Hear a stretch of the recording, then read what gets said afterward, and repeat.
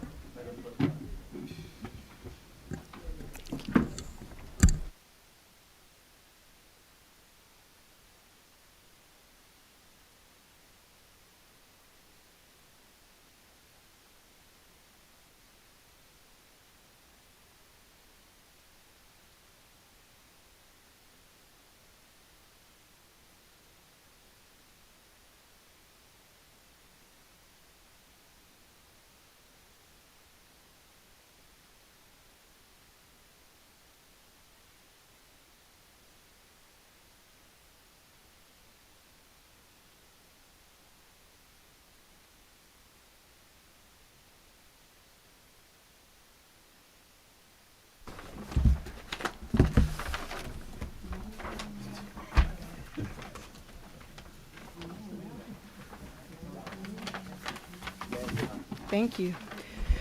Good evening. Welcome to the March 11, 2025 Township Conference Meeting.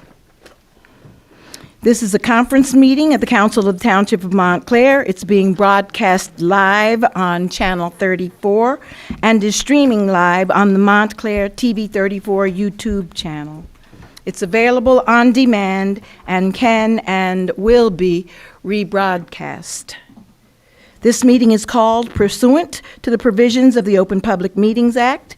This meeting was included in the revised annual notice of the meeting schedule as set forth in Resolution R-25-038, adopted by the Township Council at its regular meeting of February 25th, 25, advertised to the official newspaper on March 6, 2025, posted on the bulletin boards outside of the municipal building, and has remained continuously posted. In addition, a copy of the revised annual notice is and has been available to the public and is on file in the office of the Township Clerk. Please rise for the Pledge of Allegiance. I pledge allegiance to the flag of the United States of America and to the republic for which it stands, one nation, under God, indivisible, with liberty and justice for all. Madam Clerk, will you please do the roll call whenever you're ready? Deputy Mayor Anderson. Here. Councilor Birmingham. Here. Councilor D'Amato. Here, and hello, Mr. Attorney. Councilor Lockman. Here. Councilor Toller. Good evening, present. Good evening. Councilor Williams. Here. Mayor Baskerville. Present. I'd also like to welcome Attorney Tuntefsky. Very good. Okay, thank you for being with us this evening. Attorney Garcia is not here, so we have Attorney Tuntefsky with us. Welcome. There have been presented to the council the minutes of the regular meeting held on February 25th, 2025, the minutes of the executive session held on July 30th, 2024, December 17th, 2024, December 30th, 2024, January 2nd, 2025, January 10th, 2025, January 28th, 25, February 3rd, 2025, February 6th, 2025, February 10th, 2025, and February 11th, 2025. Does everybody have all of those copies of minutes? Have you reviewed them? I believe the clerk emailed them to us. She did. Yes. She did. Okay. Is everyone prepared at this moment to vote on them, or should we do them at some other time? Has everybody had an opportunity to review them? I need that. Okay, all right. So I would like for us to withdraw the approval of the minutes until the next meeting, if that's okay. Madam Clerk, is there any one of those that really has to be done immediately for any reason? Because not everyone has had an opportunity to review them. No? The governing body's choice. Yeah, well, since everybody hasn't had an opportunity, No I'd like problem. to withdraw. Yes, I'm sorry. Just, I guess how come we get a bunch of minutes rather than we get the minutes from the preceding council meeting?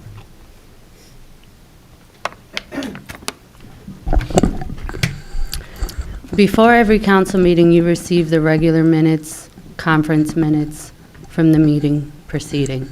Ah, okay. But we don't vote on them? Yes, you do. But why are we getting a bunch of, I'm sorry. These are I'm not executive following. session minutes. Oh, they're all executive session minutes. Okay, thank you. I make a motion to withdraw. All in favor? Any opposed? Okay, thank you. Now we are going to do the proclamations. Councilor Birmingham, will you please do the proclamations? Do we have anyone here today that is coming to receive the Registered Dietitian Nutrition Day Proclamation or the National Nutrition Month Proclamation? Okay, without anyone being there, we're going to acknowledge that and in any manner that Councilor Birmingham wishes to proceed. Okay, I will say we have two proclamations here. One designating March as National Nutrition Month in the Township of Montclair. And the second one is a proclamation declaring March 12th, 2025 Registered Dietitian Nutritionist Day. Whereas registered dietitian nutritionists are the food and nutrition experts who can translate the science of nutrition into practical solutions for healthy living. Now, therefore, we hereby proclaim Wednesday, March 12th, 2025, Registered Dietitian Nutritionist Day in the Township of Montclair and encourage all citizens to recognize the contributions of registered dietitian nutritionists and express appreciation for their commitment to promoting science-based nutrition in the hope of achieving optimal health for both today and tomorrow. Thank you very much. Okay, next is our public comment. And at this point in time, I hope that everyone has signed. If you have not, please come forward and sign your name. You're going to have 3 minutes, up to 3 minutes to speak, after which time we're going to let you know that your time is up, and we'd appreciate it if you would take your seat. We're going to please request that all of the public comment be done in a respectful and dignified manner, certainly respecting the First Amendment rights. We also recognize that somewhere in there should be some civility, and that we should try very hard to bring thoughtful comments that are not targeted at hurting other people or in any way become disparaging to people. We welcome you all to come in and express your opinions, so please, whoever has number 1, if you would step up at this time, we'd appreciate hearing from you. Thank you. My name is Lisa Renner. I live at Is her mic on? Godfrey Road. Your mic isn't on, I don't think. Okay. Thank you. Shall I start over? Yes, My please. name is Lisanne Renner. I live at 42 Godfrey Road.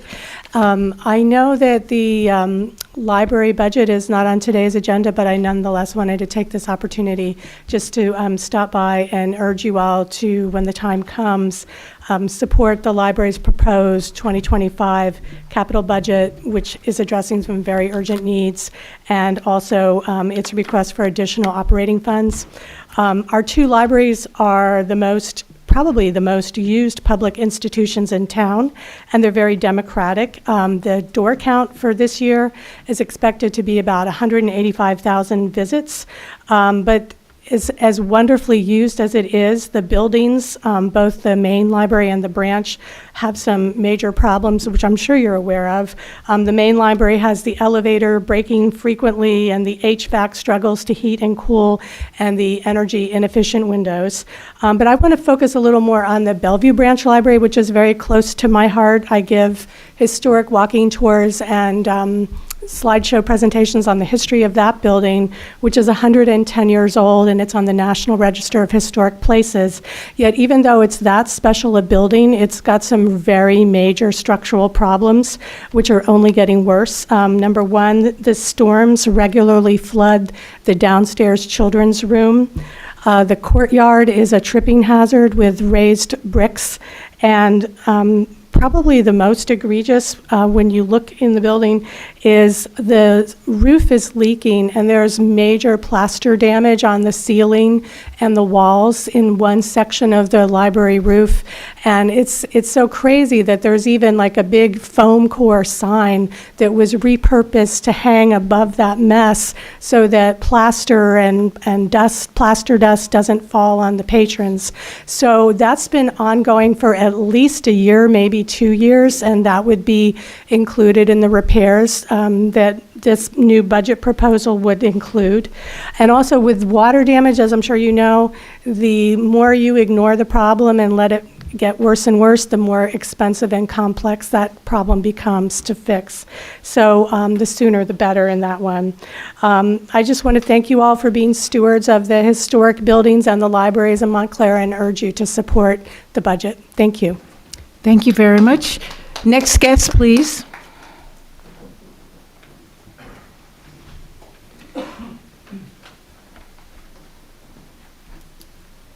Hi, my name's Glenn Eichler. I live at 6th The Fairway, and I've been there for more than 30 years. And I'm also here to speak in support of the library budget.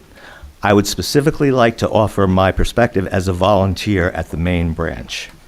First, I'd like to mention that, as you know, the last 12 months have been very challenging for the library.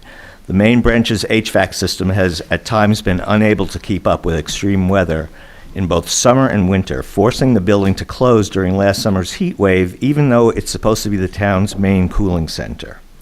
I also know that the council has been actively engaged with the library in meeting these challenges, and I want to thank you for that. I volunteer at the main branch's welcome desk on Friday mornings. Friday is Seniors Day at the library, so seniors are coming in all day long for activities like exercise classes in 2 languages or films, health and cultural presentations. Around noon, a volunteer from Tony's Kitchen down the block stops by with lunches for those who would like them. The whole day feels very much like a special event for the participants to look forward to every week. Meanwhile, Friday is also Baby Hangout Day in the children's section on the 3rd floor, so along with the seniors coming in the front doors, there's a steady stream of babies being wheeled in and toddlers hitting those automatic door buttons. Between the seniors and the babies, I get to see the entire age spectrum of people who shouldn't be driving. As the morning progresses, I meet people coming in for passport appointments or to borrow museum passes or to pick up books they've reserved. And sometimes there are special requests, like the gentleman who came in looking for books he could read aloud with his learning-challenged teenage grandchild.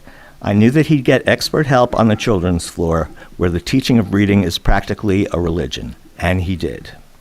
My point is that I've seen firsthand how the library's many services and its atmosphere of welcome create a powerful feeling of community for our town.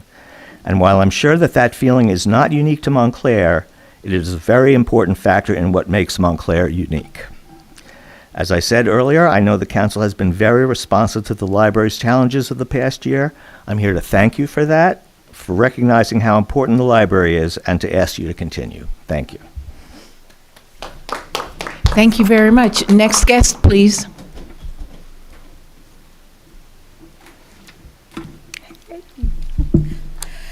Good evening, Mayor Baskerville, council members. Good evening. My name is Erin Roll. I live on South Fullerton Avenue. And like the previous 2 speakers, I have also come to speak about the library. I live within walking distance of the main library, so it's a regular hangout for me. And I also help out from time to time with events like Open Book, Open Mind. Montclair is really lucky to have a library. Well, 2 libraries, as a matter of fact.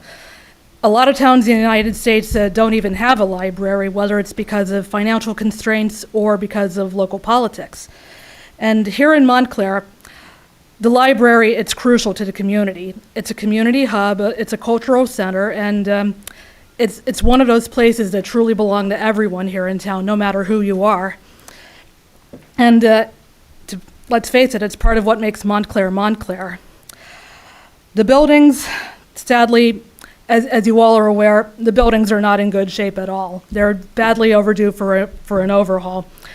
As was mentioned, there were the issues with the air conditioning last summer, the elevators, and the damage at the Bellevue branch, which is in itself a historic and cultural treasure. The library, it can't properly serve the public if the buildings cannot open safely. So those need to be addressed, and very soon and very fully. We live in a time that's very dangerous for libraries. As we've seen very sadly over the last several years, libraries have come under threat in a variety of ways, whether book bans, threats from national leaders to pull funding, and very sadly someone sent in a bomb threat to the main library last summer, as I remember.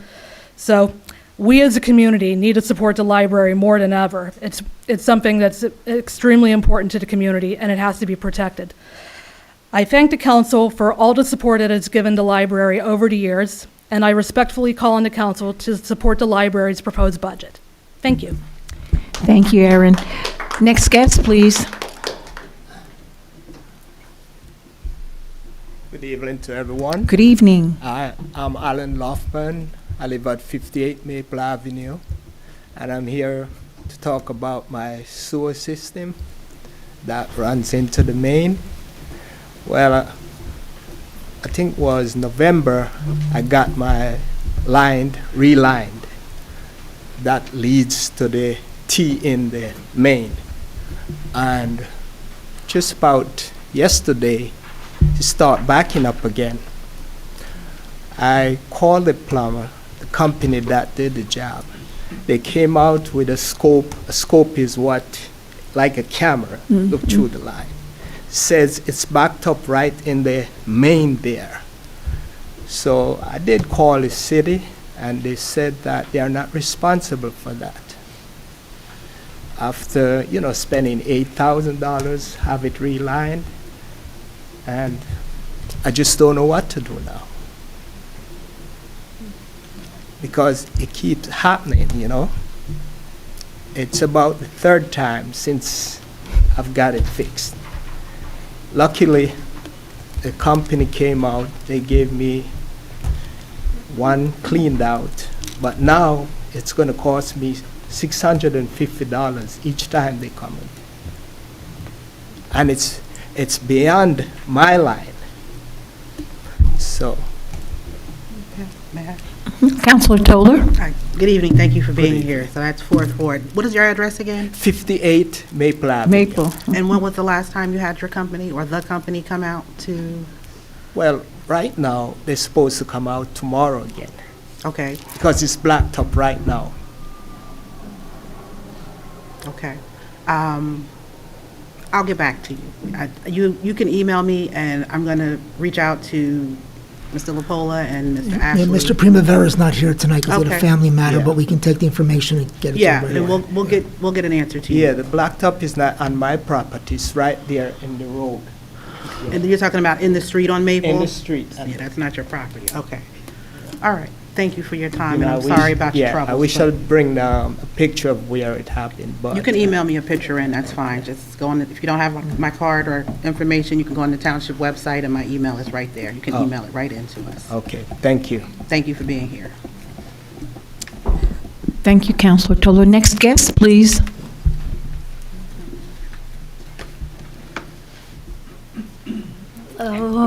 Tony Martin, 41 North Fullerton Avenue. I'm come tonight as a past founder of the tenants organization and also as I'm sorry. A great follow-up about something that arose at the last council meeting. Yep. Can you all hear me? Now we can. Okay. Tony Martin, 41 North Fullerton Avenue.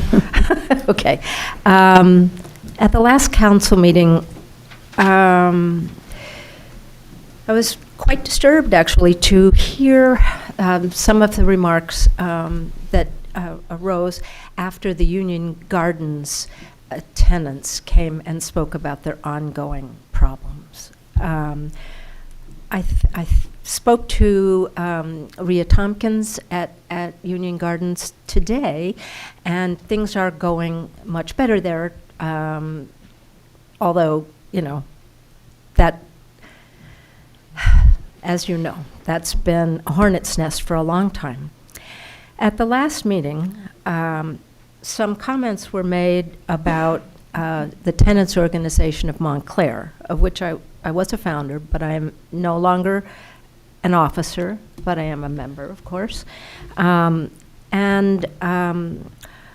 spoke with Ms. Tompkins today, asking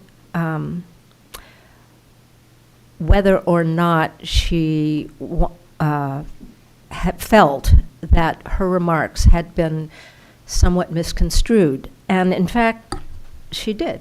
She did not intend to incite any ill feeling or daunt the reputation of the Tenants Organization of Montclair. And she told me that I could say that today. She did not intend to cause trouble among any of the housing groups in Montclair. I would say that Ms. Loffman, Councilor Lockman, if there was any stirring up of ill feeling, I think it may have been because of your, in my opinion, not well-researched statement that our Landlord Tenants Action Committee should be eliminated. I think that each of our housing organizations work well together. We each have our lane. All of them are critical. And I had a very sad moment when your rather provocative suggestion caused some strife. May I just say one last thing? Because I felt it was my responsibility as a founder of TOOM, I went over all of the records and saw what fees had been paid and what communications had been made between Union Gardens and the Tenants Organization. I will assure you that all is in order, and any who need to check those records may do so. They are open. Thank you. Thank you very much. Next guest, please.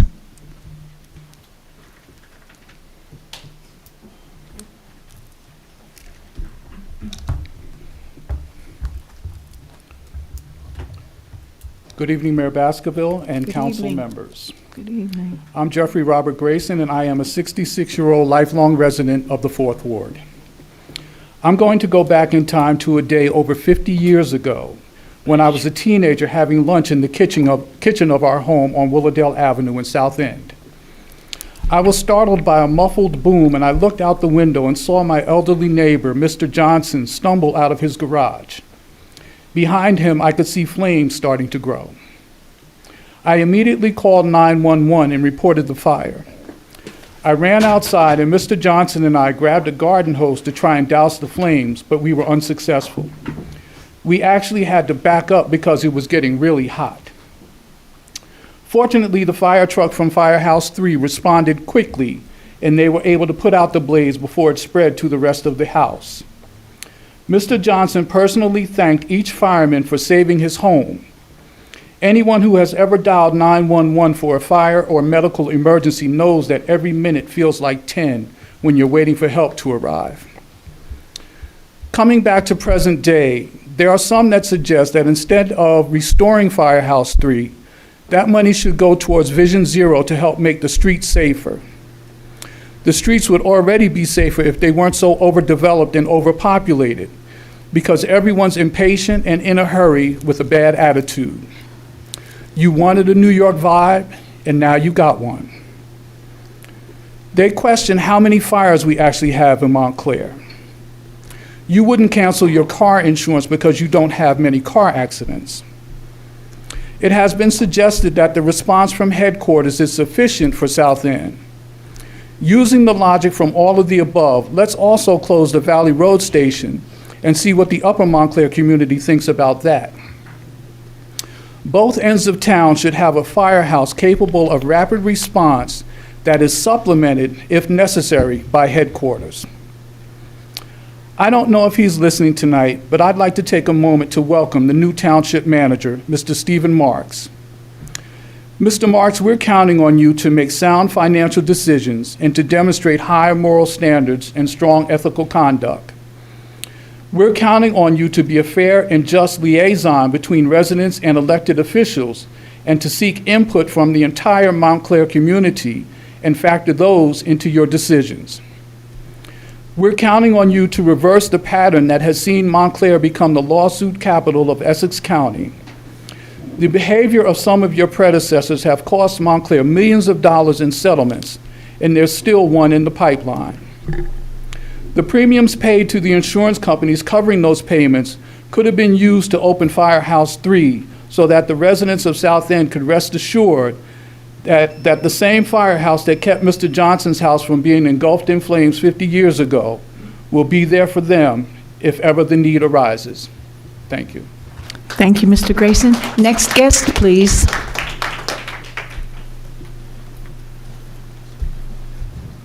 Unfortunately, I'm back. I'd rather be talking to you about housing policy, but as I was indicated at the last meeting, a resident filed a motion in court in the litigation concerning Woodman Field. Your JIF attorney filed a one-page response. The second page has a one-sentence. We thank the court for its kind courtesy. In the response, it does not join in, it largely joins in the brief filed by the Board of Education, except for one point. That point concerns whether the Board of Education had to apply to the Board of Adjustment, doesn't join in, but relies on the brief that was filed in the beginning of last year, which did not deal with the events that happened after that. I would strongly urge you to, that motion is scheduled to be heard in mid-April before the court. I would urge you to direct the JIF attorney to make the following points. One, the brief filed by the Board of Education blames the township's actions in delaying the construction of Woodman Field. That is blatantly untrue. The reason there was delay because they did not apply to the Board of Adjustment when they were told to in November and December of 2023. If they had applied at that time, the application would have been decided in January, 2 months before the settlement was reached in the litigation. 2, to remind the court of the municipal land use law requirements concerning construction stopping once the appeal was filed. 3, of the zoning board decision that precluded construction from occurring, and the fact that there was no appeal by the Board of Education of that decision. In this society, at least in this state, well, I'm not sure about the country these days, if there's a decision, whether by a court or a board, that you disagree with, you appeal that decision. As the Board of Education, they did not appeal, and in my view, and I think your attorney should say, they are bound by that decision. You don't get to ignore it because you don't like it. They thought we were wrong, they should have appealed it. I don't think we were. And then my pushing a point is to point out that the Township Council had no authority to grant site plan approval and conditional use approval, which is what the settlement did. Thank you, and someday I'll be back to talk about housing. Thank you so much. Next guest, please.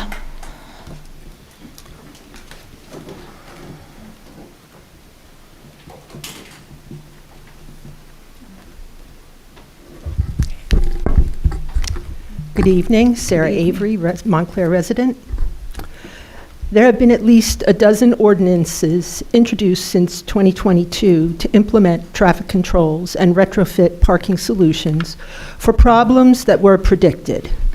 Were it not for the township planner's reckless disregard for residents' concerns, developers would have absorbed costly infrastructure improvements. Bad planning. Development was promoted to create ratables, claiming that increased density lowers the tax bill. Yet after 15 years of development, our infrastructure is crumbling. Planning and zoning boards hand out variances like candy to developers, cannibalizing the wealth of this community, and our tax bills keep increasing. In 2013, when Tally was asked what economic analysis justifies her master plan recommendations, she replied that planning was about muddling through. The evidence shows that Janice Tally has colluded with developers since 2009, promoting reduced on-site parking requirements while encouraging construction of mixed-use buildings that increase density and traffic. Tally pushed for 6-story buildings in Upper Montclair, Watchung Plaza, and the 4th Ward. Residents' concerns that the charm and history would be destroyed were rewarded by eliminating those provisions in Upper Montclair and Watchung Plaza. Not the 4th Ward, not the South End. Experience has proven that residents' concerns in the 4th Ward aren't valued, and this council promotes the same messaging. Watchung Park will be improved, but not the Harrison Avenue Firehouse, despite public outcry for preservation. Never did any resident come to a council meeting and say Watchung Park needs a refresh. On the contrary, many concerns have been expressed about the library's deteriorating conditions, but this council ignores those concerns. I have seen signs stating that Montclair is a library town. Really?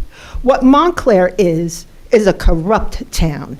This council rehired Riker Danzig despite their failure to comply with contractual requirements and ethics laws while repeatedly exposing residents to enormous financial risk.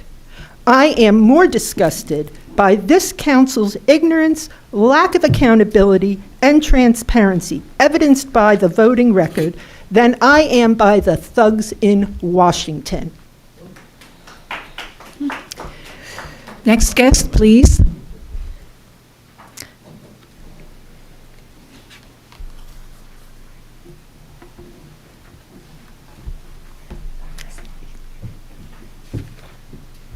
Good evening. Good evening. My name is Janet Hubert. I reside at 5 Ward Place in Montclair.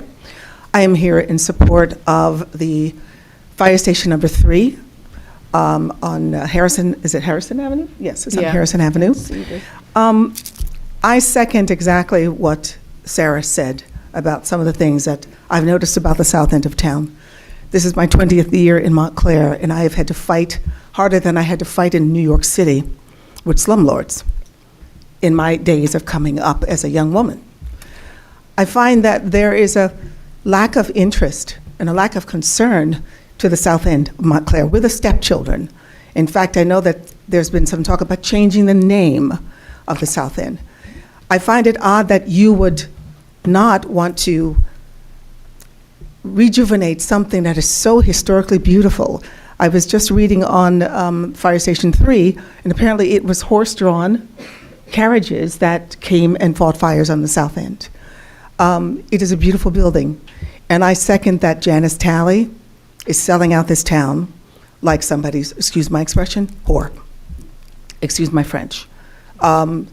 I find her demeanor, I find that the fact that she doesn't even live in this town, that she doesn't care except about anything except what the developers are going to pay. I mean, we're just getting bled in Montclair.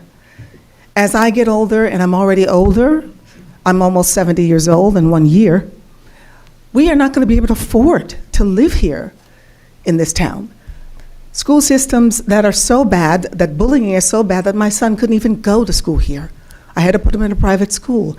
I think it's time that we reevaluate what Montclair is about. I moved here because it was supposedly the most diverse community in New Jersey, never wanting to live in New Jersey because I was an uppity New Yorker, excuse me. But I love this town and I love what it stands for, but it's changing and it's not changing for the better. I think you need to examine what Mrs. Tally has been doing. She doesn't even live in the district. Her planning and what she's doing with developers in this town is costing people like me a heck of a lot of money to fight. And I just feel that this fire station is very necessary on the south end. It's right down the street from, it's in the middle of all of the south end. And since there was $500,000 designated for it, I'd like to ask, where is that money? How much of it has been used? Why is it not fixed? But you are talking about spending $65,000 of tax money on the Valley Road roof. Why can't you divide it up? Give us a little bit of that for this historic building. That's all I have to say. Thank you. Excuse my French. I'm an actress. I say what I mean. Thank you. Next guest, please. May I speak? Yes, sir. I'm not going to argue with any members of the public, but as the interim town manager, Ms. Talley is a professional, and the idea that Ms. Talley dictated development, I can assure you, I don't think she tells this group what to do. I know she didn't tell the previous governing body what to do, and while I didn't know Mayor Jackson, I can imagine that she told him what to do. So the notion that she's doing this is ridiculous. She takes guidance from the governing body. They make the ultimate decisions and ultimate approvals. I think the language was totally inappropriate. I'm not even going to say the word. There's a lot of adjectives you can use, and I know you're an actress, whatever it is, but that's inappropriate. I will defend my employees till my last day on March 31st, but that is uncalled for. And these attacks on her that are personal, they're ridiculous, they're unfounded. She's the consummate professional, and I've worked with a lot of planners and planning departments in my career. And I just wanted to say for the record, that should not be acceptable to anyone in this room and anyone on this dais. Thank you, Mayor. Thank you, Manager Lapola. Is there another guest?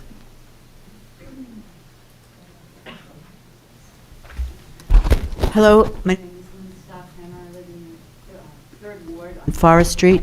One of the things I wish to speak about again is that the Tony's Brook culvert across the street from the condominiums, the set of buildings, are a real dumping ground. There's trash that's been left there. There was some trash picked up. There's trash in Tony's Brook culvert. It's unacceptable. The equipment that's out there is really bad. It's really hard to follow the people who spoke about the firehouse. That's what I wanted to talk about, that we have found funding for Watchung Plaza Park.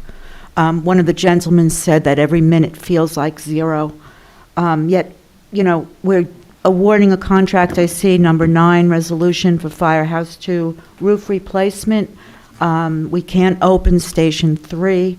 There's no questions that seconds and minutes save lives. That was attested to by one of the people from, I believe, the fire department, the last meeting or the meeting before. The lives of the 4th Ward are worth no less than those in the 1st and 2nd Wards. Thank you. Thank you. Next guest, please.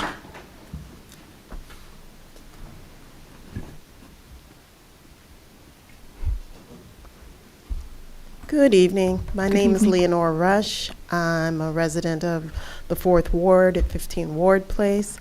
I've come to be in support of the firehouse on Harrison Avenue. The south end, the 4th Ward, has been you could say a target for development for quite some time. And I would think that in terms of that development, additional funds should be allocated towards the restoration and reimplementation of the firehouse to serve the residents in that surrounding area. I can't imagine that there are less people in the 4th Ward than when the firehouse was created or built, rather. So to think that it would not be needed any longer does not make any sense. I can't imagine that people would think that it's easier to get from one place to the other, because I don't know how many times I've looked at different comments online and people are saying how difficult it is to get through traffic in Montclair. Imagine being in a situation in the middle of the day or any time of day, and you have to rely on a firehouse that's farther away than having one that's right there located in your ward. That's unfair. And it doesn't make any sense in terms of what's needed for the surrounding area there. So I strongly stress and agree and believe that there is a need for that, and it's only equitable. Thank you. Next guest, please.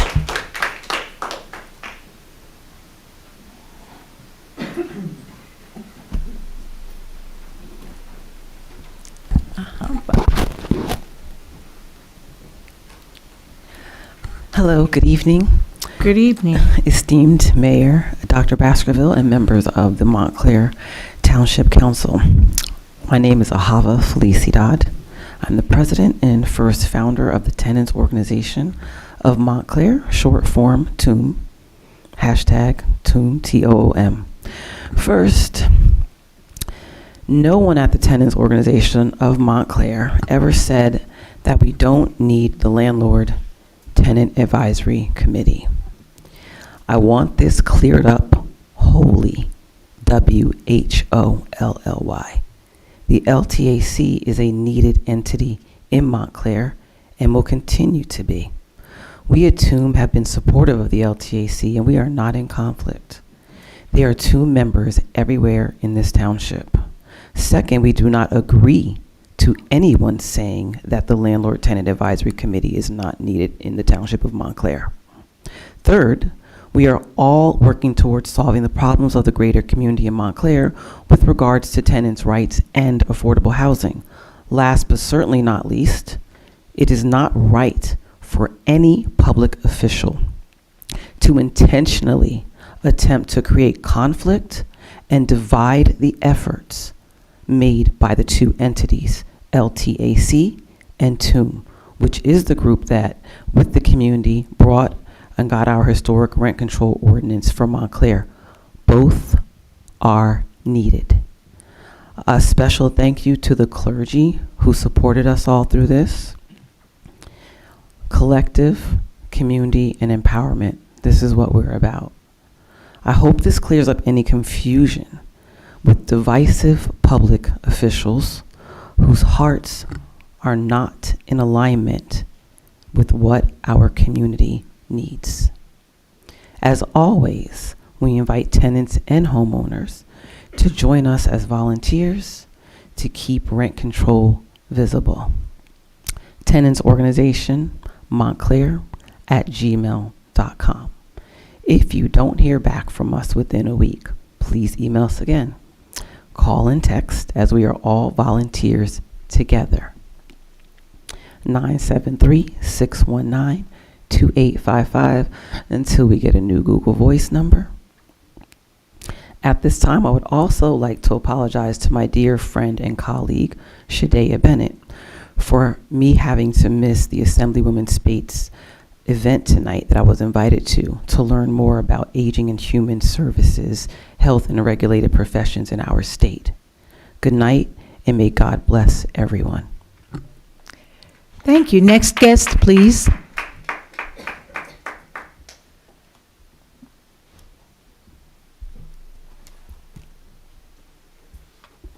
Good evening. Good My name evening. is Kate Albright. This is my husband, Matthew. We live in the 2nd Ward. We're here to support the zoning amendment for accessory dwelling units because we care about keeping Montclair affordable to all income levels. We hope Montclair can be the kind of town that we can grow old in and that our children can afford to live in. ADUs are one small way to expand lower cost housing options. Although Montclair passed the original ADU ordinance 3 years ago, as of 2024, only 2 building permits for ADUs were issued. Expanding the length from 24 feet to 30 feet is a small change that may encourage more to be built. We all know that we need more housing options in this town.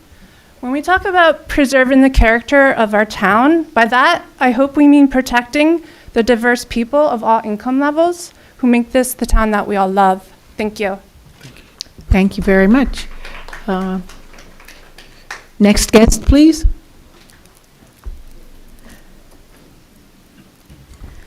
Good evening, Mayor and Council. Deirdre Malloy, Montclair resident, Chair of Landlord Tenant Advisory Committee. Good evening. Good evening. I spoke at the last council meeting after the tenant from Union Gardens, and I will confirm that TOOM has resolved the issues that the tenant spoke of, and Landlord-Tenant Advisory Committee has confirmed that with the New Jersey Tenants Organization. The other thing I want to say is that the Landlord-Tenant Advisory Committee had a meeting on March 4th with staff, and the meeting was very successful, very productive, and I think it's very clear now the process by which Landlord-Tenant Advisory Committee works. We have a outcome from that meeting that will help tenants understand that if they have an inquiry that involves code enforcement and they want to understand what the process is or the status is, that they should submit an OPRA request. I will say that LTAC has 2 spots open. Landlords, tenants, commercial real estate, or someone who is interested in understanding more about how the committee works in supporting the constituents of Montclair. The website, you can find us on the Township of Montclair website by going to the search bar, typing in landlord tenant, and the website will come up. All of the information, the resolution by which we operate under, and as well as the telephone number and email address. Thank you very much. Yeah. Thank you Ms. very Malloy. much. Councilor Lockman? I'm sorry, I just wanted to apologize. I was not able to make the meeting on March 4th, I think it was, but I will try to make the next one. Thank you. You're welcome. It'll be in April, 3rd Wednesday of the month. Thank you. 7 p.m.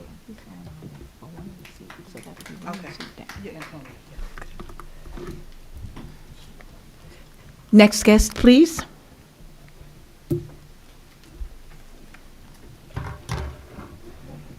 Hi, I'm Chrissy Thomas. I live at 257 North Mountain Ave. I grew up in Montclair. I went to Edgemont, Mount Hebron, Glenfield, MHS, Wesleyan, UPenn, UVA, and Georgetown. I have an MBA and a BA and a Master's in Public Policy and a Juris Doctorate degree.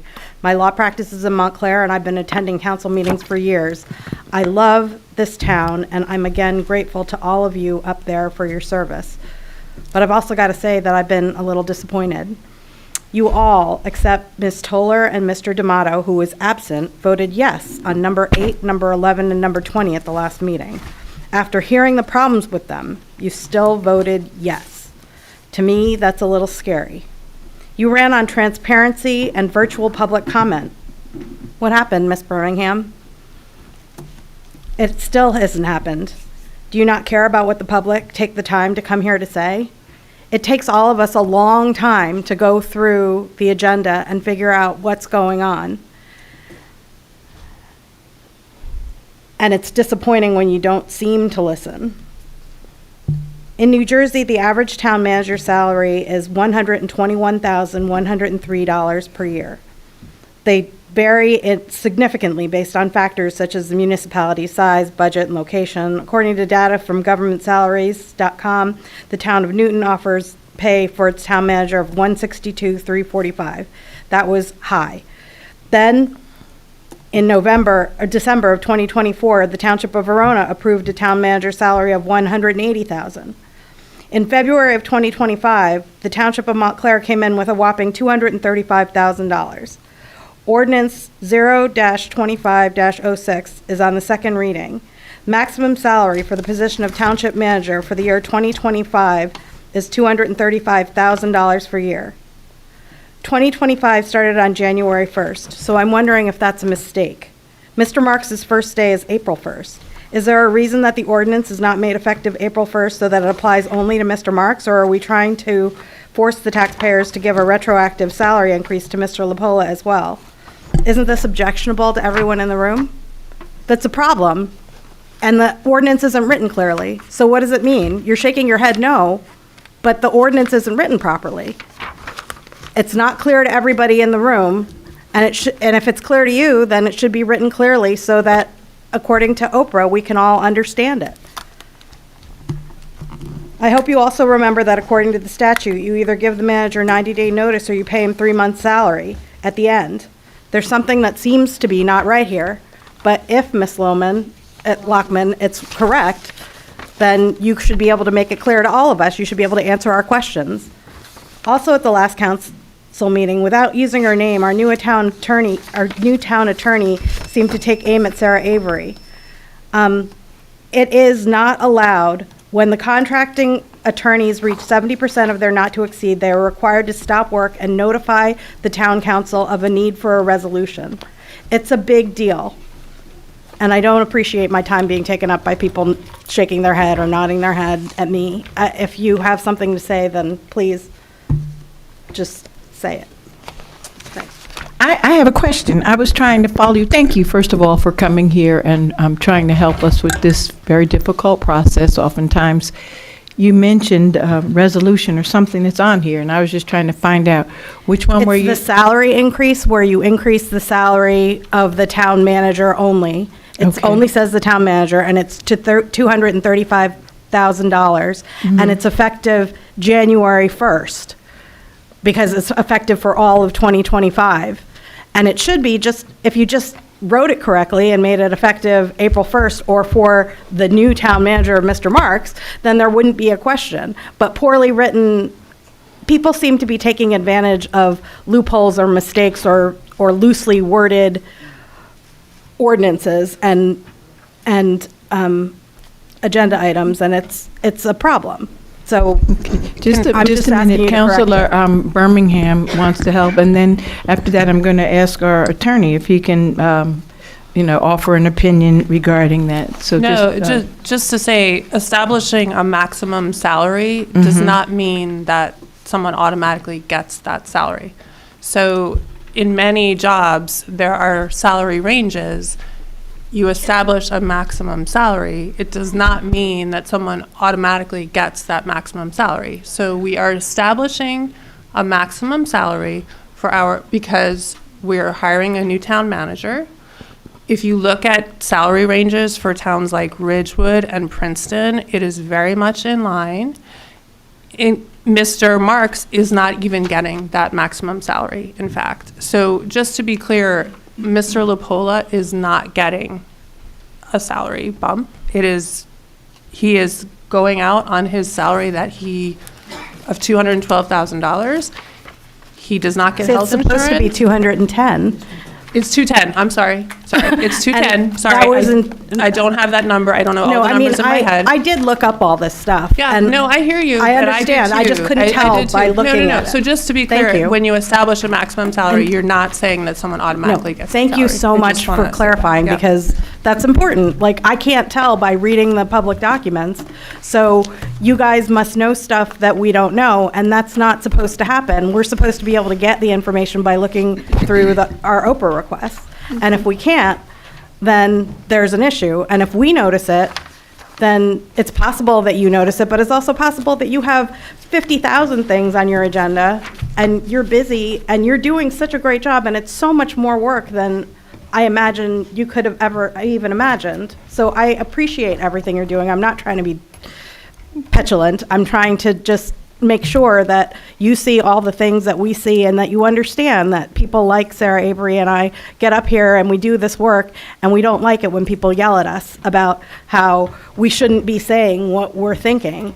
We're only thinking it because it's what's written down and what we have to work with. But I think, just for a moment, and I think that if anybody's watching, I think this was a perfect example of what should be taking place in these conference meetings. You came up in a very professional manner. You weren't yelling at us and beating us down and calling us out. Right, wait. And I think that was very appropriate. And then you gave some numbers, and I was not, there yet, because you were thinking something, and I've got a whole bunch of papers, just like you said. So I questioned, very nicely.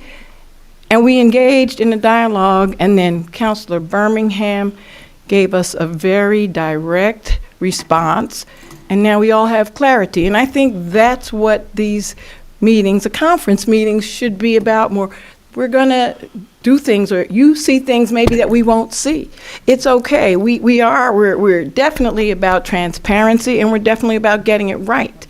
But when we do something like you didn't see that, and maybe we're not communicating a certain way, it's okay. That's what I love about you. Right? That is what I love about you. Thank you. Right. So this is what it's about. So thank you. All right. Thank you for answering. Yes. Too. I would just like to say one thing. I understood that it's our practice here not to engage with every speaker that comes up and give our side of the story or give more information. I thought that that had been our practice. Otherwise, at the last council meeting and at this council meeting, I would have defended myself to comments that were made about me. And, but I'm not going to do that because I understood that if every person who came up and we engaged with them in some kind of dialogue, we'd never get through this. So if anybody wants to talk to me personally, just email me, get me in the hallway. I'm happy to talk about this. You know But that I there's try. often- What? You know There's that I try. often- There's often information that we can give you that would, give you more information to understand where we're coming from. So so my practice, because I understood it was how we act, is that we don't engage with the public. It wasn't to when they put you come on the defensive. I didn't mean to do Yeah. that. I apologize. No, and just so everyone knows that has been what we've been trying to stick to. As we move through these meetings, and I'm learning more as a person that is trying to convene the meeting and run the meeting, I'm realizing that there's not one size fits all. And I was inclined to ask you, Councilor Lockman, if you wish to reply. Sometimes council people will signal to me, or the manager, like, hey, can I say something? And then I realize it's that. So I'm trying to get a sense too. And when we say we're not going to respond, by and large, we're doing that because we have a whole agenda that we need to get to, and we've been leaving here after midnight. But I was just upset because Yeah. he had said that after all public comment was over, and he said she was wrong, and she wasn't wrong. She was 100% right. He was wrong, and there was no opportunity to correct it, and I felt like that was wrong. Right, but I just want to you don't say do for the that. record that if I want to engage, and I'm going to take that liberty for as long as I'm sitting here and have that ability, I am. And there are times when I feel it needs to be said because I didn't think we were really far off. And it sounded as though you felt we were doing something, that maybe we were doing it in a certain way to be under. I can't tell. Okay. I couldn't tell, but now I know. agree. And I so But you appreciate see how we it. wrapped that Thank up you. really fast, so thank you. Next guest, please.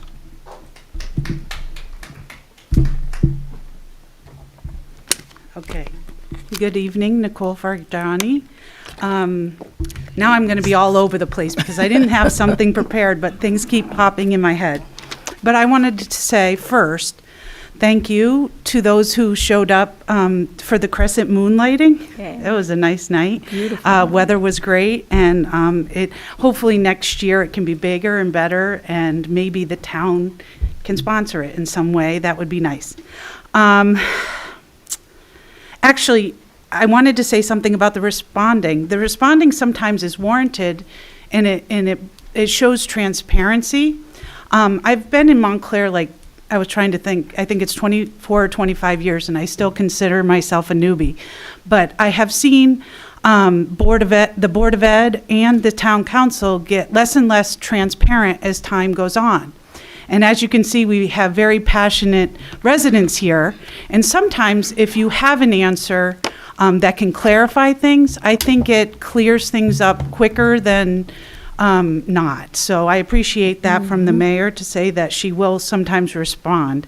I actually wanted to speak when you're talking about building. See, Montclair doesn't have enough housing. It's kind of sad because it's like a catch-22, right?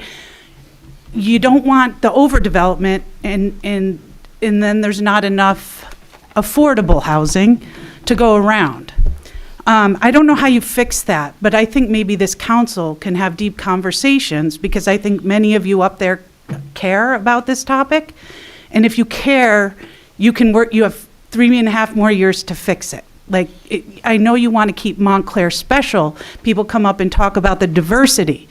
We're losing it. We're losing it. We're losing it. And so I wanted to say thank you to all of those tenant groups, which I'm slowly starting to learn the names of because I was getting confused between the 2 or 3 that there are. And I want to be clear on them. But I'm very thankful to all of them for all the hard work they do to help tenants, landlords, and everybody else that needs them. But I wanted to say quickly that I was in Morristown getting my car fixed the other day, and they weren't ready with my car. So I said, let's drive to the little circle, you know, where they have a little park there. Let's go, it was sunny on Monday. Let's go sit in the park and wait for the car. Who cares that they're taking too long? It's a sunny day. I couldn't get through Morristown. I don't know if you guys have been out there lately. They've built a lot, and they've built up, and they built right up next to the train station. And I understand the need for that housing. But I couldn't get through, and it felt much like Bloomfield Avenue already feels to me on a lot of days, where you're risking your life walking across it or driving up it. I mean, people are weaving in and out every single time now. We're packed. So just be thoughtful in your choices, and thank you for your time. Thank you. Next guest, please. Number 17.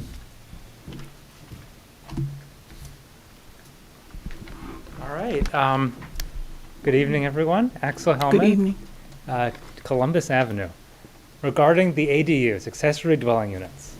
So, like the previous speaker said, there is a housing shortage both here, both in the region, country at large. We have built some housing, but it doesn't keep up with the number of people who want to move here because it's a nice place to live, right? I think it's an important part of the solution, but not a complete solution, to encourage the ADUs. The ordinance tonight helps to build them, but I encourage you to think more about ways that it can be made easier to build them, because the reality is vanishingly few of these have been built. Single digits, low single digits. And part of that is regulatory. Another idea that was brought up was to remove the requirement to build a parking space if you build one. A lot of people build these for family situations. If the relative who lives there doesn't have a car or is sharing the car, why make them pave over part of the property? That's my comment. Thank you. Thank you. Next guest, please.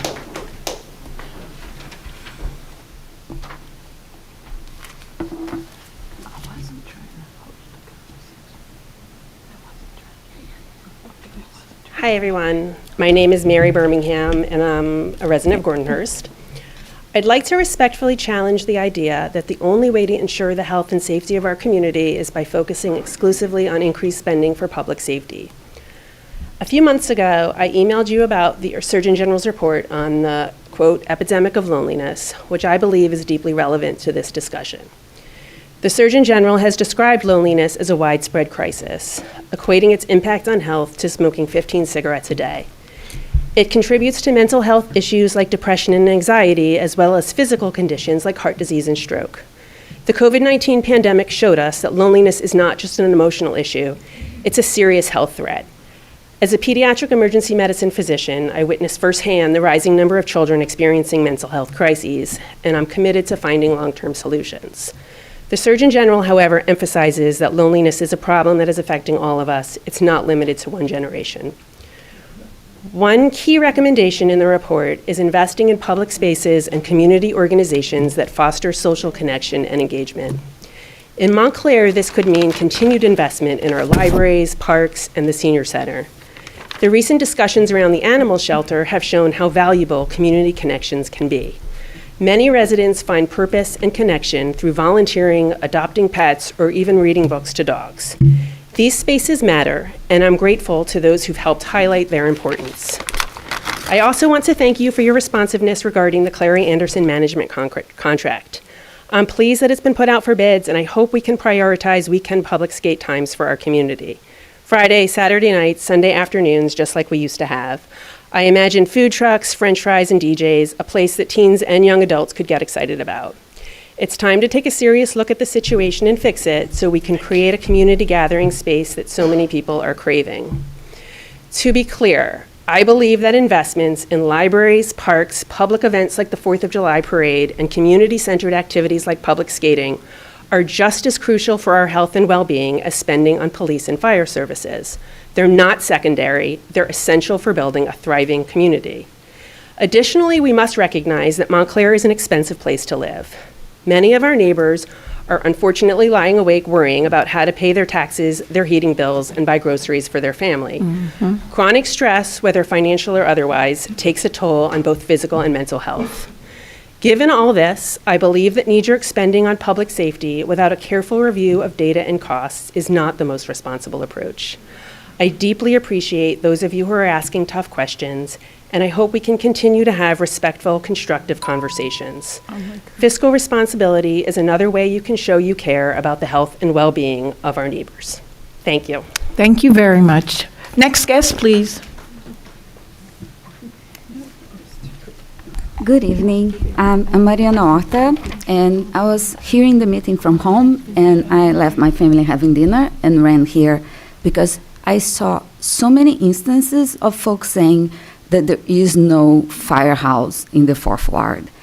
And I'd like to ask you to please correct us if we're factually inaccurate, right? We have different opinions and different reasons to be here, but on basic facts, we need to agree. And so I printed this map of Montclair's wards, and I put the 2 functioning firehouses and the one that's not open here, right? There is one that's currently open in the First Ward, there's one that's currently open in the Fourth Ward, and then there's one that's currently not open in the Fourth Ward. Now, my daughter goes to school in Swain, and on Mondays, I pick her up at 4:45 p.m. because she has an after-school program. So I started driving through Pine Street instead of going down Grove Street to see how long it takes me to get to New Swain from the main firehouse, from the headquarters. And not once has it taken me 3.5 minutes, always less. Now, unlike a fire truck, I need to stop for lights. And 55 seconds of the 3 minutes and 17 seconds it took me to drive from the Pine Street Firehouse to New Swain, 55 seconds were on the light, which I don't think a fire truck would take as much time because I had to stop the whole time. So I have a question for you, and I appreciate that you don't have this answer today, but I'd beg you to bring this answer to the next meeting, which is how long does it take an ambulance to arrive at New Swain Park or to the very south end of Montclair? Because maybe the same folks who don't know we already have a firehouse in the Fourth Ward, perhaps they're not aware that we only have 1 or 2 ambulances in this town on any given day, and that the fire department does not provide emergency medical transport. And with my child at New Swain and with my own family in the Second Ward, that is what makes me feel unsafe. Because we're much more likely to have a life-threatening medical emergency that requires emergency medical transport immediately than we are to have a fire that requires response in less than 3 minutes. I also timed how long it takes to get from the firehouse in the First Ward to my house, which is almost at the edge of the Second to the First Ward. And it takes a little bit more time than it takes at New Swain, with the exception that it was 5 p.m. as opposed to 4:45 p.m. So this is for you. Please show this. Thank you very much. Next guest, is anybody else signed up at this time, Mr. Fan? No more, man. No more. Okay, at this point in time, we're going to, I'm sorry. I just wanted to say that 2 things. First, on the question of the back and forth, this is something that we've talked about. I believe personally that the best and most respectful and equitable system is for us to wait our turn till the end of public comment and then to respond carefully to everybody. It's considered basically best practices not to have a back and forth on the fly with people, partly because then you can get in an argument, people can lose their heads. It's better to just wait, and then if a lot of people talk on one topic, you collect your thoughts and you can say stuff. So that means that people do have to wait to the end of comment, but I believe it is a good way. Now, we can all have this discussion about it. The other reason I think that it's good is I'm a big believer, as Ms. Thomas brought up, in remote comment. And I would like to see that happen. And when we have remote comment, to have people here having a back and forth, it disempowers those at home, because the people at home they just get a ringtone. They get cut off at 3 minutes. So the most equitable thing to do is have the same rules for people who are able to come in here and get up the steps and stand here at the microphone and talk, and people who want to call in. So people should think about this and what they think is the most reasonable and equitable way of doing it. I do not believe the best way to do these things, and I don't believe the best way to ever do government work is to do it on the fly and make up the rules on the fly. I think we should have rules. I think rules are good. The second thing, very quickly, because then we're going to move on to the stormwater utility feasibility study, and then we'll have a discussion at the end if people want to talk about whatever. Okay, very quickly on the library, we could talk about it later, but people should know that an ordinance for the bond that would fund those improvements that people were talking about, Ms. Roll, Ms. Albright, I believe, that was going to be on the agenda tonight, which makes me very happy, and I think it would pass.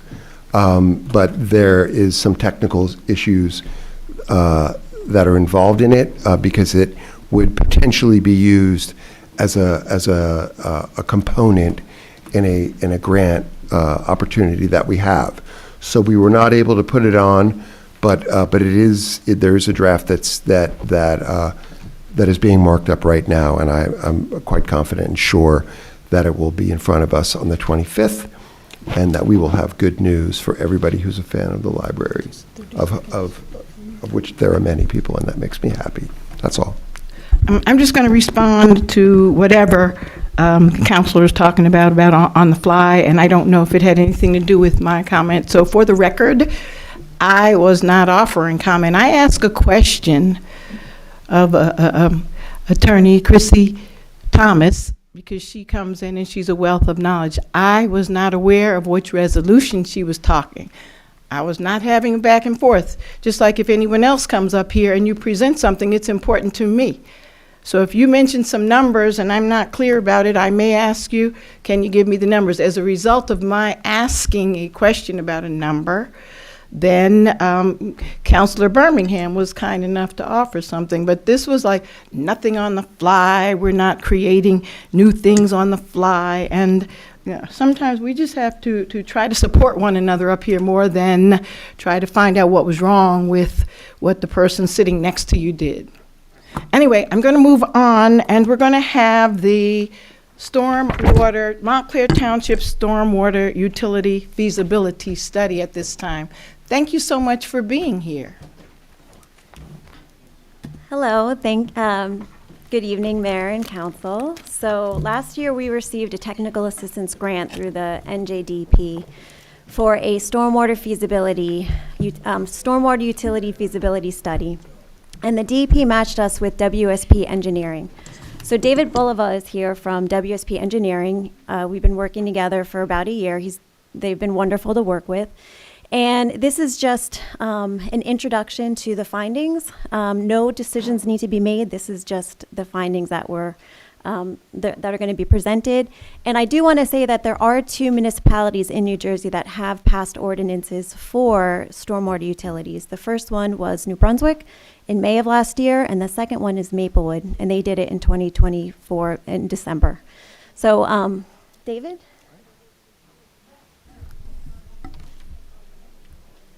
Good evening, Madam Mayor and members of Council. It's a pleasure to be here with you, and appreciate the opportunity to be able to talk stormwater management with you on a very beautiful evening. Just wanted to reiterate, so I'm presenting the initial findings of the stormwater utility feasibility study. These are initial, right? And so this is meant to be able to provide some information, some data points, to be able to give you an opportunity to decide whether or not you would like to explore the idea of a stormwater utility further. And so I'm going to go through the presentation as fast as I can. If you want to slow me down, please do. If I start wonking out and using acronyms, please stop me, and I'm happy to go ahead and spell those out. I did want to just, two really quick fun facts about myself. So I am not from New Jersey, but I actually lived in New Jersey for 2 years. My dad was an Army physicist, and he was stationed at Fort Monmouth for 2 years, and so he lived in the township of Neptune.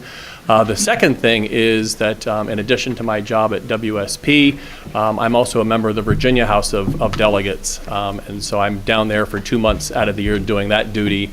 And so just want to say I deeply appreciate your roles as elected officials and hearing me out on the issue of stormwater management. So I guess first I just wanted to touch on there's two purposes for this study. The first part deals with what does a future stormwater program look like for the Township of Montclair. And when you're looking at that, there are a couple of different considerations. First of all is making sure that you're meeting the different mandates that are imposed on the township at the state and the federal level. The second one is making sure that your program is designed in a way that meets the needs and expectations of the town itself. And so one is relatively predictable. The second one is going to be unique to what the town's expectations are. The second part of this is how do you fund those different needs and expectations of your residents and businesses. And so one of the big focuses of this is that recently New Jersey passed enabling authority that allows you to, if you want, adopt a stormwater utility fee in addition to how you would normally go ahead and fund stormwater, which is through the real property tax. And so again, it's really twofold, which is what should the program look like, and then how do you ultimately fund that program. Just to give you a quick overview of the points that I'm going to touch on this evening. So first of all, I'm going to really quickly go over what those drivers for change are. So why is it that we're even concerned about talking about the stormwater program? Get into a little bit about the program assessment that we did. And so what does your current program look like? What are the challenges and needs and issues that are ahead? And then talk about the stormwater utility fee. And so a little bit about what the heck is a stormwater utility, what that would mean for Montclair if you were to adopt one or consider one, and then what are the next steps in the process if you'd like to take it to those next steps. So in terms of the drivers for change, some of these are unique to Montclair, but most of the issues are things that all municipalities are dealing with, not just here in New Jersey, but nationwide. There's really three major areas, three major drivers. And so the first one is something that's totally out of your control, which is that you've got a relatively old stormwater management system. A lot of the pieces were put in place prior to World War II. And they were done in kind of a piecemeal fashion, right? And so back then they didn't really think about what a future Montclair would look like in 2025, and so you've got some pieces of the system that are larger than others, and where you have mismatches that can ultimately lead to flooding. And so you do have a pretty large system with respect to the number of inlets and the miles of pipes. And so it's often considered the silent infrastructure. People don't think about it. They don't think about how big or complicated it is until you run into flooding issues. Those issues that you have with the program or the stormwater management system, you've already captured them in your stormwater management program plan.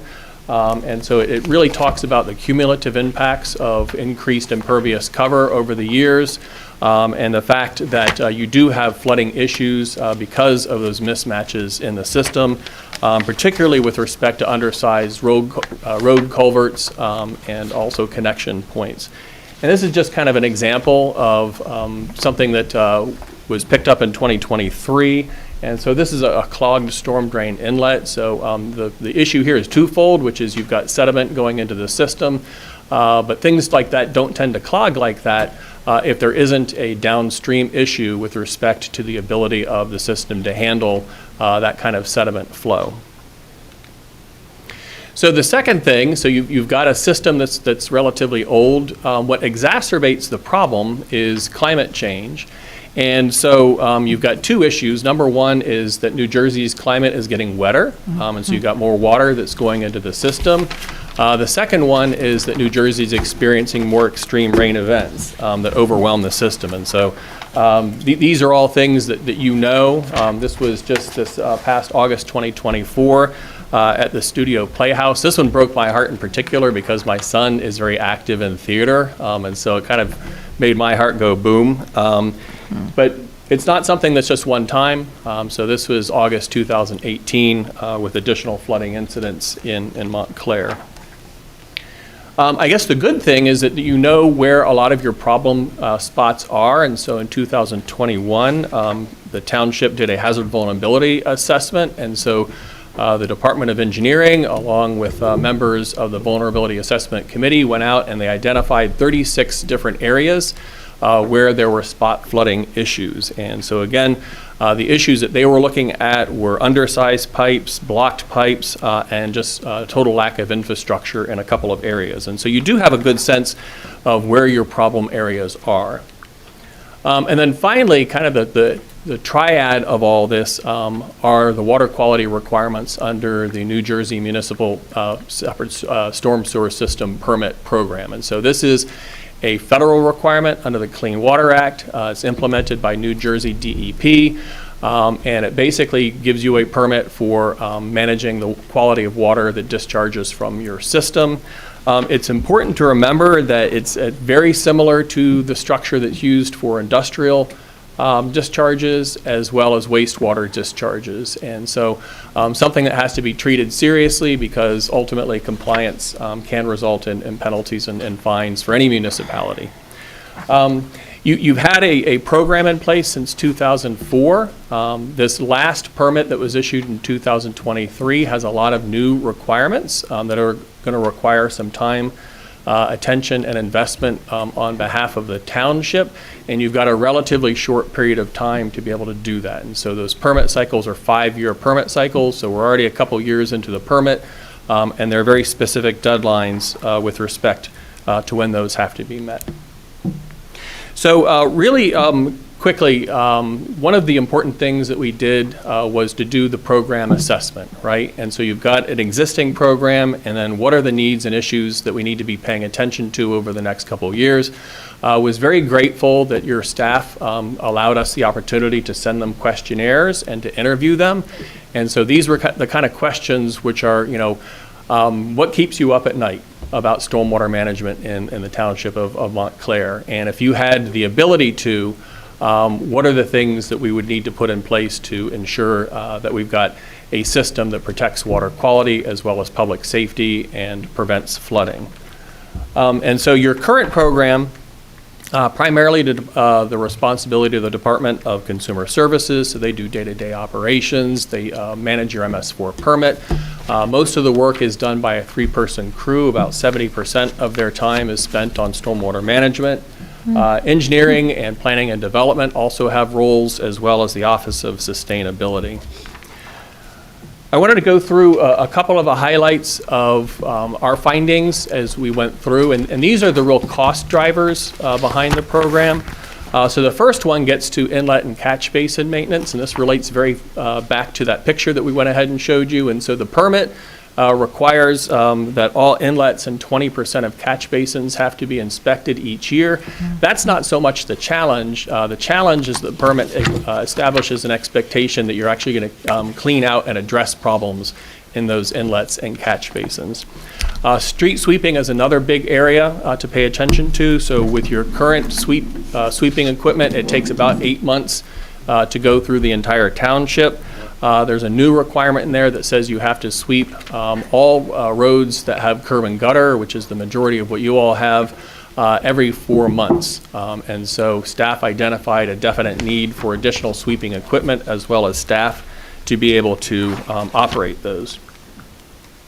Private stormwater management facilities, and so the township doesn't have any publicly maintained stormwater management facilities, but your stormwater ordinance does require best management practices and stormwater facilities to be put into place during private development.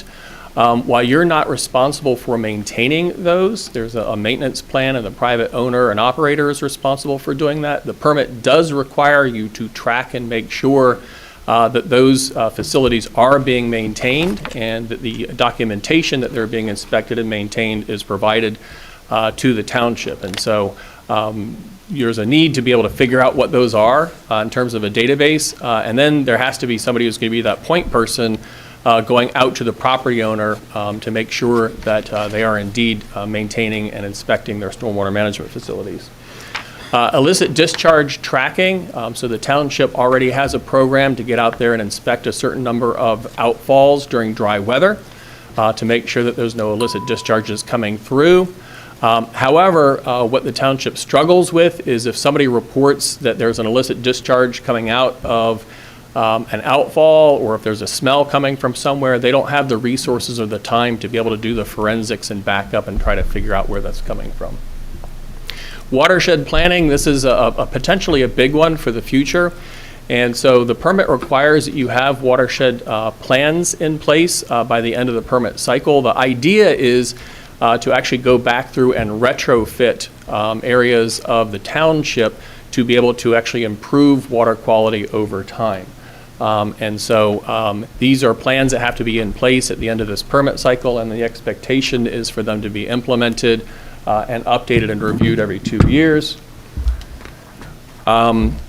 Conveyance system maintenance. And so this just gets back to the fact that you have that older system, and so precious little is actually known about the condition of those 42 miles of conveyance structures. And so as a result, the township engages mostly in maintenance by emergency. Something happens, you get out there and you fix it, but they don't have the resources to be proactive about how they would go ahead and do that. And so another item that was identified is it would be really helpful, especially for your older areas or where there are problems, to have the closed circuit television getting in there and taking a look at what the condition is so that you can be more proactive in maintenance.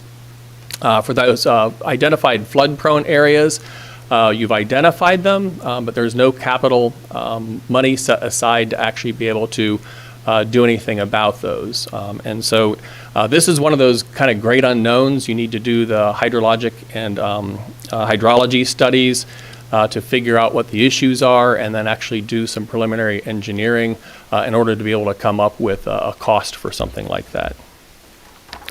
And then finally, kind of wrapping up the capital needs, so those watershed implementation plans, there's an expectation that they're going to be implemented.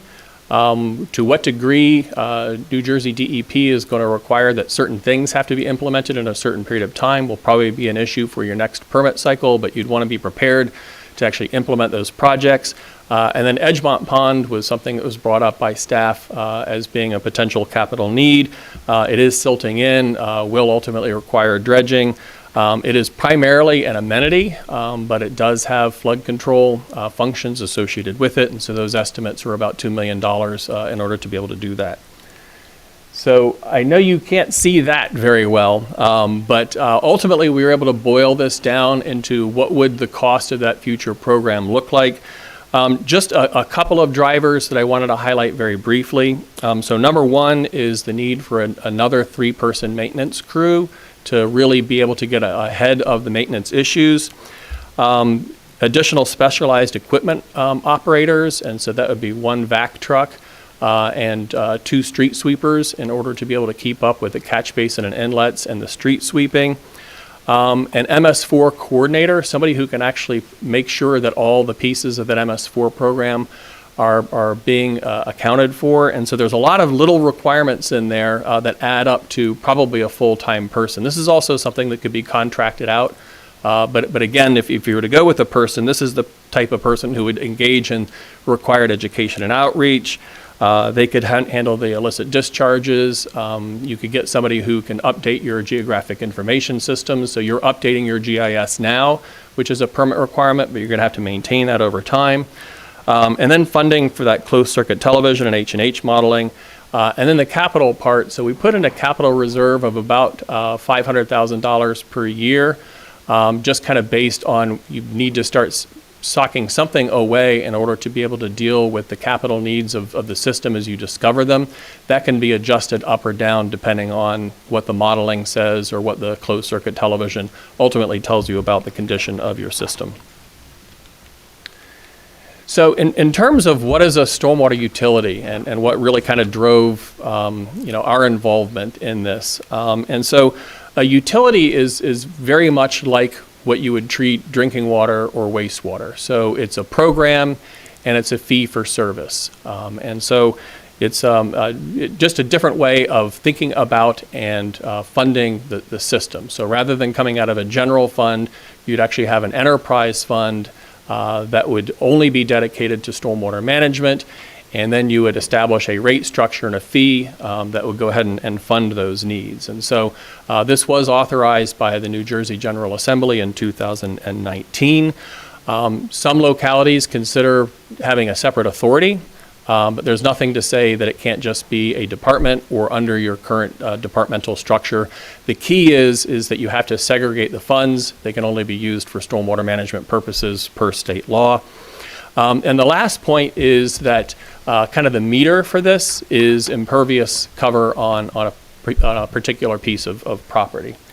And so there's been a lot of research behind this, and it shouldn't come as any surprise to you that the more impervious surface cover, the more there is with respect to the need for a publicly supported stormwater management program. And so that's kind of the meter, is the more impervious cover you have on your property, the more that you ultimately will go ahead and pay.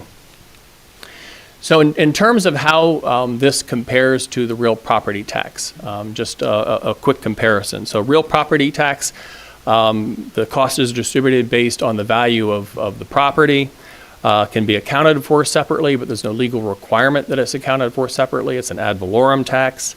Does not generate revenue from tax-exempt properties. So if you were a tax-exempt property, you're obviously not paying a tax bill for real property tax. Easy to implement, though, right? So it's an existing structure that you have in place. As far as a user fee, the cost is distributed based on impervious area.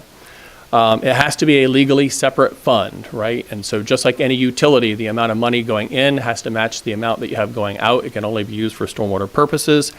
A key component is that all properties pay, even tax-exempt ones. And so in the same way that they pay electricity or water or wastewater, they'd also pay the stormwater utility fee. There is a requirement for credit if you have stormwater management facilities on your property. It does require you, though, to engage in special billing, right? So you'll have to track impervious areas, and you need to have a master account file that would track how those would be billed. Just from a very practical standpoint, how this is not Montclair, this is another jurisdiction, but I think it's a really great illustration of how this ultimately pans out. So that picture on the top is a high-rise, and so it's a very, very valuable piece of land, but it's in a very efficient use of impervious cover. And so under that particular scenario, you're going to be paying more under a real property tax and less under a stormwater utility fee. That bottom there is a strip mall with a big parking lot, so the land is valued less, and you've got lots of impervious cover. And so in that situation, you're going to be paying less in real property tax and more as far as a stormwater utility is concerned. And so again, you can see that adjustment with respect to how you're ultimately assessed for the impacts of what your property is doing. So is this a new thing? Yes and no. So it is new in New Jersey, as was mentioned earlier. There's a couple of localities that have adopted and a few more that are exploring. So congratulations for being on the vanguard of the exploring part.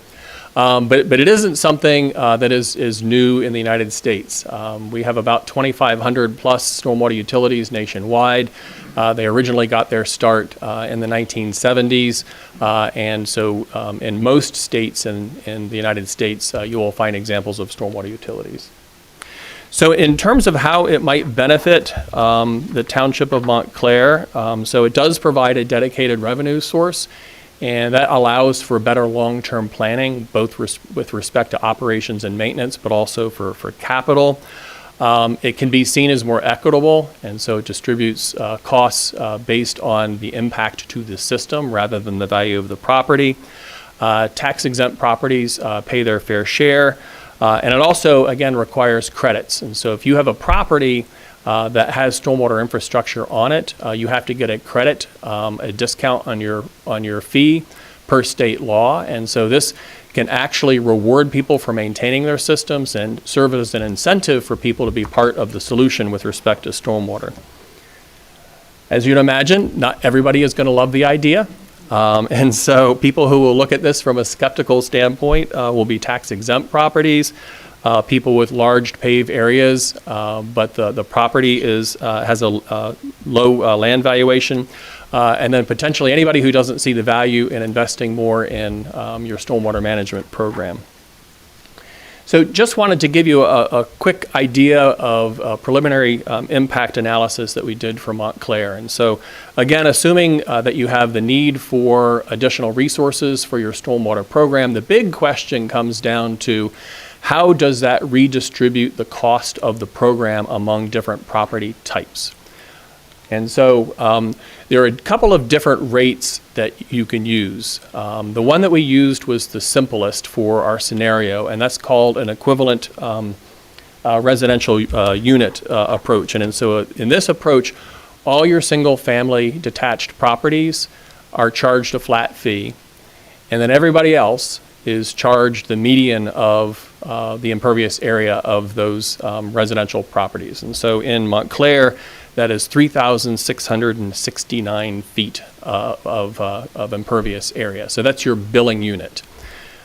I will tell you that that's one of the things, if you decided to take the next step, is do you like that flat rate model? So it's very simple, it's easy to administer, it's also less equitable. And so the reason you can see here, so that is the township's single-family detached properties, a histogram relating to how much impervious cover that those properties have. And so you can see it's pretty well grouped, but the people who have relatively small lots or small impervious areas might be looking over there to the people who have lots of impervious area and questioning, why would they be paying the same amount as the other people. And so there are other different rate structures that get at that. So there's tiered rate structures, there's just using straight impervious cover, and so that's something that would need to be decided. But here's the distribution with respect to the property tax versus the stormwater utility fee. And so in this case, you can see that if you use the real property tax, about 85% of the burden of the cost is going to be on those single-family residential properties. Another 5% is going to be on apartments, and then 10% is going to be commercial. If you were to take that exact same amount and then use a stormwater utility approach, this is what our preliminary analysis shows. And so it's actually very interesting. It's a little bit different than what we've seen in other localities. So you still have the same amount for apartments, still have the same amount for commercial. As you can see, residential drops significantly from 85% to 64% of the pie. And that's largely because you're picking up all the different tax-exempt properties and state-owned and federally owned properties, as well as school properties. I just want to ask, ask a quick question. When you say single-family homes, most of, or a good portion of the single-family structures, let's call it, are multifamily houses. So are you, in that 65%, are you including multifamily houses as well as single-family houses? Correct, yeah. You are, but you're not distinguishing what they are. A detached unit. Yeah, a detached unit, not, yeah. Yeah, great question, thank you. Okay, so anyways, the question comes down to, all right, what's next? If you decide that you wanted to pursue this a little bit further, what would those next steps be? So I think the biggest one is it comes down to leadership. So somebody needs to take ownership of it. This is a data exercise, but it also is a policy and political exercise. And so leadership needs to feel comfortable with moving forward with this idea. Public engagement is absolutely key to a successful program, and so the more engagement, the better. We actually had a meeting with the Stormwater Advisory Committee back in December just to introduce the concept. Naturally, there were lots of great questions, but this is something that you'd want to continue that kind of process, as well as take the show on the road and make sure that you're getting feedback and input from your residents. And then there's still plenty of other policy decisions that ultimately you would need to make in order to ensure that the product matched up with your expectation. And this is the last slide, and I'm more than happy to take any questions. So phase 2 would be expanded public engagement. You'd finalize the scope and the cost of the program, right? And so remember, the program drives everything. If you didn't have a program need, we wouldn't be talking about revenue. And so we want to make sure we're nailing down program costs. And honestly, if a program results in a rate that's too high politically, you need to go back and look at the program itself. So you don't want to adopt a rate that is mismatched with the expectations, because once you adopt something like this, people will have heightened expectations for things to get done. Refining the impervious mapping data, developing that credit policy, that tends to get a lot of public attention because it is a way for you to manage your own destiny, right? So if you're willing to do something on your property and reduce your fee, that gets people interested. And then finalizing the rate structure and finalizing cash flow and rate models. And then if you get further past that, then it's actually getting into ordinance and putting together a master account file, billing, and then implementation. But Madam Mayor, I really appreciate your time on a subject as dry as stormwater. So, Thank you. Do you have time for a few questions if the council members have them, or would you prefer another format for the question? I most certainly do. Yes, I'm at your Okay, disposal. Councilor Lockman? So I have another question. So with the utility, there's a separate bill that goes to the homeowner for sewer or whatever, stormwater. But when you have it included in your property tax, that property tax is tax deductible to people. If it's outside the property tax, it's not. I mean, I remember that happened with our bills way back when. At one point, they were all included in our property tax, but then they were separated out, so we couldn't deduct those if you do. So is that correct? Correct. I mean, it's a utility fee, Yeah. right? So it's not tax deductible It's like not you would tax have. deductible. Localities will look at it different ways, and so because it is a parcel-based fee, I'd say the majority of localities still have it as an add-on to their real property tax.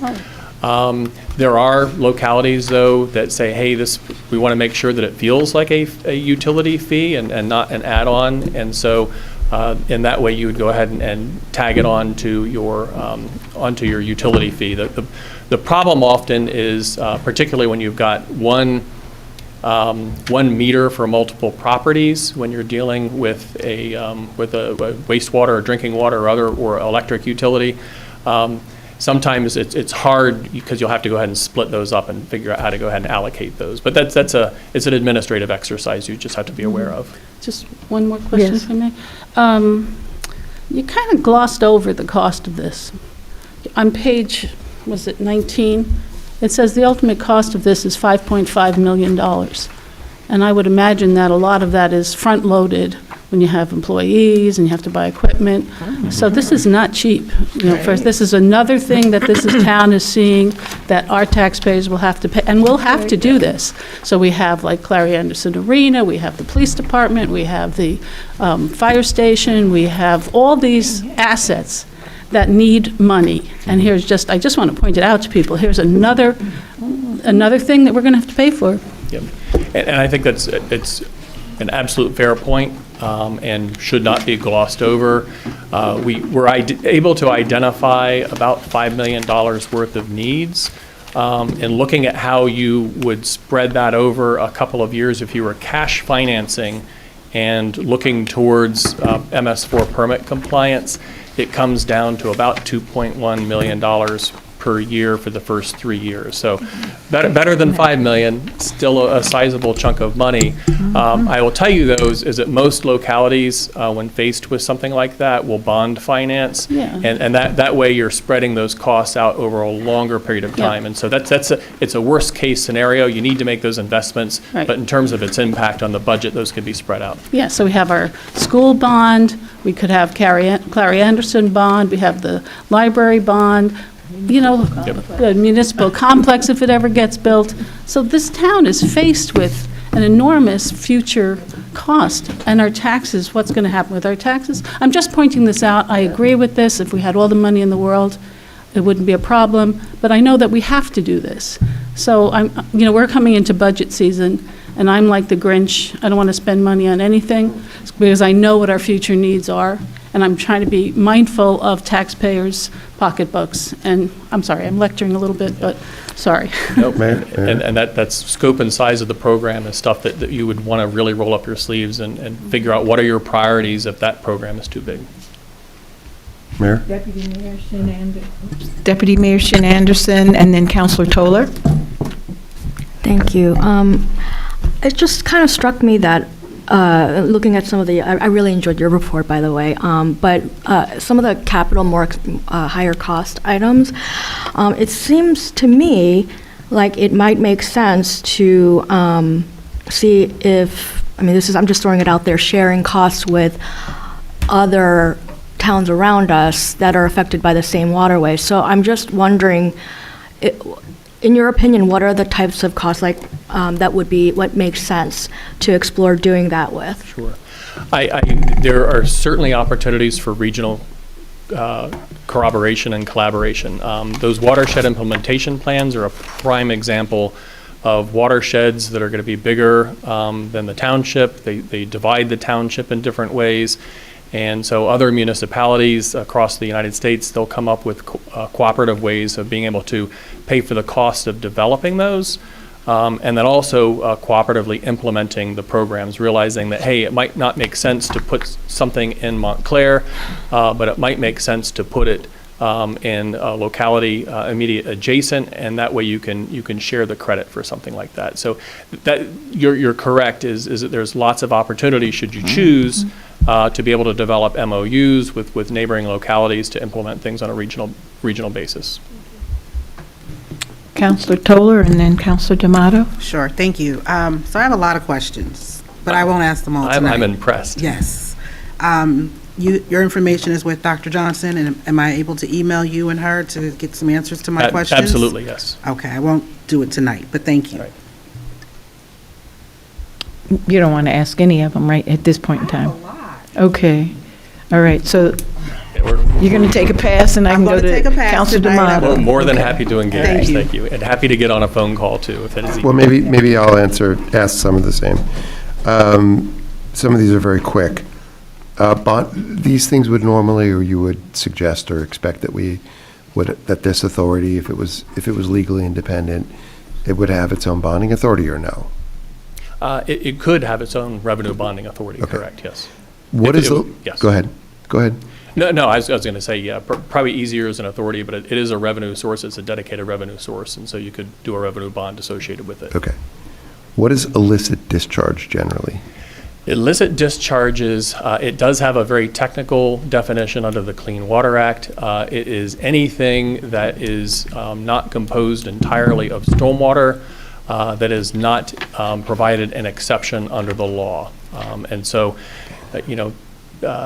for instance, single-family car washing has an exemption. The condensate that comes from air conditionings, that's an exemption. But primarily, if it's not composed of just stormwater, that's considered an illicit discharge. Okay. So we could have a solution in which the property tax bill, which in our case includes 3 different boxes on it every quarter, one for township, 4, sorry, one for the township, one for the school system, one for our esteemed colleagues in the county, and then one for the library tax. So I would imagine that you could just have another box on that same bill, correct?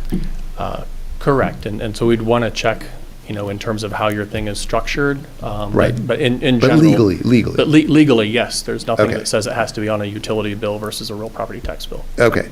So, and obviously we would add that box after a terrible storm, like the next week, right? I'm not joking.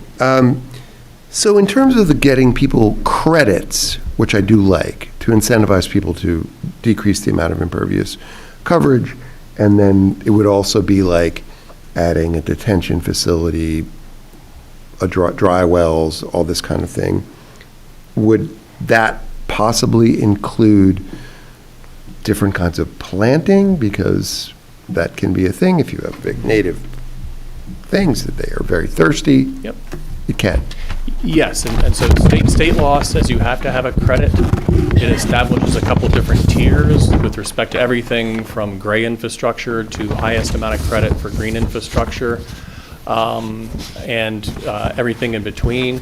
It does not dictate or micromanage how you want to craft or create those or what kind of discount. So for gray infrastructure, if you want to say, you know what, we're going to give you a 5% discount on, you know, a conveyance system like that, that's fine. If you want to provide a much higher amount for, you know, buyer retention or for other things. I'm not sure what that is. Maybe you'll have to spell that out. Rain gardens. Okay. Yeah, so rain gardens.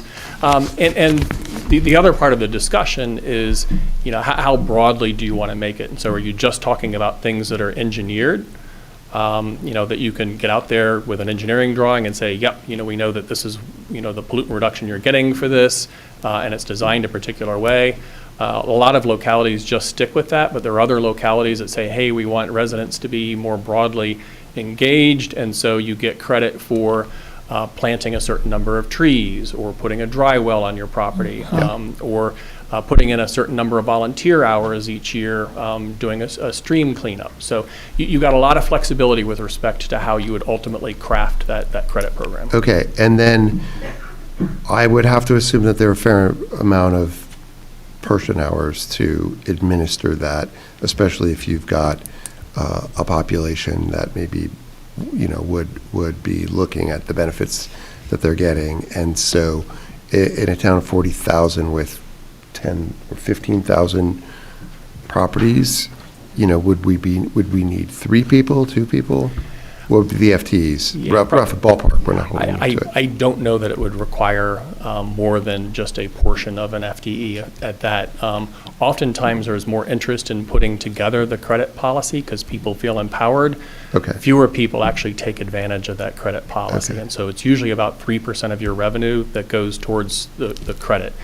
I will tell you, though, is when you're crafting a credit policy, that is one of the things you need to consider, which is having something that's really broad versus the administrative expense. And so that's something that you'd look at as a, hey, we'd like to do this, but realistically, we can't track this. This would take an entire person to be able to administer that program.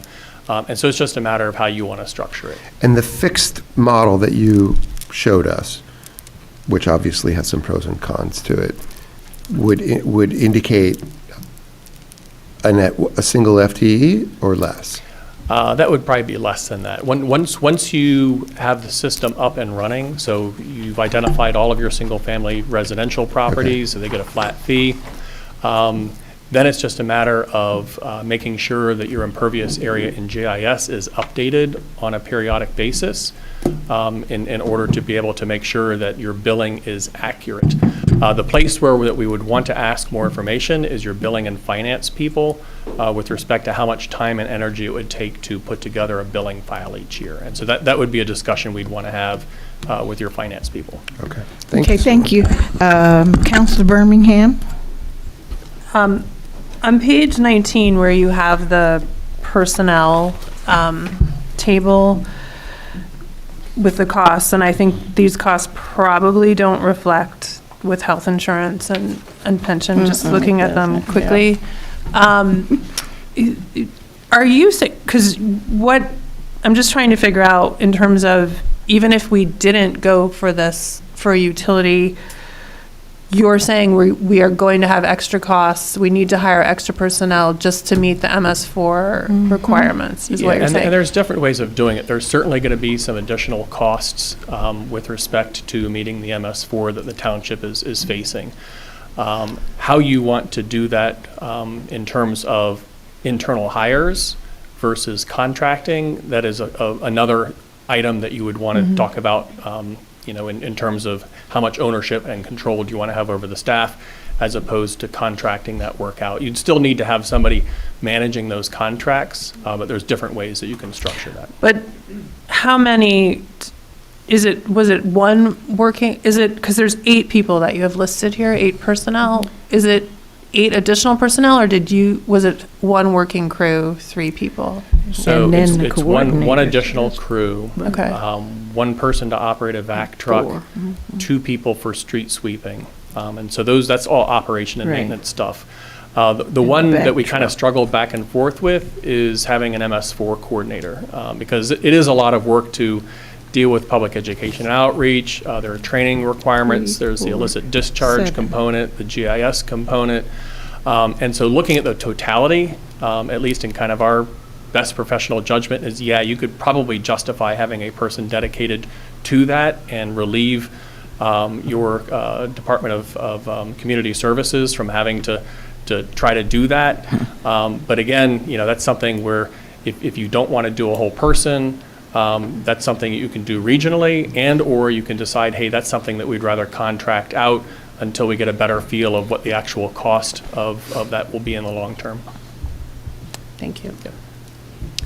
Thank you very much. I appreciate it. All right, thank you all very much for the great questions. I appreciate it.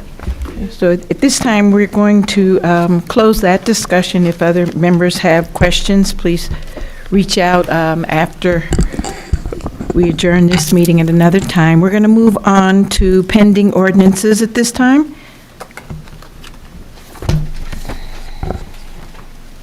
I'm going to open the hearing, open the public hearing without objection.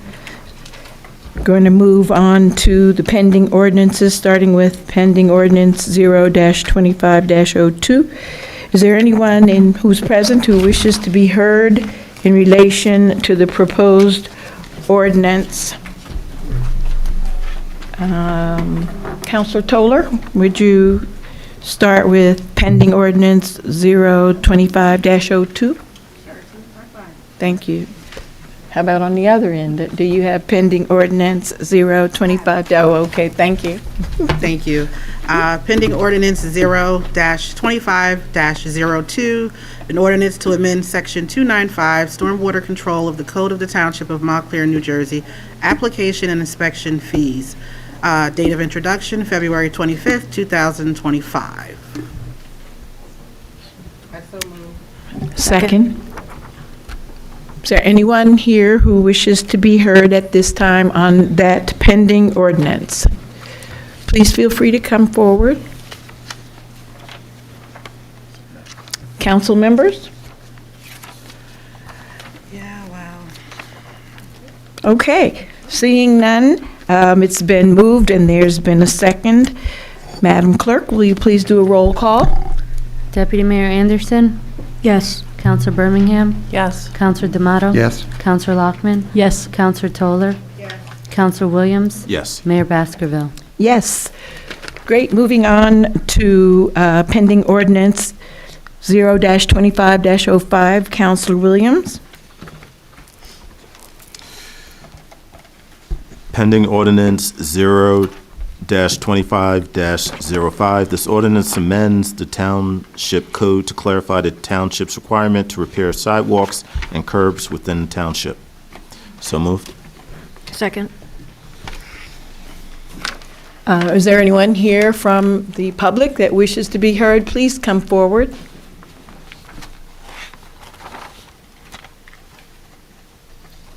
Hi, Lynn Stockhammer. Am I permitted to ask a question? Yes. Okay. Can somebody explain to us, or to me, what the situation is with repair of sidewalks and curbs? Are sidewalks the responsibility of the owner or the apartment building, or is that the town as opposed to the curbs? Thank you. Thank you.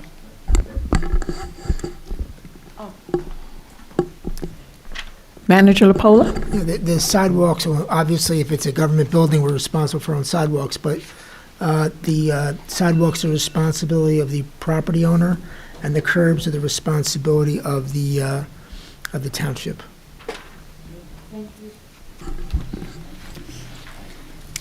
Council members? Councilor Williams? Yeah. Just, I mean, I don't think it's a big deal, but just in paragraph D, the red line, it just seems like this, this edit might be redundant. I could be wrong. The red line that starts with if the owner does not comply with the requirement, I think the same thing is said in paragraph B. By whom, if I I may? think that change was made just to clarify. Was it? If I'm not mistaken. I think it's in brackets, so I think that's supposedly removed. Is it? Yeah, the first, under D, there's a bracket there, and then after, on the next page, real estate assessed, there's a bracket. I think that's the way it reads, so it should be if, the No, only it's an thing in the... addition, I thought that was... unless I'm wrong. It's an addition. I know, well, I guess we need an explanation. I thought that the D reads, if the owner does not comply with requirements of such written notice, the township in compliance with the provisions of blah, blah, blah, shall cause the work to be done. And then it's E, the cost of work shall be collected by the township. And that whole first section is deleted. You tell me, whoever edited it. Mayor, may I respond No, to the whole first Counselor? thing is deleted. Yeah, the whole first... Manager? It's deleted. The first, beginning when, where D starts and it says if in the absence. Yep. From there until the closing bracket on the second page is deleted, and then Yeah, that that's what I just other said. language is added. But where's the Yeah. second page? Because all It's of here. this is Hard to out? see it. All of this is Right. out. Yeah. See, my D is way down here. Why is I- yours up there? Everybody does that. Yeah, Red lines. I don't know. So Okay. are we looking at the same thing? There's the B1. It doesn't say B1. You got a B1? Uh-huh, I have B1, thanks. Yeah. Okay.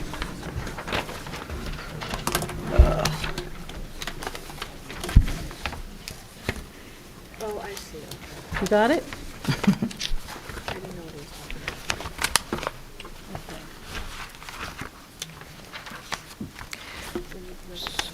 I have a question on here, on the bottom, on B, where it talks about the responsibilities. So do we need to put something written in here clearly so that if it's a township tree, and the township tree is pulling up the sidewalk in front of the individuals, that it's not the responsibility of the resident to take care of the sidewalk? Because I'm getting a lot of people that have questioned the fact that they think that, you know, it's a township tree and the township tree messed their sidewalk up, and that they don't feel like it should be their responsibility to pay for the sidewalk. How are we handling that? I believe that's done on a case-by-case basis, but I'll defer to council on that, but that's how it's been handled in the past. The problem is, how do you define what's related to the tree? Do you know what I mean? I mean, that's the problem. How do you define? It is fact sensitive. I'll add it, it's handled through the case law based on a case-by-case basis, as the town manager had indicated. So I don't think that we're permitted to actually define it any differently because of the case law. So I think depending on what occurs, unfortunately, it's just going to have to be handled at that point in time. But is that included in here? Does it say case by case? That's just the case law, meaning Well, I mean, that's under one- New Jersey law, that's the way it's handled, so.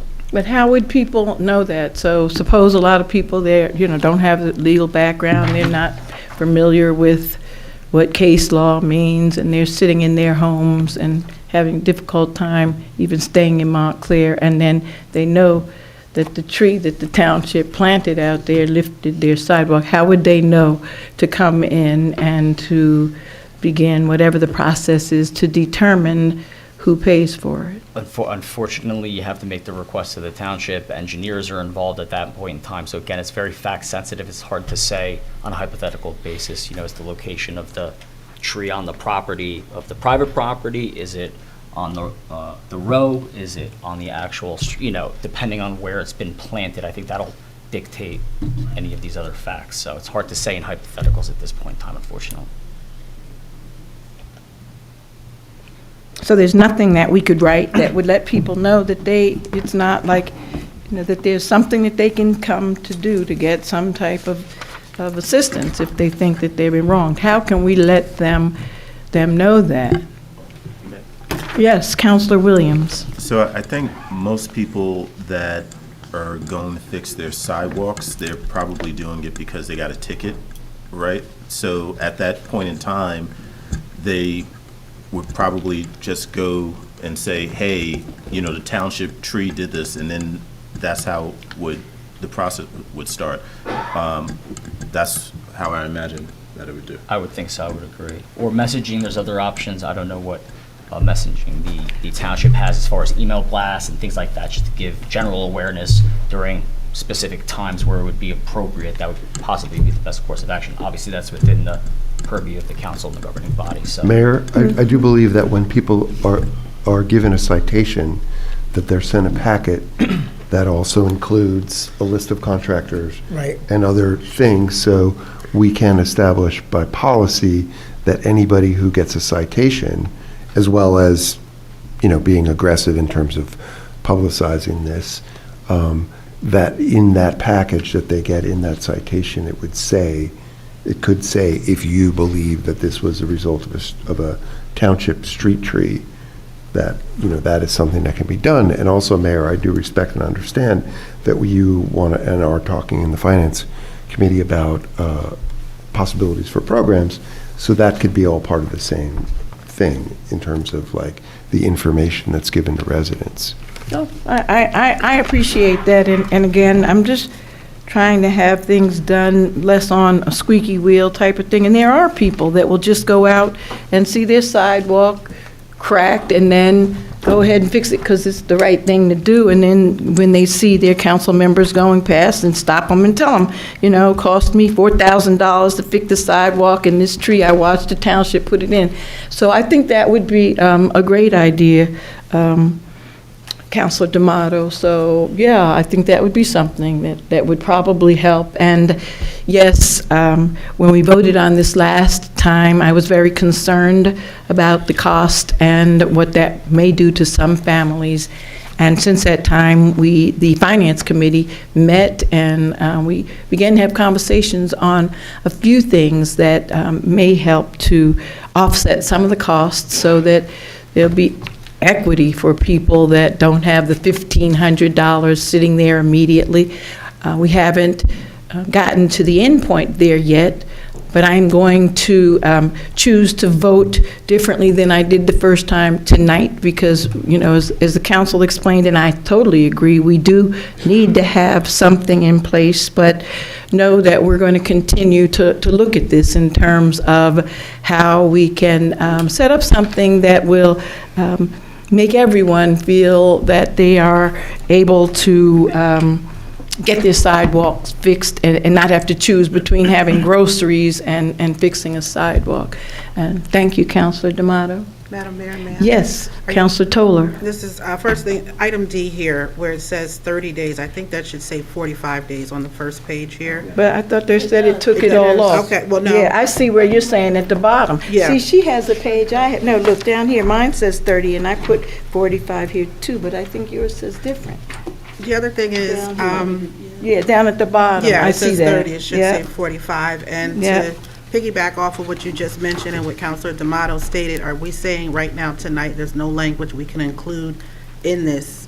Because what I've discovered is that sometimes the ordinances say one thing, residents don't know.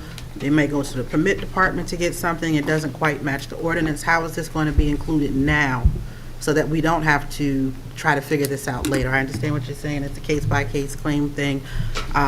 There's got to be a paragraph or a sentence or a blurb or something that we can include now to ensure that when this ordinance is in place, if a resident comes in, they can say, I'm referring to the ordinance, not hearsay. There's got to be something we can put in here now. Because that's what's going to happen. They're going to get a ticket, as you mentioned. They're going to get this packet. If the ordinance doesn't have the language in it, they're still not going to be protected. Well, may I ask a Yes, question? Councilor Williams. How would this be any different from receiving a parking ticket and you don't think that, well, but I'm just thinking, you know, it's something saying that, hey, you're responsible for this and you go and fight it. I mean, if you don't think that you should be responsible for fixing it, you're going to go fight it. I don't think. I hear what you're saying. I respect my that. opinion, I think we should move forward with this. tonight, and we can do a campaign about this and stuff a little bit later on. I don't, that's my I opinion. think we need to But have let me, some can I language try to in answer now. it in a little different way, just Sure. regarding that? To me, it's not a matter of, you don't think you should have to do something. It's a matter of, you've lived in a house for a long time. I don't know if Manager LaPola knows, you may know, there was a time when the township went through the town and they thought they were doing a wonderful service to everybody, and they didn't plant the trees appropriately. And many of them have caused difficulties for people in terms of the lifting of the sidewalks or other things. The roots are growing into that, and people are incurring fees. So it's not a matter to me there that you don't think that, it's a matter that the township did that. The township should take responsibility. And then, I don't understand why the township wouldn't be happy if we know that we are responsible for something to do that. We are at every turn. Now we're talking about the stormwater. We're talking about a lot of additions and pushing out a lot of people that would like to stay here. So I'm just trying to find out what we can do. Take responsibility if we know that we did something wrong. Yeah, I agree, and I know I've shared emails with you and Councilor D'Amato from residents in the Fourth Ward. You've seen them, and they're concerned. So my concern is we need to find a paragraph, some verbiage, something to include that covers people in the ordinance, not that they have to come in and find out later through a packet, through a ticket, that this is what you need to do. That's just not fair to the residents. We need to find a way to include a sentence or two now so that they're covered within this ordinance. And yes, the Fourth Ward, you've read the emails, is that not correct, Councilor D'Amato? You've seen them? I mean, I've gotten them in the first ward too. We have trees. Well, I mean, I've shared the ones from the residents in the Fourth Ward Yeah, with yeah, you, so you yeah. understand some of the concerns that the residents have regarding this sidewalk ordinance. So my thing is, we need to find a way to include some language now, into the ordinance now, so that they're protected. Any person in the township is protected as a resident.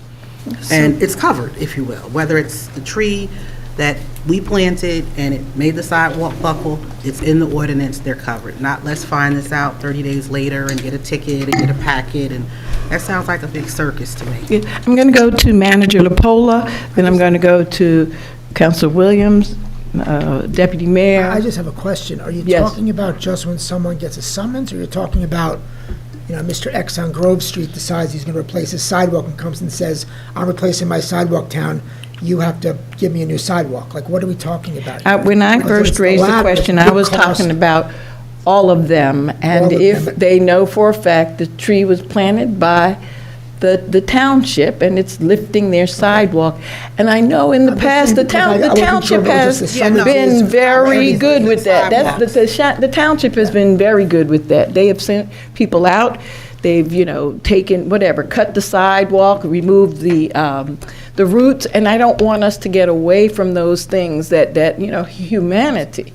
So I just want to make sure, and I agree with you, Councilor Toller. I mean, I liked Councilor D'Amato's idea because nobody else seemed to be understanding at all where I was going with this, but, yeah. Yes, oh, I'm sorry, it's your turn, Councilor Williams. Can I just say something? Yes. So we heard, I think we had a pretty good debate here, but ultimately here, I think we should, it's up for a vote on it. If you don't think that it should go forward the way it is, vote no.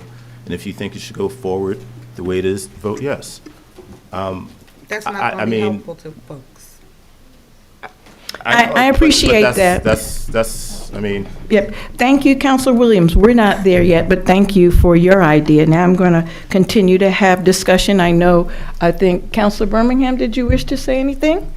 Yeah, no, I think I've seen in different towns where the town might cover half, or they might do, I guess I'm just thinking of potentially what the financial implications of this are, and I can't right now. It seems like it might be pretty high if we're basically saying we're going to fix, because again, there are a lot of trees in Montclair, and so I'm just not sure Counselor Toller, do you have a suggestion for what language you'd want in there? Because I'm not sure what I would. I could live with half. If the township, if a resident says that their sidewalk is buckled because of a tree that we planted, we should be able to at least provide half of the fee for them. I've gotten at least 5 emails, and there's 2 residents actually that are fearful they're going to get another violation and have to determine if they're going to buy groceries or pay the violation fee. Because it's that expensive to fix a sidewalk, and it's because of a tree that was planted by the township. So if we're going to discuss the finances, as I mentioned, the Finance Committee is looking at that, and Councilor Birmingham, and we started that discussion, right? But we haven't really flushed it out. So for now, you wanted to get some language in here. Yeah, I Okay. think so. I mean, I would imagine that someone here at 205 has a report on where the trees have been planted in this township, and it'd be an easy cross-reference if a resident says it's because of a tree. We would be able to figure that out very quickly. I mean, can we say something as just broad as in locations where it appears that the sidewalk is disrupted due to a town-planted tree, residents may appeal to the township for assistance on a case-by-case basis, or, again. That was excellent. I don't. Yeah, but you had a point to make on that. There's 2 real points, and you kind of opened up a can of worms to the liability question, because it raised a flag in my mind about discussion with the JIF and how that would impact potential claims down the line. Going back to originally what I mentioned to you is that sidewalk liability is governed by essentially the case law in the state. So I don't know, I understand the concerns, I just am a little wary about adding some language that might confuse the issue and open up the town to liability that's not foreseen, despite all the good intentions here. So that's the only thing I would caution the council on. I don't have any specific language I can necessarily recommend at this point in time. We'd be happy to look at something and for further discussion. Yeah, so does the state law preclude us from trying to give assistance to our township residents? Because I've seen some things, they might be in violation of the state law, like West Orange and Livingston and some other places where they have some language that will even go further than I was thinking we were going to go tonight and provide assistance for them. Different plans. So does that mean that they're in violation when they want to provide more for their township? I wouldn't believe so. I think it really comes down to when claims do present themselves. Those are the matters that are litigated. All these issues that are great questions that are raised, these are kind of all handled during the litigation process. That's why, again, I hate to sound like a lawyer. It's just difficult for me to give you a straight answer right now because of all the hypotheticals. But to answer your question directly, no, if the town wants to assume additional liability, obviously that's within the purview of the council. Mayor? Yes. I have a question. I'm sorry. I apologize. I did tell Deputy Mayor she could go next. I'm sorry. Deputy Mayor? I completely understand what the attorney is saying, and I hear what the mayor and Councilor Toller are saying as well. I would not include that language because of what the attorney said, that these should be considered on a case-by-case basis. When I think we ultimately want to encourage residents and property owners to maintain their sidewalks, right? And so that's why we're pushing for an enforceable law. And what I'm envisioning is that the Division of Code Enforcement would, let's say that a property owner was like, I don't think I need to be responsible for this because it's because of a tree.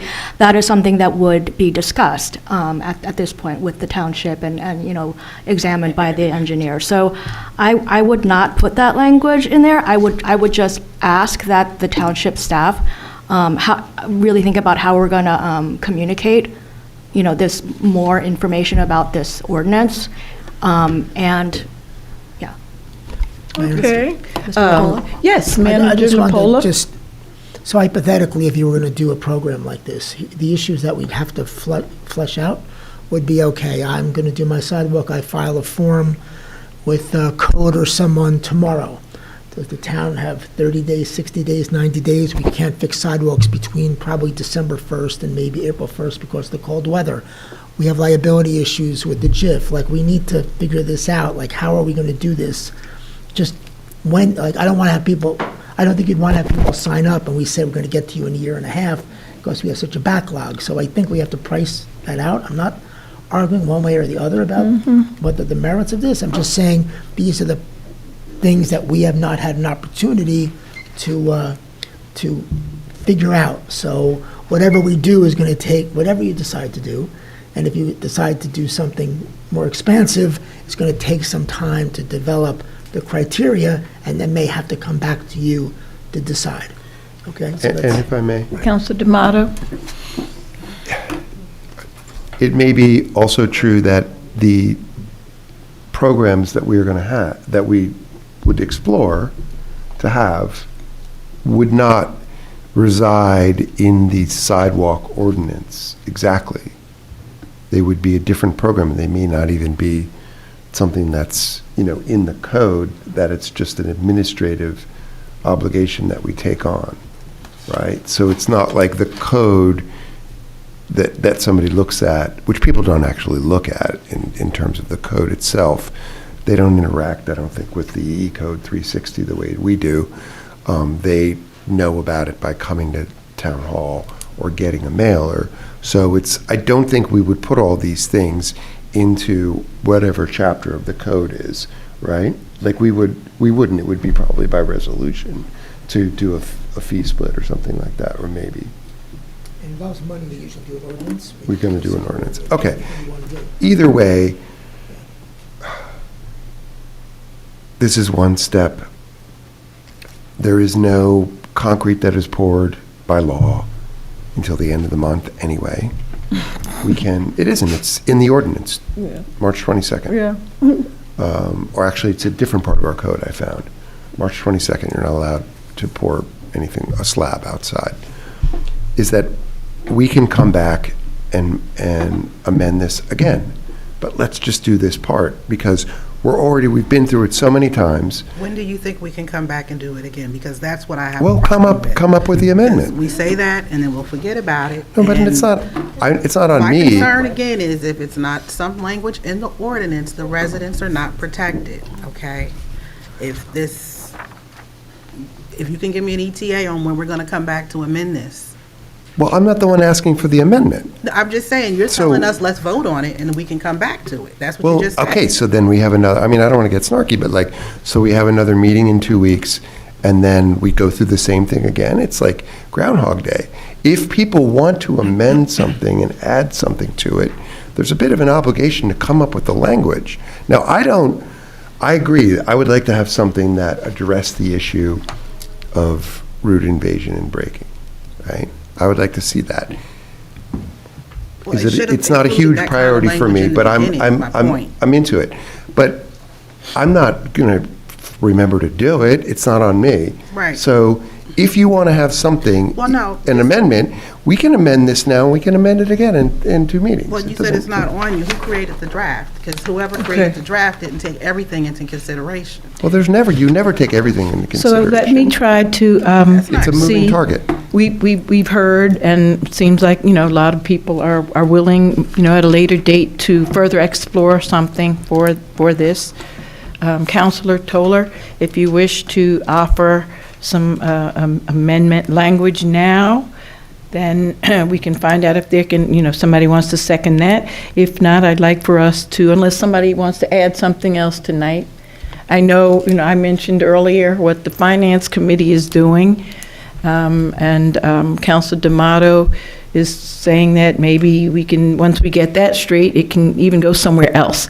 I just want to give some hope to the residents of this township that if we make an error in planting trees, and we know that, then it shouldn't be a matter of 50-50. It should be a matter of we hired a group of people in whatever year, it might have been 2008, somebody might remember it, and it has caused a problem for the residents. So that's all, my whole thing. It has nothing to do with the ongoing, 50-50, that type of thing. It's really very simple for me. If we make a mistake, I want us to be, strong enough in who we are and really for the people. We all ran on for the people, and yet and still, if we know that we made an error, why won't we just go ahead and take care of it? That's, so just so mine, but let's vote, and unless you want to offer some language now. Well, my Council thinking Williams, I know you wanted to vote before, but I wanted everybody to flush it out. Yeah. No, I'm just wondering if there is someone in this building that has where the trees are planted, and then perhaps that can be turned over to code enforcement, so that if an owner does call in with a question or complaint, they can verify that. So it's going to have to be a tedious job for that individual, but it's going to have to be what happens, because without the ordinance having the language in it, which you said we really can't include, it gets tricky. It turns into tickets and violations and fees and all kinds of things. So we need to ensure that before anything is issued to a resident, that perhaps code enforcement verifies if a tree was planted at said address. I would be comfortable with that. That has to be a verification first. And I can try to help them to go back to the year that I believe it might have been. I have a ballpark idea when it might have been, somewhere between maybe 2008 and 2010. I'm not 100% sure. I don't have my notes here, but I will be happy to try to assist with, getting that information. Mayor? Okay, yes. Just really quick point of clarification. In section D, somebody have to put forward a motion to change the 30 days to 45, or no? No, because that section is deleted. Oh, it is, That's what okay. she said, Yeah. that it Okay, was it's not on deleted, mine. so that's not on there. All right. Okay. Okay, so then we're good. So we've had a motion, and there's been a second. Madam Clerk? Deputy Mayor Anderson, Yes. Counselor Birmingham, Yes. Counselor D'Amato, Yes. Counselor Lockman. Yes. Counselor Toller, No. Counselor Williams. Yes. Mayor Baskerville. Oh, now you're going no. Yes? The language isn't there. Okay, no, I said no at the last, when we voted before, I said no, and then I earlier spoke, so yeah, okay, I'm going to vote for this, and I'm going to trust that we are going to move forward and take care of those things that the Finance Committee is interested in, and some language to help residents know that certainly if we made a mistake on the township side, we would like to rectify that. Moving on.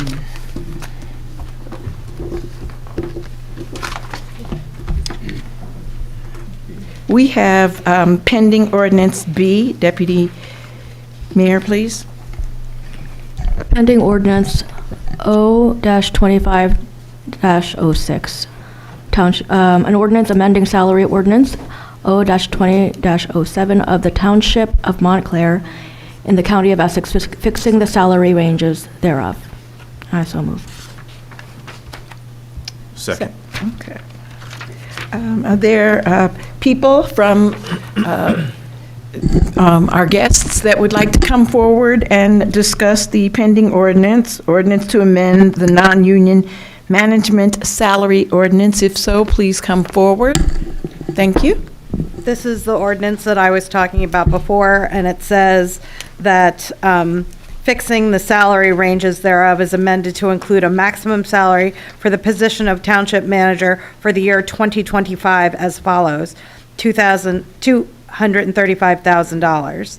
And it doesn't say anything else. So if it's retroactive to January 1st, which makes sense because it's the year 2025, then you can do with it what you will. It can be read, that's how it's read. That's how it's written, that's how it's read. I'm just saying. Mayor, can I just, Thank you. Yes, Manager Lapola? just if you look at previous ordinances, the ordinance said the salary ranges for the year. If you look at the last ordinance, I believe it was for 4 years, it sets it for the year. It doesn't set it for it has the title, not the person. So if you appoint someone, there's plenty of people in that ordinance that there's a salary range and they're not making the maximum salary. So it sets the range or the max salary. Some of them, they're the top positions. I believe there's the manager, police, fire, and a few others that set a max without a bottom line number. Others have a range, but it's set for the entire year. If you look at that ordinance, it says it's for 2021, 22, or 21, 22, 23, 24. It's the range for the year. It doesn't mean that everybody gets that salary for the year. So I just want to clarify that. This is Okay. done consistently with how it's been done forever. May I? Thank you. Counselor Toller? Yeah, thank you, Mr. LaPola, for that explanation, but I think what Ms. Thomas is referring to, because I saw it too, I'm just curious if we need to actually specify April 1st on here? Do we need to put the new manager's name on here? Just let me finish. Okay.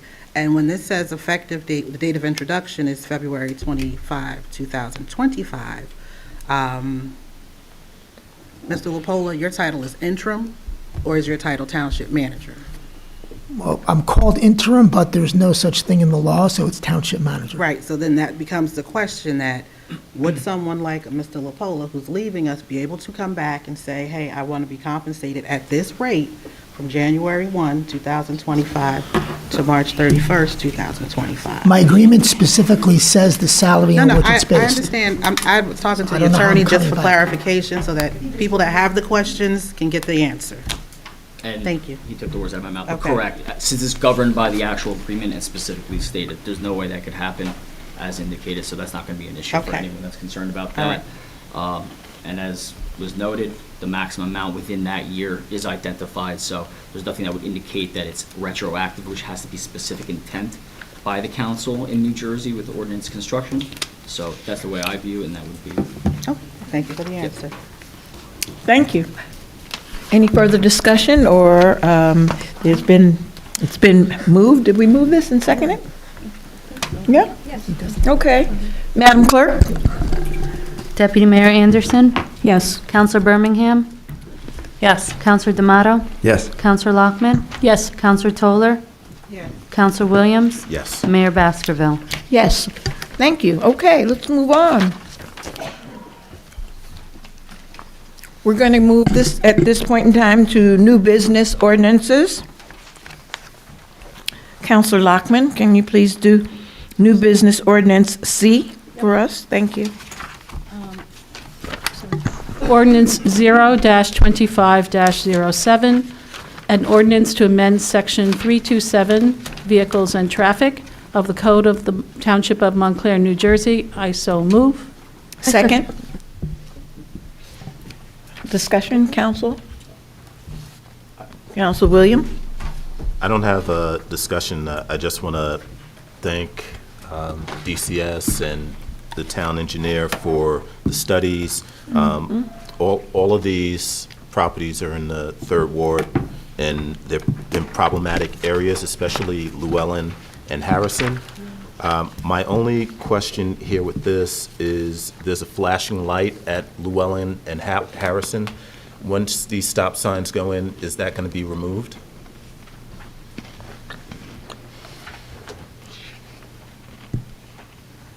And I'm asking because someone emailed me and said that the flashing light is always in their bedroom or something like that, you know, so. Well, most likely, yes. I mean, the flashing yellow light is a warning beacon, but the stop sign would take precedent. So, yes, that's something we're looking at. And one last thing, sorry. Sure. I'm excited, it's 3rd Ward. So when do you think just about this will get installed? I know that there's weather and stuff like that, and you have to order signs, but just a rough ETA. Right, yeah. So once the ordinance is passed for the second time, we'll order the supplies now. We have some in stock, and it should not take more than a few weeks. I can get you the exact ETA later on. Counselor Birmingham, and then Counselor D'Amato, you wanted to say something too? Okay, Counselor Birmingham? Can I ask the stoplights that have the lights on them that are solar powered? Yes. Are those, that's my question is, how much more expensive are those than a regular stop sign? So we were talking about this, so those are, each sign is around $2,500. Now, the installation cost is something we were going back and forth of how to like get that real number. The actual signs themselves are $75 for a typical stop sign, minus the pole and the labor and installation. But that's, you know. But you're saying all in, it's $250, Per sign. $2,500. 2,000, yeah. Okay.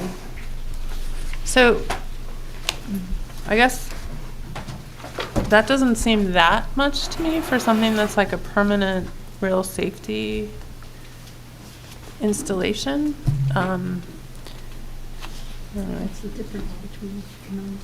What's that? What's the difference between solar and non-solar? Well, The add-on. Well, we don't have the installation costs, those are Yeah. difficult to calculate, but the physical sign itself is around $75. Right. Plus It's a big installation. difference. Yeah, Right. there's a big difference. It's a difference, but again, these are Safety safety, things. Yeah. like everyone Oh, is you always can't like, I put didn't price see on it. it. People don't see the stop signs. And Yeah. so I'm just wondering, because I do feel like those are more prominent. They are, to you know, see. we just want to, we try to use those in areas where we want, people have trouble seeing the signs, or if it creates like where there's a bend that you're going around, that's the time you want to use a big flashing ones, okay. sign. Thank you. You're welcome. Question, the one at Harrison and Llewellyn, I'm sorry. No, you're, Is that gonna be a double flashing sign? Because that's a terrible intersection there, just. I don't think so. I would have to check to see, you know, what we're planning for that. Oh, thanks. Sure. Mayor. Anyone else? Mayor, Yes. I just wanted to also echo thanks. I know Councilor Williams and I particularly have been getting a lot of emails, and I understand that at least the Harrison Avenue intersections have been a concern going back at least 5 years. So I think it's small incremental steps. Yeah.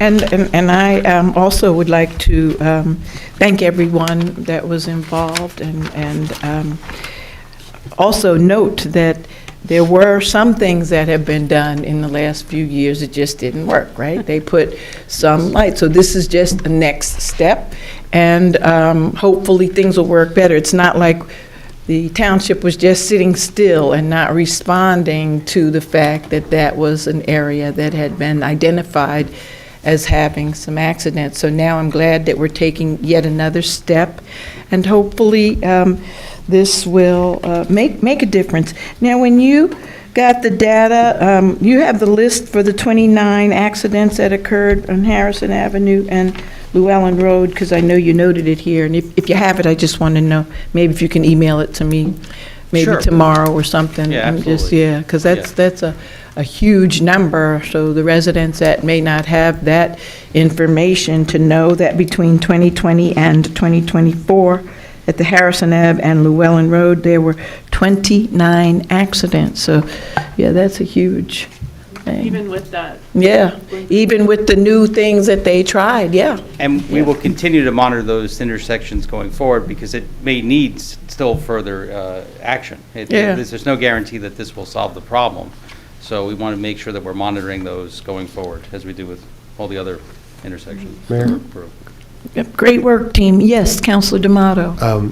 This is not a criticism coming from me, but a member of the Vision Zero Task Force I did see was saying in our chat room that I believe they were maybe lightly disappointed that it was the answer here was control rather than calming. And I'm just wondering if that was a discussion that was Right. had. Yeah, so we've looked at a couple different options, traffic, mini roundabouts, things of that nature. Harrison Avenue in particular, we have identified. Where, if I can ask, or is it going to be? Well, no, we didn't yeah. go with those because of the issue with the turning radiuses Yeah. for emergency vehicles, school buses, stuff like that. There's, making the left-hand turn through a mini roundabout or a roundabout is very difficult, as you all have seen at Church Street. But Harrison Avenue is an area that we have identified for traffic calming additions that we intend to address in this year's capital budget. Excellent, thank you. Anyone else? No? Madam Clerk? Deputy Mayor Anderson, Yes. Councilor Birmingham, Yes. Councilor D'Amato. Yes. Councilor Lockman. Yes. Councilor Toller. Yes. Councilor Williams. Yes. Mayor Baskerville. Yes, thank you. Councilor Birmingham, please. New business ordinance D. Did I jump past you, Councilor? You did one, okay, I thought so. Councilor Birmingham. Ordinance O-25-08, an ordinance to amend Section 327, Vehicles and Traffic of the Code of the Township of Montclair, New Jersey. This is to amend the Montclair Code Section 327-24, handicap parking on Seymour Street East. And I so moved. Second.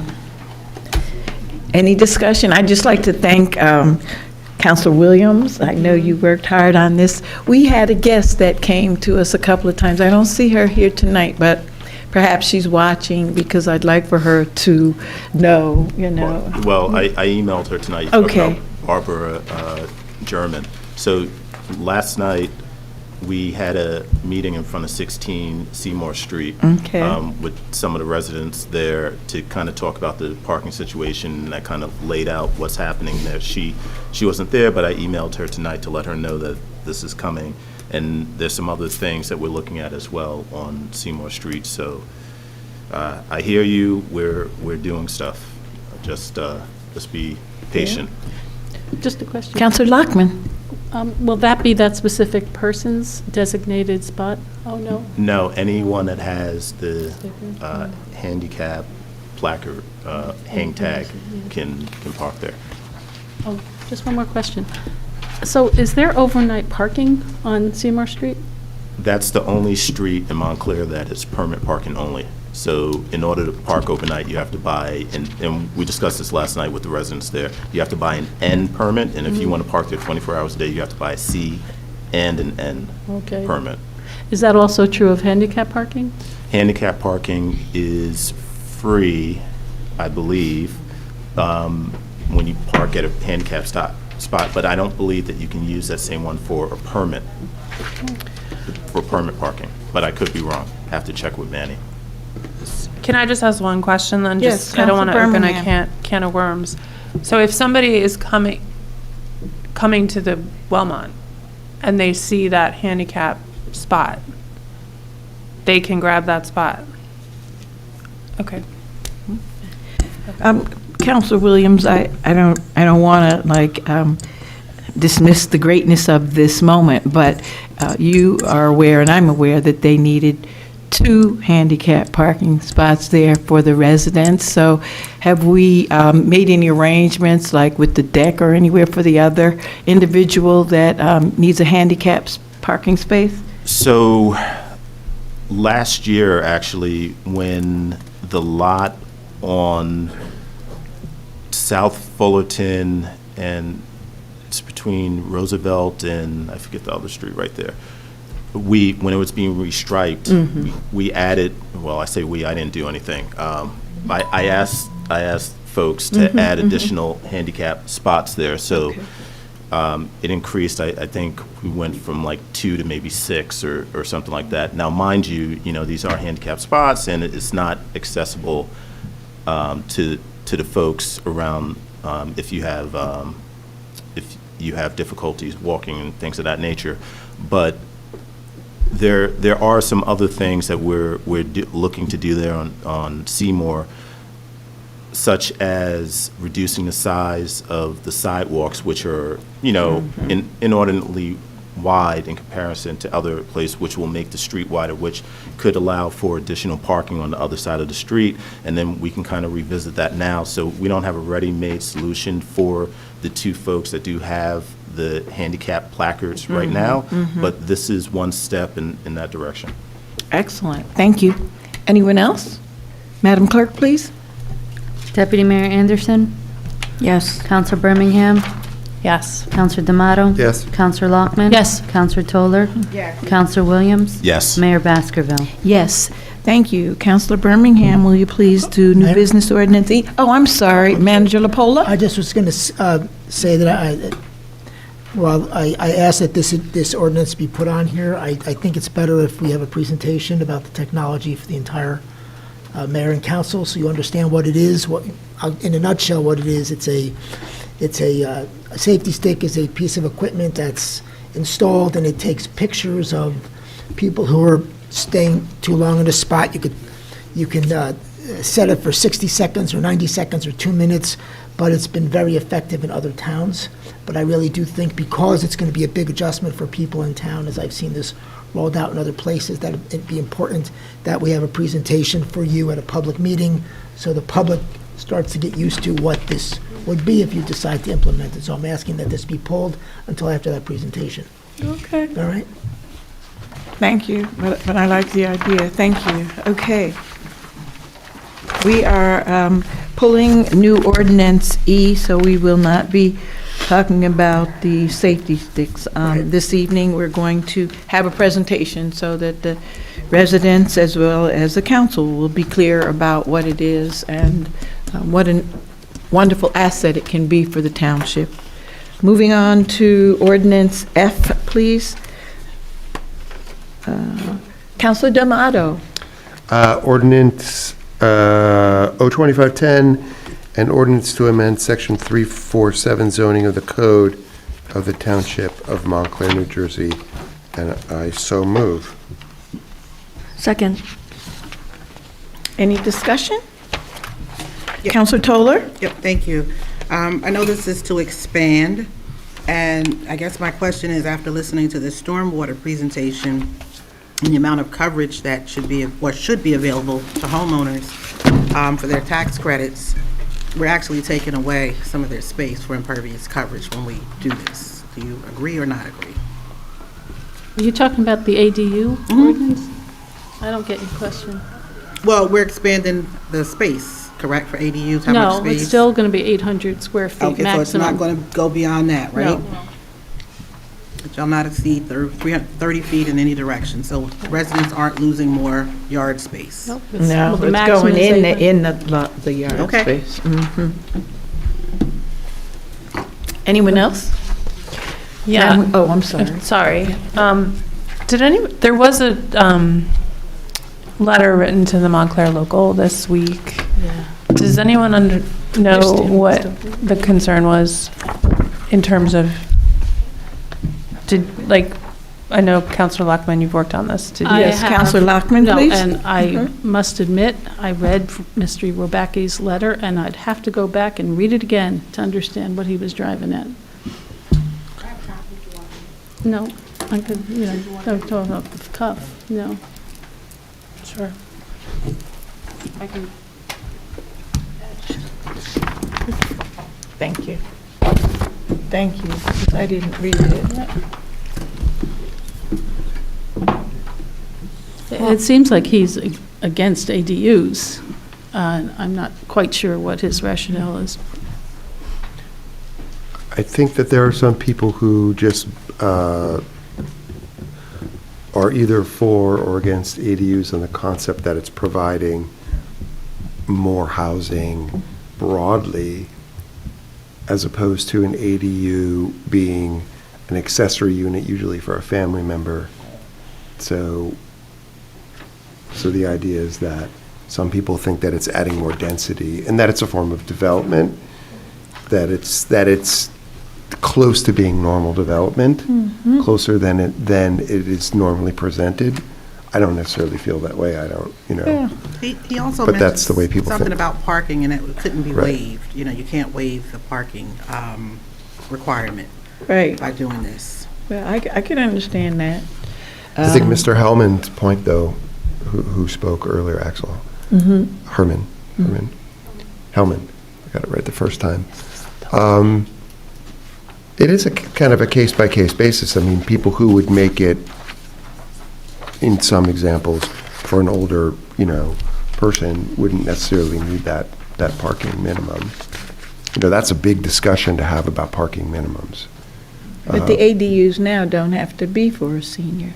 No, they don't. No, they don't have to be for the senior, but the Right. idea is that it's not clear if it adds another car always, so. Janice, can you address this? I believe that they have to have one spot for the ADUs. I just don't remember what the ordinance says. Thank you. Good evening. Good evening. The ordinance does require that they have one spot. One spot, yeah. So Great. if there's any other questions I can answer. Yeah, and I'd just like to say, this was driven by the senior community. We all know Yeah. that, right? Yes. It wasn't driven by affordable housing community, it was driven by seniors who felt like, they may have these big houses, they have space, and they want ADU for a caregiver, a family member. They could live in the ADU. They can live in it, They could live in the and their family ADU, and they go to could the house. rent out, or their family member with a Yeah. family could live in the big house. Yep. It's just another way to add a unit that would serve the different kinds of families that we're seeing now. We've received 10 applications for accessory dwelling units since this ordinance was passed. So there is a lot of interest. There have been applications. They're Yeah. very slow to actually implement Yeah, them and and- build them, but they are being built. And why is that? Probably because they're expensive. Yeah. It costs you $100,000 to build an ADU. And So- financing is and expensive financing too. is hard, so that's one reason it's not getting built. Right. But So, And if I may have a question, from what I understand, or am I incorrect in assuming that the change that we're making is partly because of a technical flaw in the original one, which was that if it was 24 by 24, actually didn't make it possible for you to have? well, if 24 by 24 is not enough to create an 800 square foot That's dwelling right. unit, which Right. is the maximum size. So Yeah. we just adjusted the maximum size for an accessory structure in the R1 zone, R1 in the R1 zone district. I think it's the R2 zone district as well, so that you could get an 800 square foot. Right, so we had ADU. initially told people you could have 800 square feet, Right. and then when they drew it on a napkin, they went, but you can't make it. Didn't work. You can't There's make some- 800 There's a feet. different section of the code that Yeah. limits it. So we basically Yes. changed that section of the code regarding accessory buildings to say that you can exceed that 24-foot in any one direction if it's for an ADU. Okay? Thank you, Janice. I appreciate you always being here, no matter the hour. Thank you very Can I- much. sorry, can Oh, I I'm speak? sorry. Council Birmingham? Thank you. So I'm just reading here one critique that says, the ordinance incentivizes ADU creation by the township subsidizing the utility infrastructure charges of select property owners who can afford to build ADUs.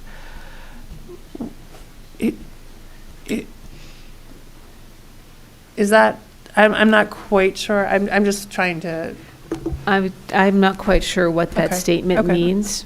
I know that they have to because they would run, obviously still be paying, they have to run the- if it's a yeah. detached ADU, they have to run utilities. They have to Right. provide a sewer connection. They And have to pretty provide a soon, water connection. stormwater connection. okay, So, thanks. this is why I didn't want to answer his letter. Okay, Madam Clerk, please. Deputy Mayor Anderson, Yes. Counselor Birmingham, Yes. Counselor D'Amato. Yes. Counselor Lockman. Yes. Counselor Toller. No. Counselor Williams. Yes. Mayor Baskerville. Yes. Moving on to new business resolutions. The bill list. Counselor Lockman, please. Is that me? Right away. Okay, I move resolution R-25-062, the bill list resolution, whereas invoices against the Township of Montclair in favor of the following persons for the amounts set opposite their respective names have been received, duly audited, and found correct. Now therefore it be resolved by the Council of the Township of Montclair in the County of Essex that said invoices be, and they are hereby ordered paid, and that checks be drawn by the Finance Department to the order of such persons for the amounts respectively, and hereinafter stated on the schedule attached hereto and made a part hereof. The total amount is $20,227,452.65. did you move? At the, Oh, sorry. Did I? No. Oh, I'm sorry. I thought I did. in the beginning. Oh, Yeah. before, I'm sorry, a second. Okay, yes, Manager LaPola, please. yes, last month at the February 11th meeting, we pulled item 7265, the Neglia Engineering bills totaling $58,255.59 at the request of, I'm sorry, Counselor- what page are Yeah, you you on, can put it please? It's not I on. didn't We email put- you. You can put it on. Did you put it on? I'm going to ask it to be amended to Sure. include this one. That's fine. So we had pulled that, but I'm asking it be amended to include that bill that was pulled last month. Do we have that in front of us? It's Neglia. No, Neglia. It's Okay. 7965 Neglia Engineering Associates.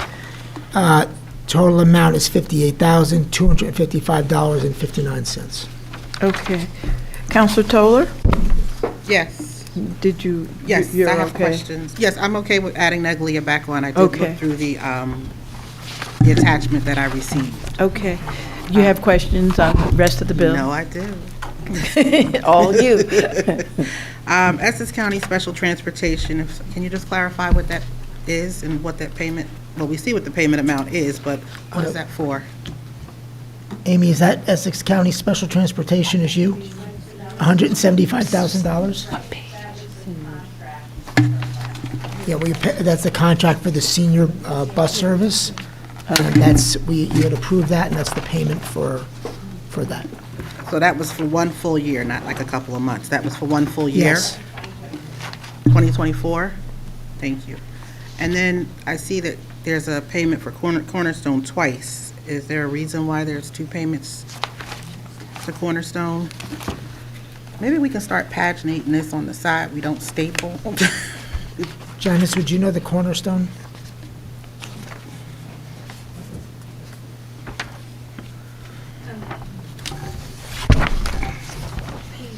I'm looking for those. Sure. The first page for Cornerstone, Is that roof on- replacement is on page 2. On page 2. And then the same vendor, the same topic. You mean for Detweiler? Yeah, Yeah, so there was 2 payments to Detweiler. They Okay. completed the job. And Okay.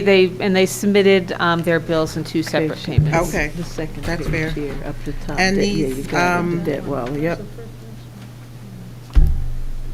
The tax appeals, if somebody, I guess he's not here to explain these tax appeals.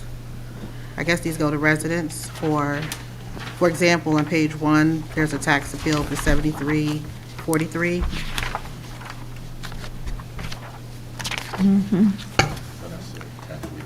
Tax refund.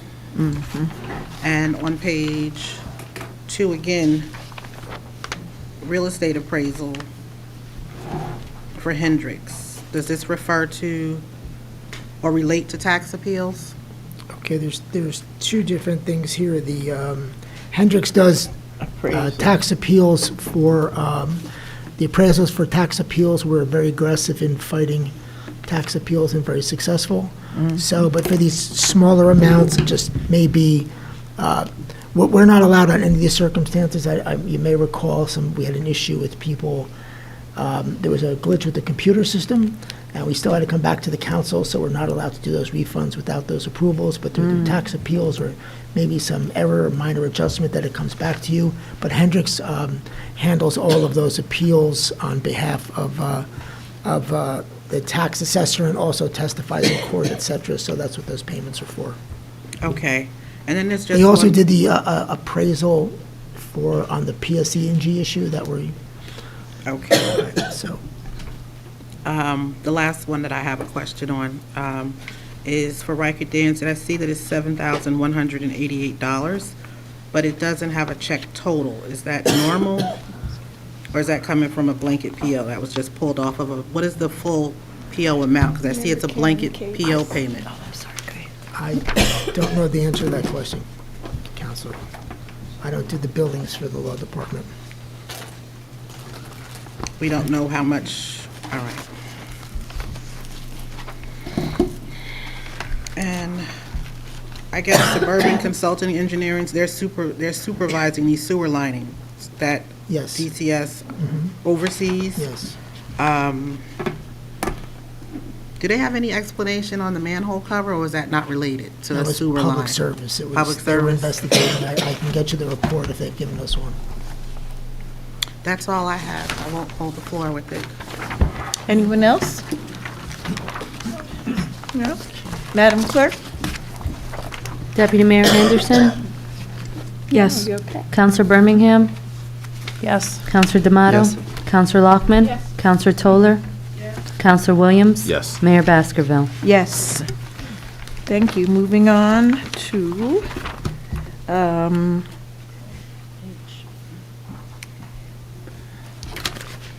Counselor Toller, will you do new business resolution H, please?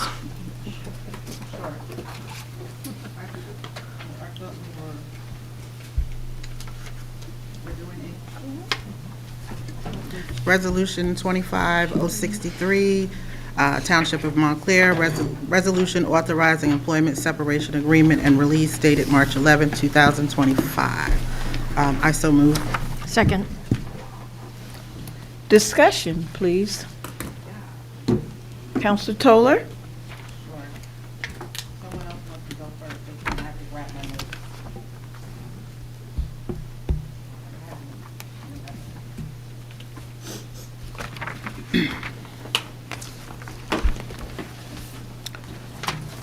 So we got a new copy of this resolution, did we not, sir? Yes, before the meeting Yes, started, it took we out have all the that language here. on the Yes, confidentiality. I just wanted to make sure that everybody is looking at the correct copy we got today.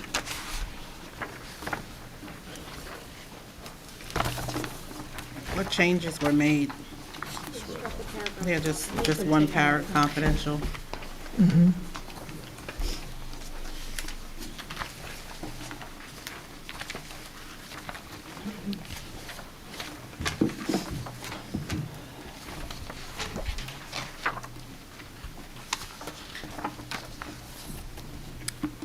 Put it over here. I'm sorry, guys. I got too many papers. Oh, that's okay. Take your time. Okay.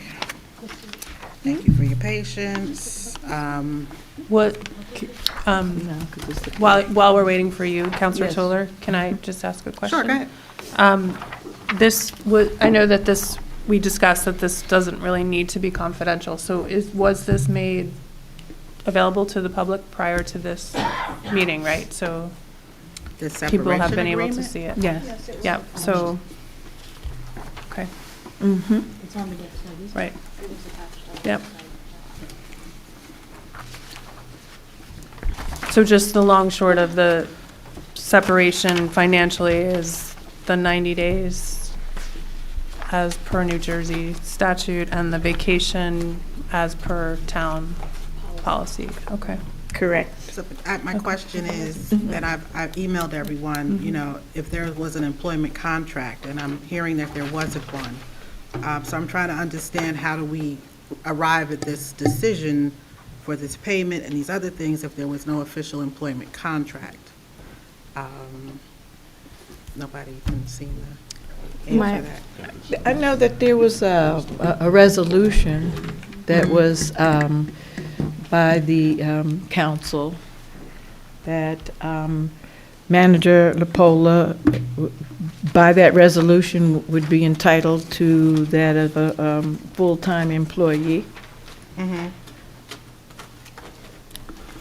There was a resolution appointing him town manager, correct? There's several Yeah, but I mean, it resolutions. specifically appoints him as a full-time employee. The job description and Full-time terms are set employee. forth in the Right. statute. It's different. In the statute. There's Yeah. been no managers had a contract since Joe Hartnett was hired, I think, in 2003. Right. So no one else has had a contract, and this is the same payout that was given to Mr. Stafford when he left. I just have another question because, and I guess this is okay to discuss in public, or should I ask the attorney first? Give it a try. Well, there's a portion of this that speaks about, you know, basically walking off into the sun and not being called back, if you will, for cases that are current. I just don't see how our new manager can answer any questions when it's time for individuals to go to court. You know, this is allowing, not allowing. I don't know if I understand the question, I'm sorry. I'm So I sorry, know I'm that going pursuant to the agreement, Mr. Cole is going to be helping make himself reasonably available for the transition. I don't know if that's what you're referring to. Well, not only that, if he were involved in a No. court case, he would be subpoenaed to testify. Right. And so he may not be here, but he is on an obligation by the courts to testify Well, in that's anything. correct. If he is a defendant in a lawsuit, for example, certainly he would obviously have to appear under those Okay. circumstances. Right, I understand that, but I thought I read something where it was said that, you know, if that should arise or that something like that comes up, that,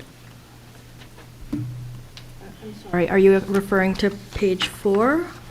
At the top of page 4. yeah, That just says that after after Mr. Lopola leaves, if he does become a party to a lawsuit that has to do with his performance as the manager, that he would have to, as somebody else said, appear, and, we would be covering the costs of that if it has to do Who with... would cover the cost of The it? township, it says that. Yeah.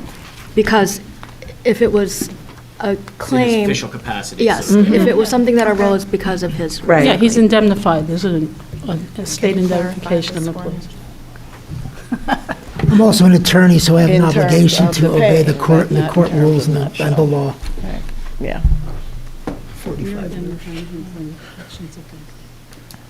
So there's a question as to the non-disparagement clause in the agreement.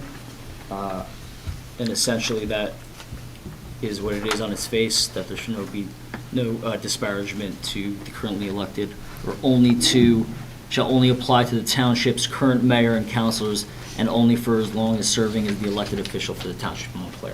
I thought So that was you stricken. no longer- I'm sorry, say that again, please? 'cause- Sure, as long as there's sitting as a council person, mayor, et cetera, there will be no disparagement by Mr. Lopola. Otherwise, obviously, elections happen, politics happen. That doesn't mean that in perpetuity going forward, he can't say something bad. Not that he I would get rid of that. I think he should be free to say how ridiculous we are if he wants to. Like, totally. It's the least we can do. And it's us disparaging him, too.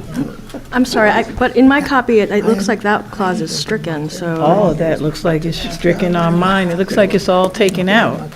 Well, I didn't work on the stricken one, I worked on the one that we received in our packet. So Okay. that's why I'm asking. Okay. I'll double check it Do you, myself. did you get this one? I do have it. Okay, I you just just said I didn't- made I my get notes it. on the original one that I we get it, received. yeah. No, I just got it too. And this is normal In here at the top of the page, yeah. practice. I don't have any more questions. Okay. Now, you said you don't have an employment, you said you don't have the employment contract, but No. when we were discussing earlier today, you did say you had an employment No, contract. I know, I told you I didn't have one, and that, my email to you said I do not have a contract, that my employment is covered by the statute, and I sent you a separate email that said that the last, my understanding was the last manager of the contract was when Mr. Hartnett was hired in 2003 or 2004, and, oh, it's on, but I'm not, my voice is fading again, but that, my employment is covered, my job description, manager's description, and in terms of his employment, he serves basically at the pleasure. There's the 3 months, you can have a contract for certain terms, but you can't give someone a term, for example, in a contract, because the statute limits on what you could do. So you can't give somebody a contract that says they're going to be the manager for 2 years or 3 years or 5 years. You're precluded from doing that. So if you look at the proposed agreement for Mr. Marks, it's very much, he's going to, which is basically you get the days that are the town policy and you get certain other, things that you're entitled to. And I just took my salary and that was it. And everything else was pursuant to statute and township policy. I'm an employee like everyone else. And, Mayor? Deputy Mayor? Yeah, just to clarify further, in this agreement, you're waiving claims, right? And agreeing to remain here until Mr. Marks begins his employment, as well as be available for up Yes. to a month. I've met with Mr. Marks several times, and we've started the transition.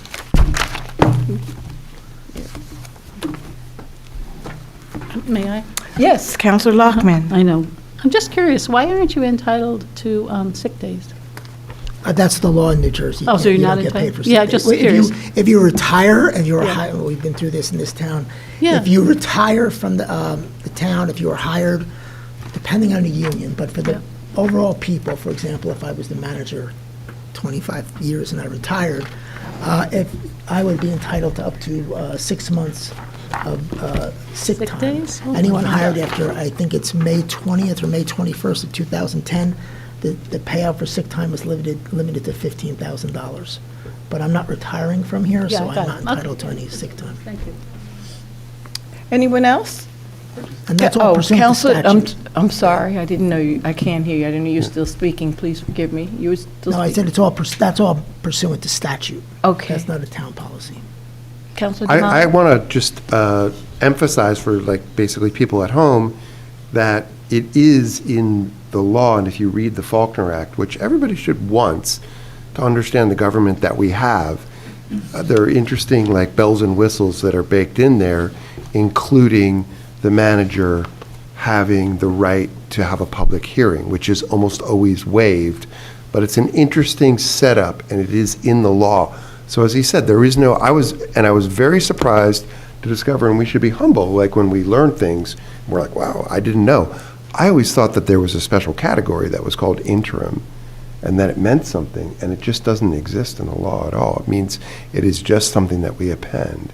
So it is not, these are things that are, in the law, and we're learning them, but it's important. So Yeah, it's just have what- one more I'm sorry, I didn't mean to cut you off. No. If there's no contract, then how do we pay for vacation time? Because that's the town policy, and every employee, when they leave, is entitled to their accrued vacation time. Whether it's me or somebody, who works in DCS or anywhere else. That's the policy for all employees. And I just want to mention, just because I want to clarify a point that was made at the last meeting, I do not get my health benefits from the township, and I am not enrolled in the pension system. So in addition to all those extra costs that were implied at a previous meeting as the cost of my employment, I do not take those. I don't even take a town phone or a town car, so just to be clear. Anyone else? Madam Clerk, please. Deputy Mayor Anderson. Yes. Counselor Birmingham. Yes. Counselor D'Amato. Yes. Counselor Lockman. Yes. Counselor Toller. Yes. Counselor Williams. Yes. Mayor Baskerville. Yes, thank you very much. We're going to take like a 7-minute break, and then we're going to come back. Because if I say 10, you all are doing 15. If I say 7, maybe it'll be 10. Deputy Mayor needed little breaks.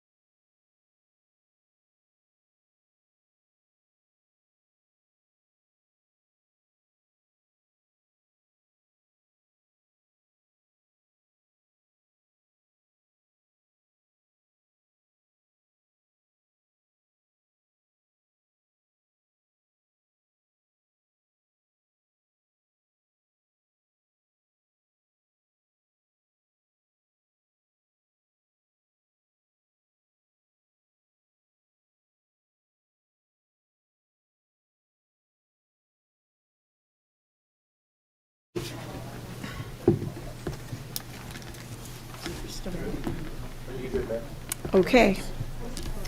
Welcome back. We're going to move to resolution number 20. I know we have not gone through number 1 through 19 yet, but I see people here from the bid.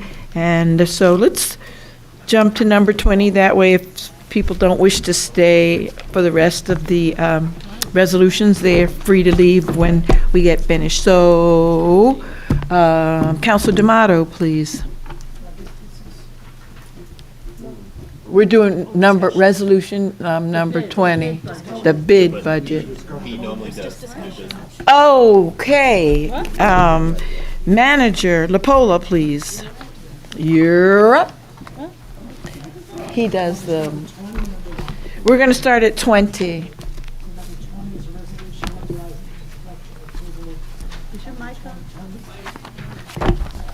Of the 2025 budget for the Montclair Center Business Improvement District.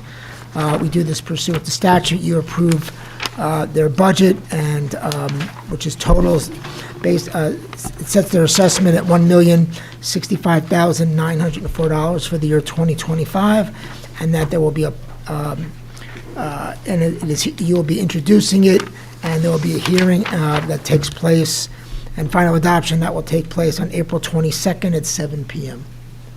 Thank you. For people that are watching at home, can you please explain what that means when we have a number in here as their budget, what that means to the township, and if anything, what that means to the taxpayers? This assessment is just on the properties that are in the bid. Mm-hmm. If I'm not mistaken, I think it's 160.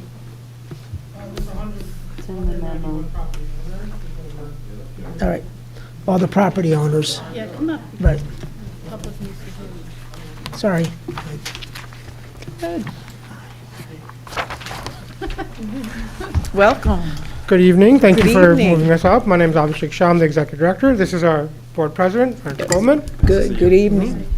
There's approximately 191 property owners in the district, some of them owning more than one property.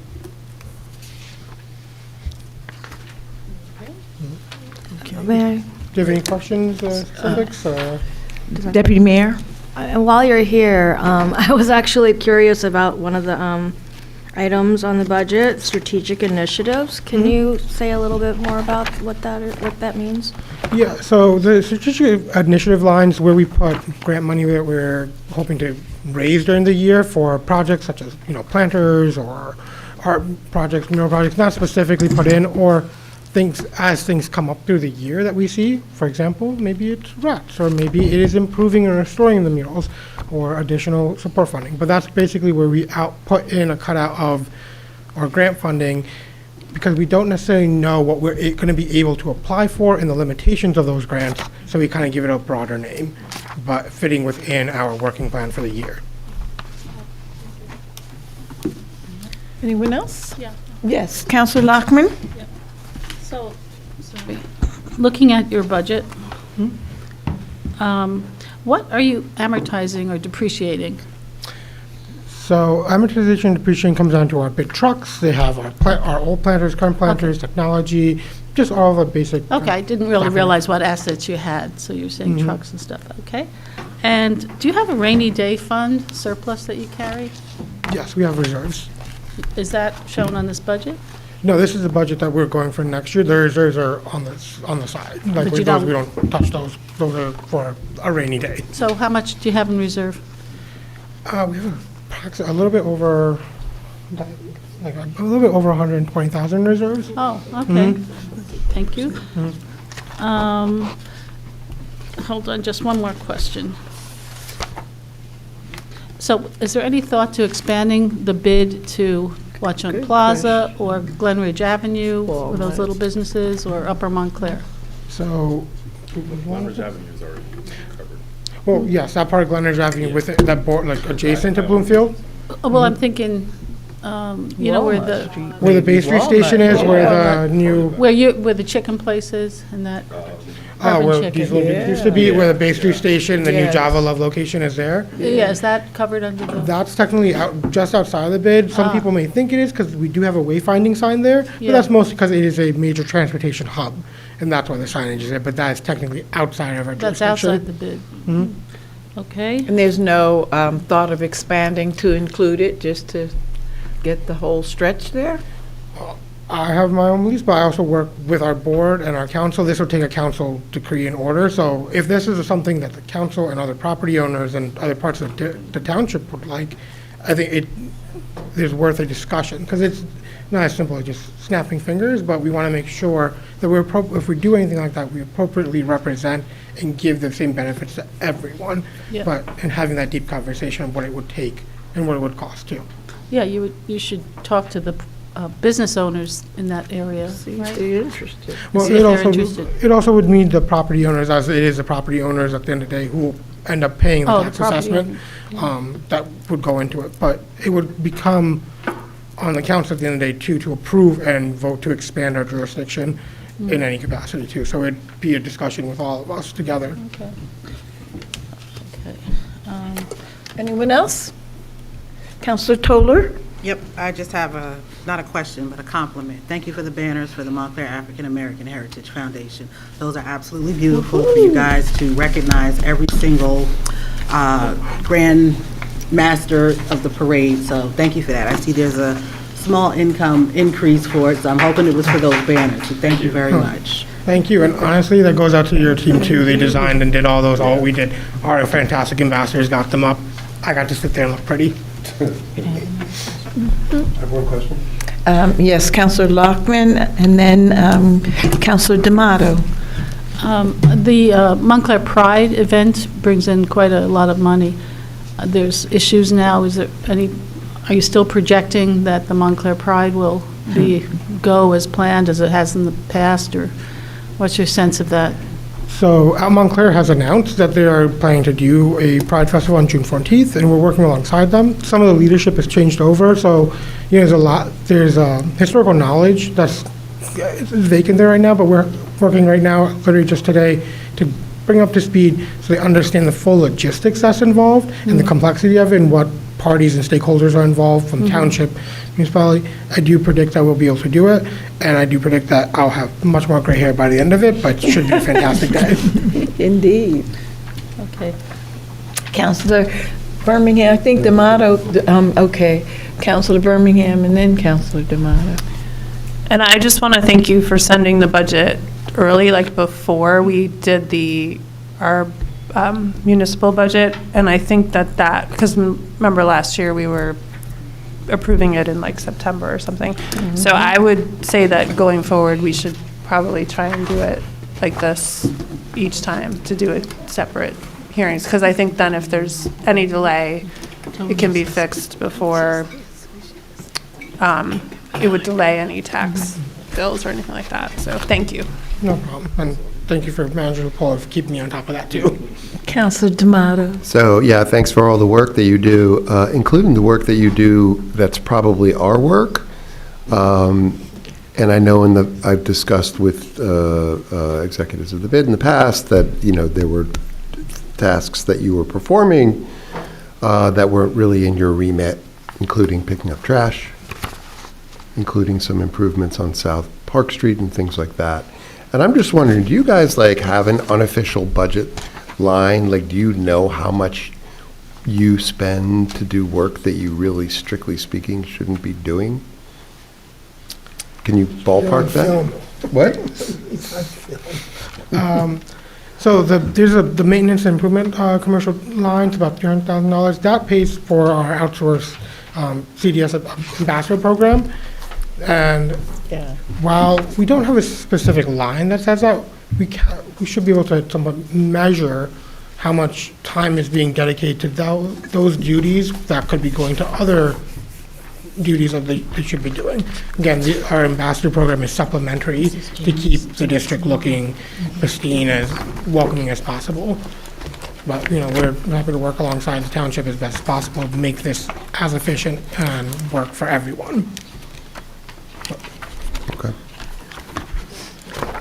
Yes, Councilor Birmingham? I also just want to say thank you for your help with Skip the Stuff, too. That's very helpful. Thank you. Thank you guys so much for all that you do. And Mayor? Yes. I just want to say that in my almost 20 months here, I think that we all worked very hard to improve the relationship between the township and the bid, and Jason before you, and I think there's been a lot, the lines of communications have opened a lot more than they were, and I think that we have now established one of those relationships where everyone can pick up the phone and get stuff done, so thank you. No, thank you, and anytime you guys need anything, I'm available. Please call, text, email, hound me. I'm here to serve the community just like you guys are. And just real quick, our Vice President, Matt Silverman. Yes. Hello Council. there. Good to see you. Appreciate it. Matt Silverman, Ernst and I are President, Vice President for this year, so we're working together with Abby to bring the best services we can. But in answering your question, Councilor D'Amato, we are looking at, one of the things we would like to do is a baseline service agreement with the township that sort of spells out who does what, so there's no confusion. I know that there's been some discussion about that in the past, and we're working on that right now, a draft of what that might look like. So we hope to get that to you within a couple of weeks, probably, to have discussion. Just to make sure that everyone knows who's doing what, especially when, That's there's a lot of finger important. pointing going on all the time, so Good. we're working on that. Thank you all so much. Thank you. All right. And just before I go, I just want to make sure to send a formal invite here. You'll get an email too. We're having a meet and greet next March 20th, on next Thursday, from 3 to 6, discussing many of the things going on. Mayor Bassero and I have been on a couple of task force talking about issues with the small businesses. If you're able to make it, it will be at 505 Bloomfield Ave, the Montclair Film Office, from 3 to 6 p.m. Hope you can make it, and if you can, please shoot me an email, and we'll have more information coming out about that. Great. Thank you so much, Avi. Thank you. Manager LaPola, I'd like to do 3 and 7 next, because I see that we have some staff members that may wish to do that, and then we... Do you want me to read them or something? 3 and 7? He's doing them, right, yeah. Okay. 3 and number 3. Number 3 is a resolution to apply for a New Jersey Historic Preservation Fund Certified Local Government Grant and Aid 2025. This is authorization to apply for the grant in the amount of $30,000 for a cultural resource survey of the South End Miller Street Historic Area. Janice is here if you have any questions. Discussion? Okay. Okay, number 7. Number 7 is a resolution to enter into a contract with Connolly Hickey Historical Architects, LLC, to prepare a cultural resource survey of the Upper Montclair Commuter Area. This is a grant that we had previously received. We're now going into Phase 2, I believe. This is part of Phase 2, and that a selection has been made with consultation with the state to retain Connolly and Hickey, and the amount is not to exceed $30,000. Discussion?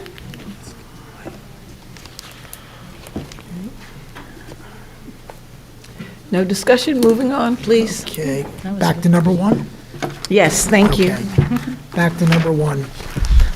Number 1 is a resolution authorizing a subaward agreement with Montclair State University for the USDA Urban and Community Forestry Grant. We had received a grant for $1 million under the the Initiative for Equitable Urban Tree Access and Climate Resilience. Part of that grant was always a subcontract with Montclair State for $300,000, and this will formalize that subgrant. Discussion? Councilor Toller? Thank you. I was just curious, because did we receive the money, or is this to receive the money? Dr. Johnson is here. Sure. Dr. J.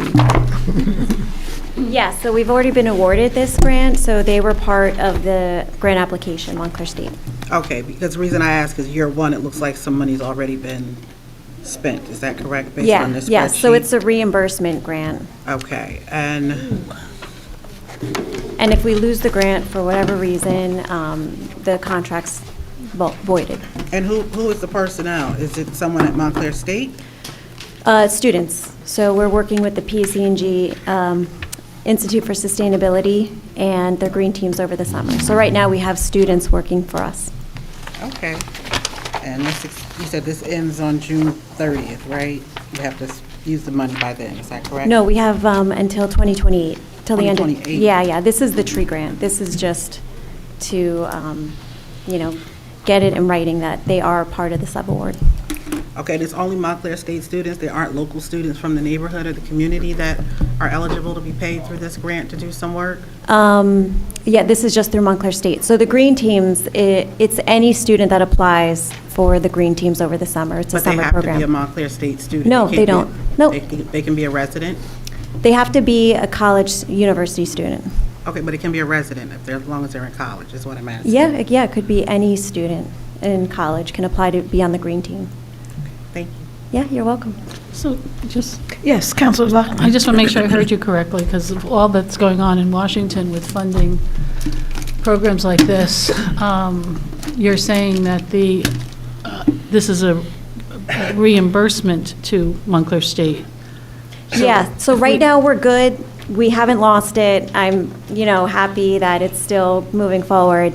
But if anything happens down the pike and it is canceled, then we do not owe Montclair State anything. Yeah, and we've gotten the full $1 million. No, it's reimbursement. Oh, our $1 million is reimbursement as well. So how much? It's $1 million total, so we Yeah, get yeah. $700,000, and then because they were part of the grant application to make it more competitive, we're giving them the subaward. This is only what we spent to date is on this spreadsheet, is that correct? We've only spent We haven't spent much. 38,000. So how do we get the word out for college students that are residents to apply and be part of the green team? I posted it. It was also on the bulletin board. Would you mind sharing it with my email so I can post it Sure, on some yeah. additional places? Well, they've already ended the applications for this year because it's over the summer, but we're going to be doing it for the next 3 or 4 years. Okay, so they're closed for this summer. The applications are Yeah. closed. Councilor Lockman. I'm sorry to be harping on this, but No, it's okay. should we hold off a little bit with spending money on this until things maybe shake down a little bit from the federal government? So I did slow down, Oh, you and did? I've been so crazy about it, and Yeah. I keep asking, and they're like, nope, keep going, moving forward. They say that from my contacts, government to government is more secure than government to nonprofit. Oh, okay. So right Oh. now, and Montclair State's a state university, Yeah. so right now, Yeah. we're okay. And so you submit your reimbursement requests pretty quickly after you've spent the money, too? Yeah, I can do it monthly. Okay, all right, thank you. Deputy Mayor. I know, I'm looking at the scope of work, it looks like a lot of great, the students and their faculty member would be doing a lot of amazing work for Montclair, data collection and, all of that. And I just really curious, which department is the Montclair State PI part of? Do you know? It's under the Earth and Environmental Science Department. Okay, thank you. Yeah. Councilor Toller, did you have something else? No, not at this moment. Okay. Anyone else? We're moving along. Thank you so much, Doc. You're welcome, thank you.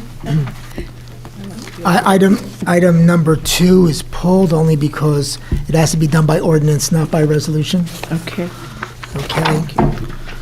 Number 4 is a resolution authorizing the award of a fair and open contract for the township for electrical service, for New Jersey licensed electrical services contractor. This was bid out. There were 5 bids. The lowest bidder is Sunny Electric from Kearney, and it's an amount not to exceed $100,000 per year. Discussion? Yeah. Councilor Lockman and then Deputy Mayor? I have a Oh, question. no. Councilor Toller. Councilor Lockman? So I have a question for you. Once again, we're seeing a not-to-exceed amount. Have we taken into account our discussion at the last council meeting that we really need to look into that number and kind of These, maximize what... Austin, Oops. these estimates are done by DCS, so this is based on our Oh. experience So in they- previous years. Okay. Oh, okay. That's Right. all. Thank That's you. it. Yep, and Okay. Kearney is spelled wrong. There's no second E in Carney. Okay, all right, thank you. All right. Counselor Toller? Yeah, I just noticed on this page 23 where it says, can you properly respond to an emergency service call within dash minutes or hours? They didn't indicate any, number there, so I'm just curious if they needed to put a number. Should we be aware of a number? Is that part of the bid and application process? I'll defer to Mr. Ashley. Item C on page 23 of the reference and vendor qualifications. I don't have the document in front of me. Yeah. I think the question is over here. One of the things was not answered. That response time.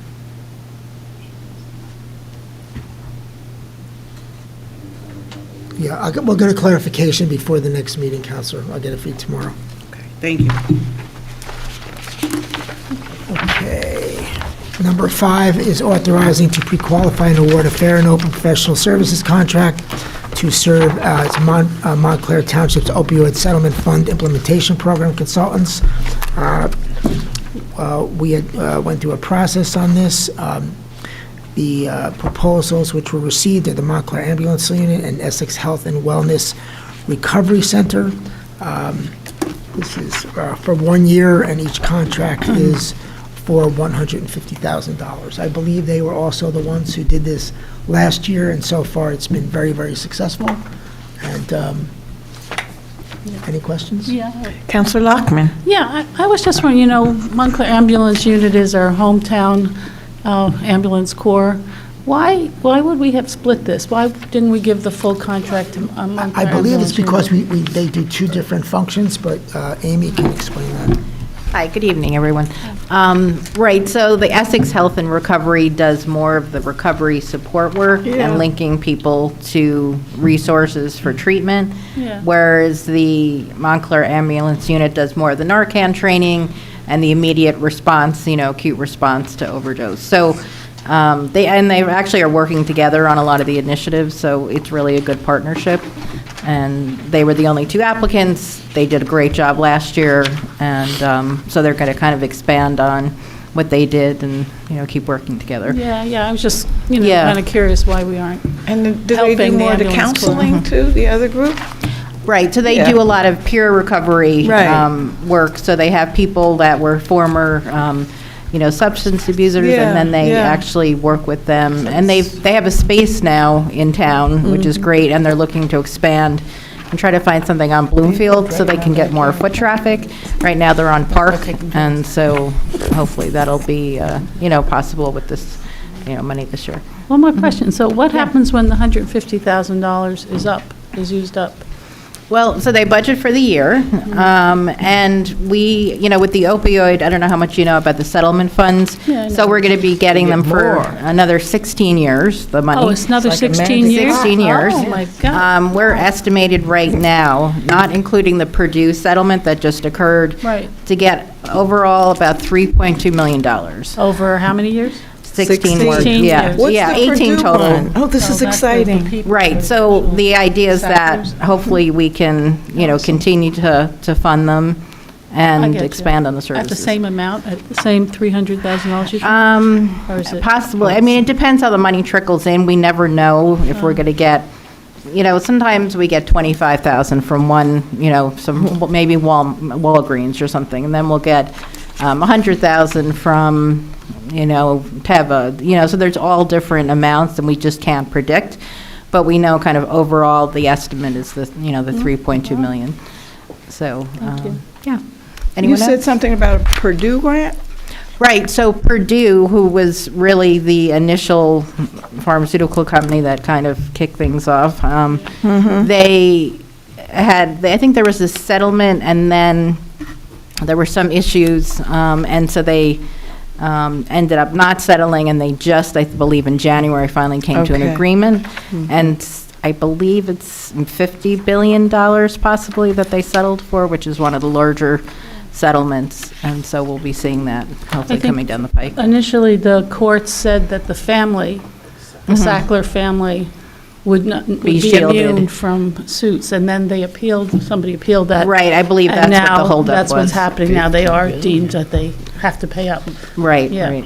So that'll be on So- top of the other money. Exactly, right. Awesome. Yeah. Can we use it so- for infrastructure? What's that? No, Infrastructure. I mean, that's the thing, it really is the scope is pretty narrow. Yeah. But I think we have some good groups, we have, a lot of great community organizations in town, so we're lucky that we have these two. Anyone else? Yep, just one question. Sure. Essex Health and Wellness, you said they're not in Newark anymore? No, they're located- right here in our backyard. Yeah. Okay, because on the certification of funds, the address is wrong. on Their both. original, I guess, where organization they was were. formed out of Newark. Okay. And then- But they're primarily here now, 5 days a week. And just on page 13, you know what I see, right? I don't have it in front of me, so tell me what you Yes. see. Oh, a vehicle. There you go. What is it? You with me. Right. The Montclair ambulance This was unit. purchased already, or? No, it's they not didn't purchase purchased. one in 2024? The ambulance unit, well, this is specifically for community outreach for the opioid grant. This has nothing to do with, ambulances for, sort of their main, goals. So this is specifically going to be for community outreach. It's going to be a used vehicle. They're going to have it retrofitted with some medical equipment. It's going to be shared with the Essex Health and Recovery Group. They're going to both use it for community outreach. So they're going to probably get like an old police vehicle and then retrofit it. So that's where the $35,000 cost is, coming into play because of the retrofitting. And they won't But need they're- any more vehicles, right? I can't tell you, but, I mean, we are allowed to spend the money from this grant, but we're not responsible for it. We don't maintain it, we don't, they're just buying a used vehicle, and that's what, and they're going to wrap it, so it specifically says, it references the township, that it's opioid settlement funds, and it's going to be very specific purpose, so, Okay. Does and they're the going vehicle to. stay with them if there's a difference, like if they're going somewhere else? That vehicle, is it the property of the Montclair ambulance unit, and they can do whatever they want with that? Right, right. It's just like if we get a grant, the health department, and we purchase a piece of equipment, it's our equipment. So this would be their vehicle. And again, they're not getting some, super fancy high-end, they purposely are getting something used. They're not getting, anything that's, excessive. And it doesn't have to be used specifically for something related to opioids or that It type is, of that's what, thing. so it's community outreach for, right, but they're probably going to reach out to unhoused community, kind of the same people that Robin goes like on foot to reach out to in her group, but now they'll have a vehicle, and they'll, obviously stock with Narcan, and other, maybe they'll do some wound care, because, the xylazine that's now found in a lot of, the fentanyl that is coming in illegally, so, they're going to kind of expand upon the things they're doing right now. And So, roughly how but many it will be clients theirs. do you think that they serve in a year or in a Good quarter? question. Just curious. It's the ambulance unit or the recovery? Recovery. It should be in their Yeah, I couldn't find it. proposal. Let me see. I brought information about what they're doing for this coming year, but I can probably get you that data. Okay, you can just I'm shoot happy me to an send email. it. Thank you. Yeah, no problem. Anything else? Counselor Lockman? Just one more, are you, your department administering this grant? Yes, so we were put in charge of the settlement fund, so we're Okay. overseeing the settlement funds. And there's really no prescribed way that towns have to administer them, like there's They don't not have a to lot of report rules. back, it's just you got the There's settlement? some very basic reporting, Yep. so we're doing that. We have a tracker, so we're tracking the money that's coming in, and then that's how we have an estimate of what we're getting based on some data we received from the state. And I decided an RFP was the best way to go, because that way everyone has an opportunity to apply, but we didn't have to do that. We could have just given it to the Montclair ambulance unit, for instance, but I wanted to keep it really transparent and, structured, so. Okay, thank you. Do we use the police and fire at all for community outreach, regarding the opioids? I know that all of them, I know that all of them go out for emergency calls with their Narcan and whatnot. But do we use them at all for community outreach? And I'm asking that specifically because if so, maybe we could keep the $35,000 vehicles in the Township of Montclair and give them some vehicles. Right. So I know the police department actually work a lot with, Robin, and that's how we found out about Robin and her organization. So the chief could probably speak a little bit more about, off the top of my head, I don't know what their frequency is, that they go out actively and, do this work. But of course, they're responding, they're, giving Narcan, not as much as the ambulance unit, but they are, I know Councilor Birmingham had asked for the numbers. I believe it was it seemed low, right? Wasn't it 6 doses? I think it was police administered. 12 by the MAU, ambulance. Right. 6 by police, Yeah. and 2 by family members, so Right. 20. So they are doing some. I don't know about fire. I know Chief Duncan's here, so maybe he can speak to that. But definitely, the police are definitely, involved in that, so. Well, 20 is a pretty significant 20? number. I mean, that's 20 people who needed Narcan. That's Where's the per 20? year. She said, Right. 12 by MAU and 6 Right. by the police and the Yeah, rest and were then 2 family members. Yeah. And that's all we know about, right? I mean, we've distributed a bunch of Narcan ourselves, and then the ambulance unit did 420, they trained 420 people last year, and they were all given Narcan, so we don't know how many of those doses were used without it being reported. I imagine there's some. And those 20 people were all Montclair residents. Yes, the numbers we were just talking about were Montclair residents, correct? Okay. Thank you. I appreciate you so much for all the different things that you're doing, expanding into areas that we've never been before, and I appreciate you. Thank you. Good night, everyone. Mr. LaPola. Number 6 is a resolution awarding a fair and open contract to SF Mobile Vision, Inc. for proprietary computer software for police department pursuant to New Jersey State Contract 17-Fleet-00731. This is proprietary equipment that we use, and this amount is for the first year. Just to, Council Williams? thank you. Just a silly question. I noticed that it's in the memo, one of the things that is going to be going to get a DVD printer. So, just wondering, I mean, it's not a big deal. I just know that there's no equipment really to. I play think those it's some. things. You have a DVD player? What's that? Oh, I thought you. No, I have a record player. No, I think in some of the police systems that they still use DVDs for the transfer of evidence and records and stuff like that. That's what that is. I'm just curious, do you know why we're switching? Is this a new service, a new company that they're using? No, I believe it's the same one we've been using. The same one? Yes. Because the increase, was it the extra cost for this installation? It may be an upgrade or a newer version of the system that has to be installed. I can get you the information if you'd like. What's that? New hardware? New hardware? Tony knows that. Thank you. Okay. All right. Yes. We did number 7, we're up to number 8. A resolution authorizing the renewal of a fair and open contract to Prime Point LLC for Montclair Township payroll, HRIS, benefits, pension, time and attendance, ACA compliance, et cetera. This is a contract, a service that we've had before, and this is approves renewal of the contract for 1 more year in an amount not to exceed $98,000.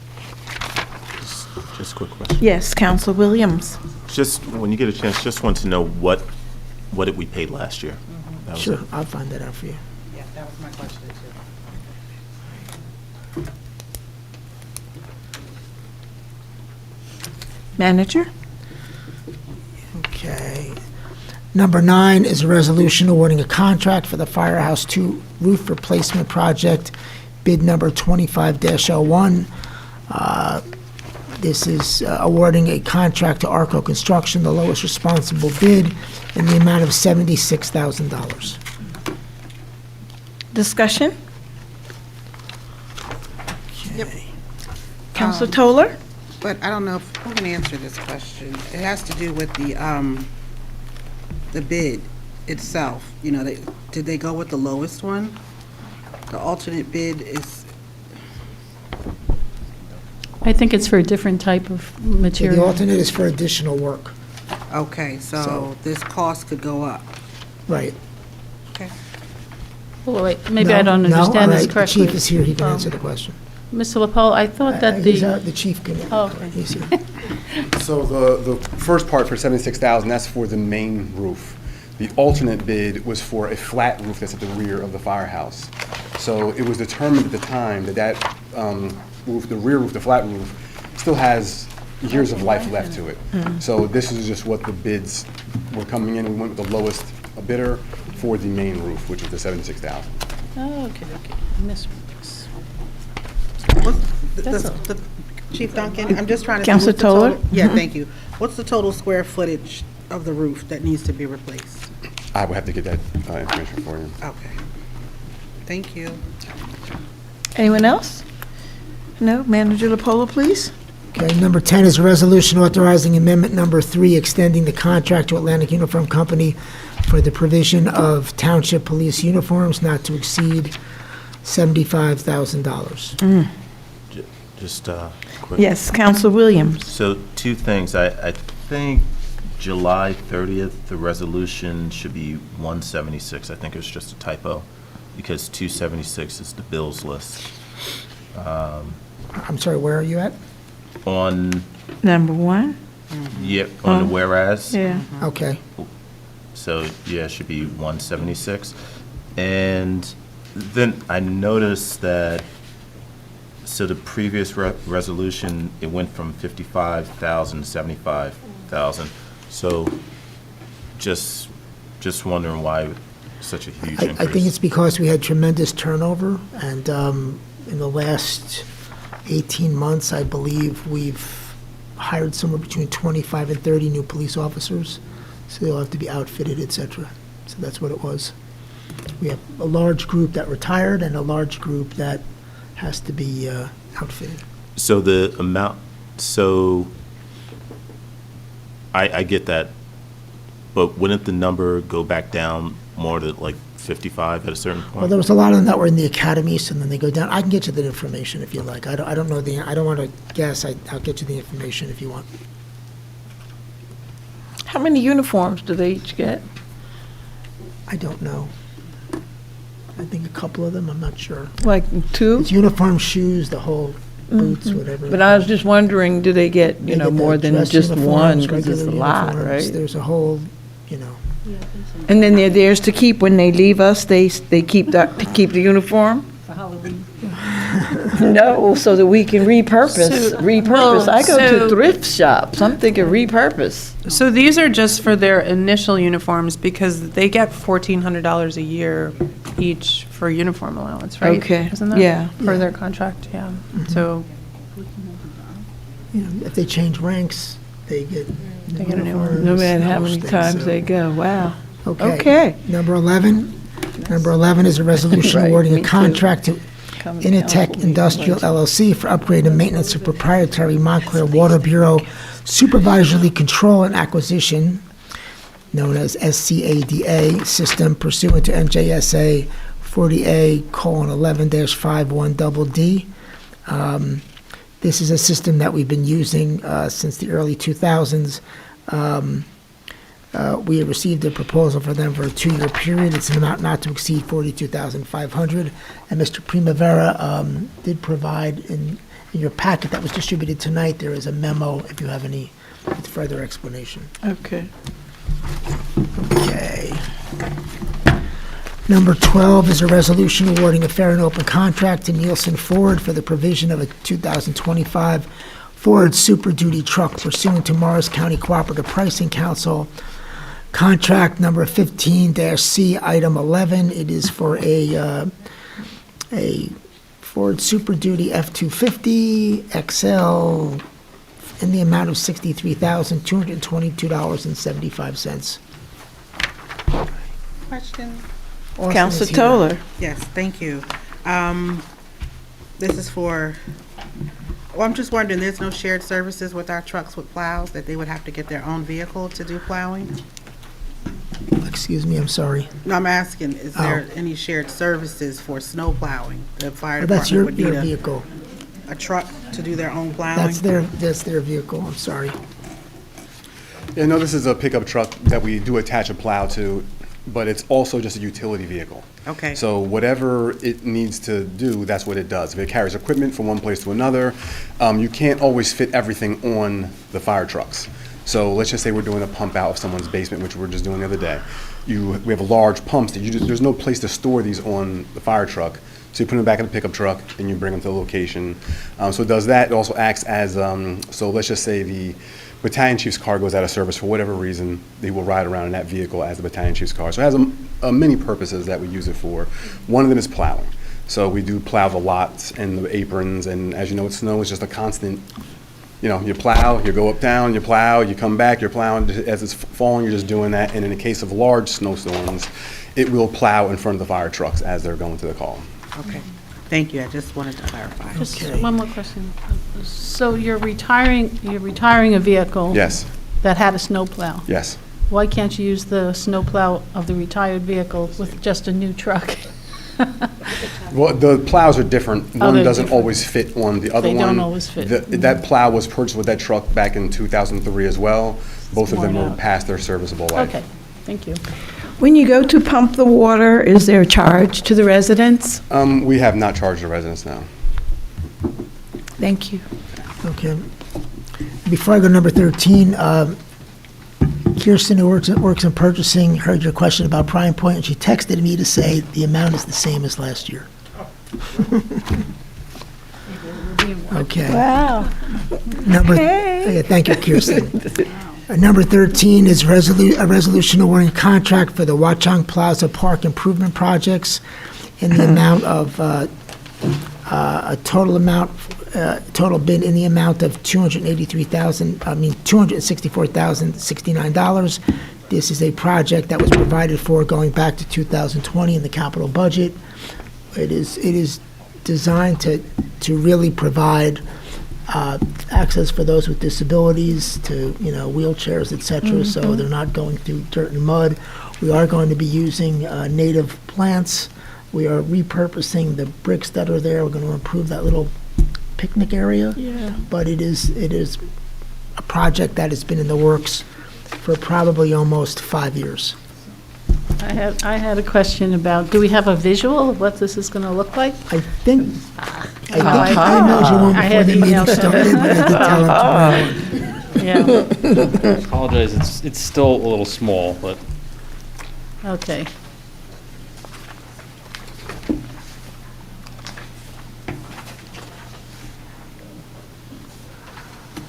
Thank you.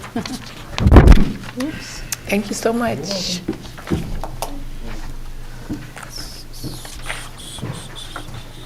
Thanks. Okay. I just have a question when you get a minute.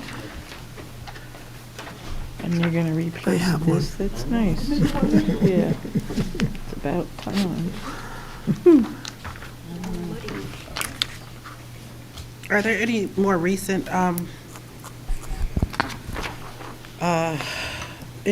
projects from, I guess, from 21 to 2024? This statement of qualifications is from 2021. Is there anything more recent that you have? I'm not sure what you mean. I'll show it to you. You have the packet in front of you or no? Mm-hmm. The statement of qualifications, I guess this is, I can't read the name of the contracting company, but the years that they gave these, information, is anything more current? I guess it's page 1 of 6, 2 of 6.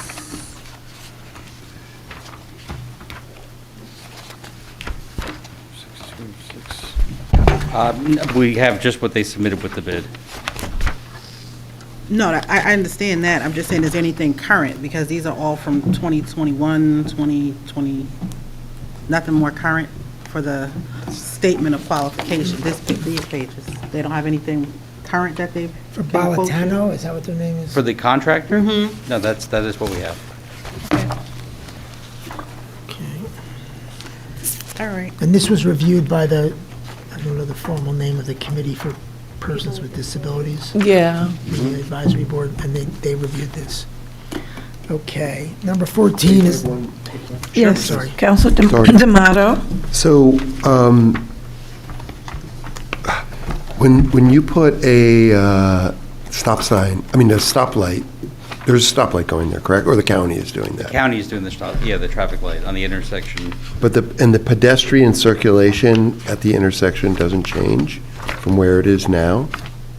Not for our project, no. I don't anticipate the county changing the crossing there either. Okay. What will change is that you will be able to circulate through the entire park, because currently the sidewalks don't go fully around the park, and they will be ADA accessible. So, But you won't be able to cross from the west side of Park Street, north of Watchung Avenue, directly into the park once there's a stoplight? There won't be a pedestrian crossing there? no, I believe that the only one will be on the The east side? yeah, the east side. Oh, crap. Sorry. Council Lockman? So this does not include a bus shelter? No, we thought did they were putting a new include, one. as an alternate, the replacement of the gazebo, Yeah.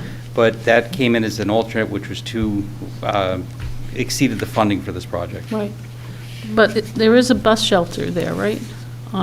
No, that's the gazebo. There's no bus shelter at all in this park? I thought there was by the bus stop. The gazebo. There is, right. There's like a gazebo. A where the gazebo. can- Yeah. Right here. Yeah. That's the Okay. gazebo. Yeah, that's the, Okay. And that is wheelchair accessible?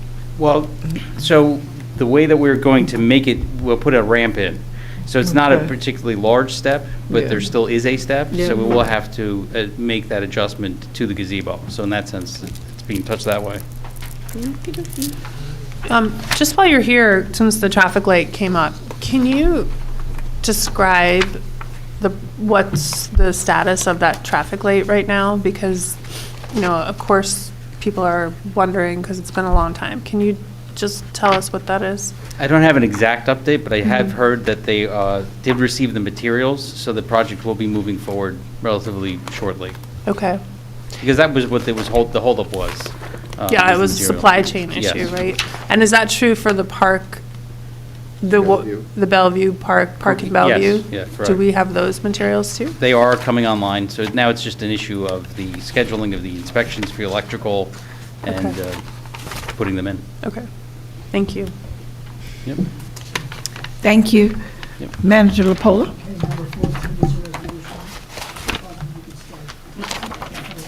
Oh. We got a reprieve, okay. No break.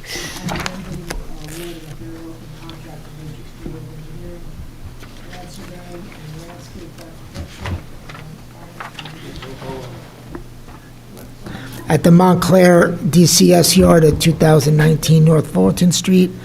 This is part of an overall plan. We had got an extension for remediation, and this is for the next major part. It increases the contract by $228,010.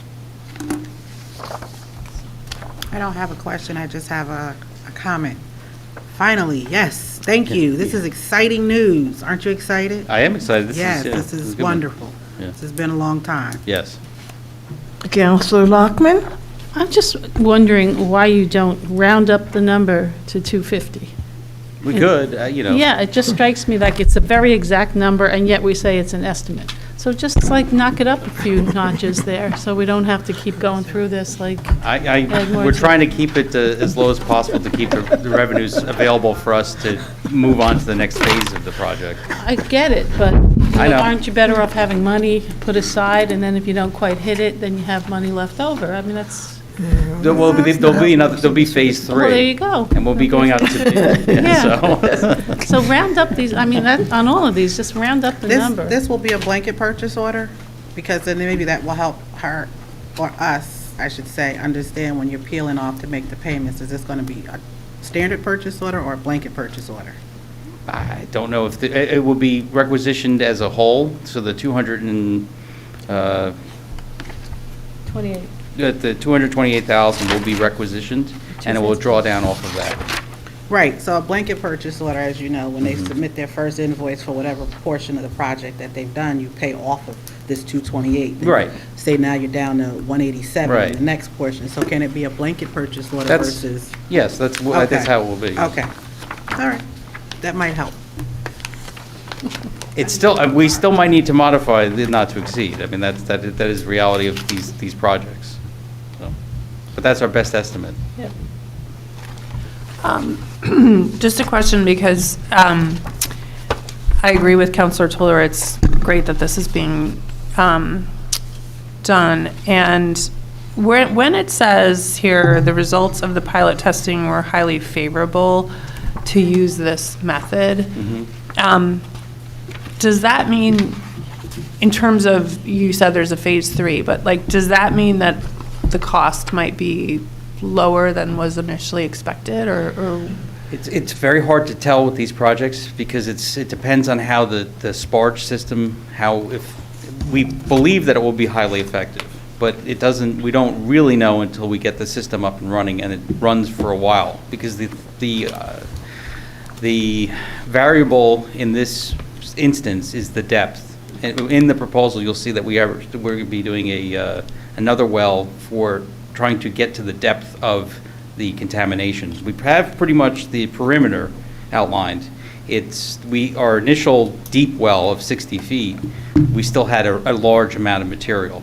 So we're looking for that bottom. So it's hard to say if it will come in, How wide is it? What?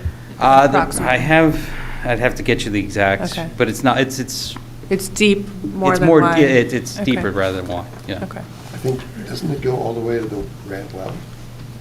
Well, it does pick up, I mean, the benefit we have right now is the ram well isn't online. So that's not impacting the drinking water, but the nature of these contaminations is they get everywhere. So it's vital that we get it out as soon as possible. Our indications are from this testing that we were highly successful with the sparge method, so. Councilor Lockman? So did the township always own this property? No, I believe this was a railroad yard at some point. So is this, the cause of this contamination, could it have happened during the prior owner's use of the property? It's the contamination is consistent with fuel oil, and we did have tanks in that Okay. location, so. Right, so we think we did it. Every railroad went bankrupt, so Oh, the No, but I railroad is believe also that back? Mr. Primavera told me once that it was, that the contamination, that parts of it was aviation fuel, and it was a depot there from World War II. Well, that's my question. Yeah, I don't have anything that confirms that. I've But heard Mike that has told me same that, thing, yeah. but Yeah. I don't have anything that Yeah. nails that down. One of the things when you have, environmental problems is you look to see if there was a chain of ownership where Right. the other parties could have caused the damage, and then you seek some recovery from them. Is that happening, or was that investigated at all? I don't believe so. Yeah, and also, is there no insurance coverage for this leakage? Not for these instances that I'm aware of. Well, did we check to make sure there's no underground storage tank pollution coverage for this? I have in the past, not for the specific case, but I've yet to find coverage for this that can would check. cover it.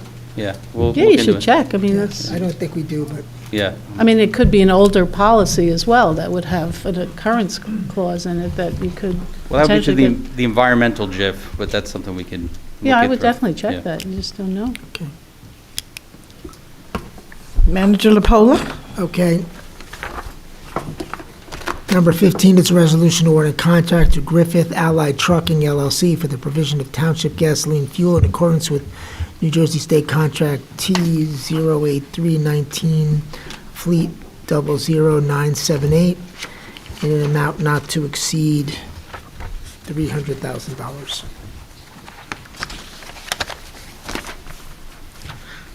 Number 16 is a resolution authorizing the renewal of a contract for the curbside collection and disposal of municipal non-composted grass clippings with Nature's Choice Corporation for the 2025 season in the amount of $129 per ton. That was the amount that was in the, set for this year in the original award there, correct, Austin? Correct. Okay.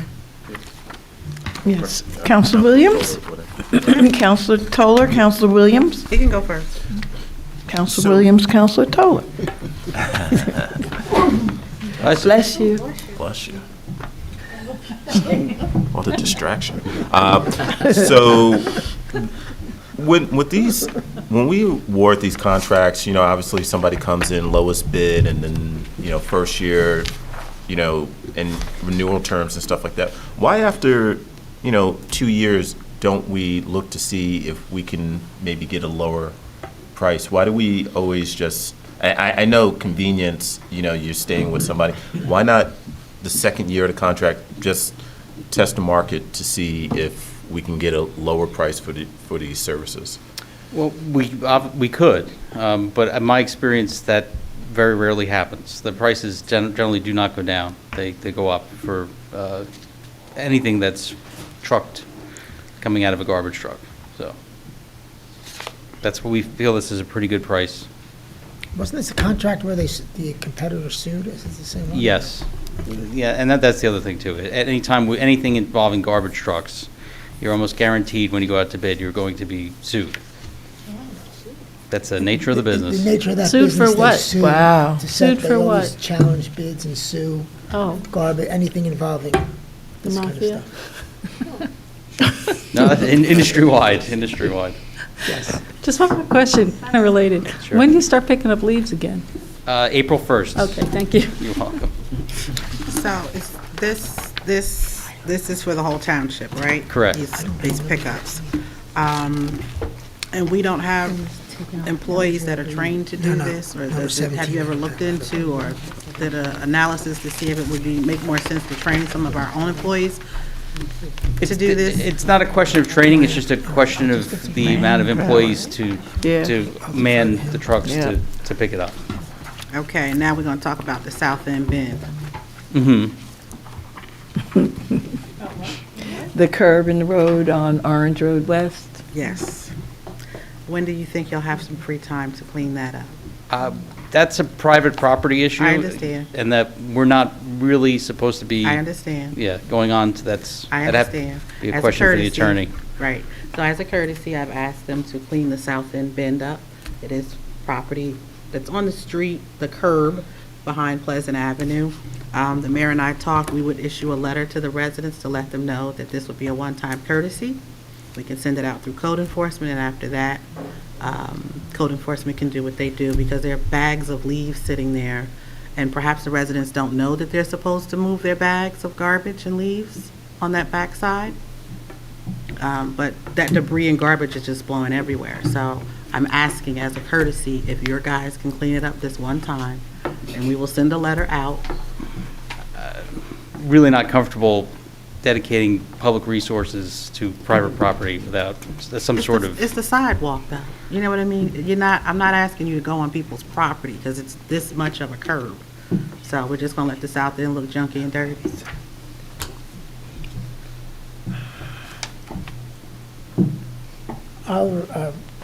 I agree with with Austin, but I will defer to counsel as to the legal issues here.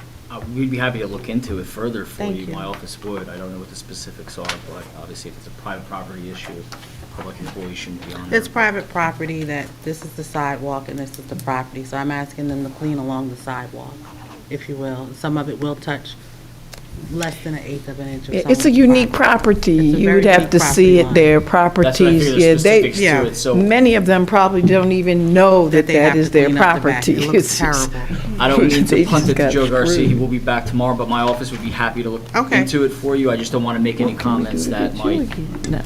not be accurate. Sure, no, that's fair. All right, thank you. Okay. Well, I'll go out there and clean it up. Now we're on 19.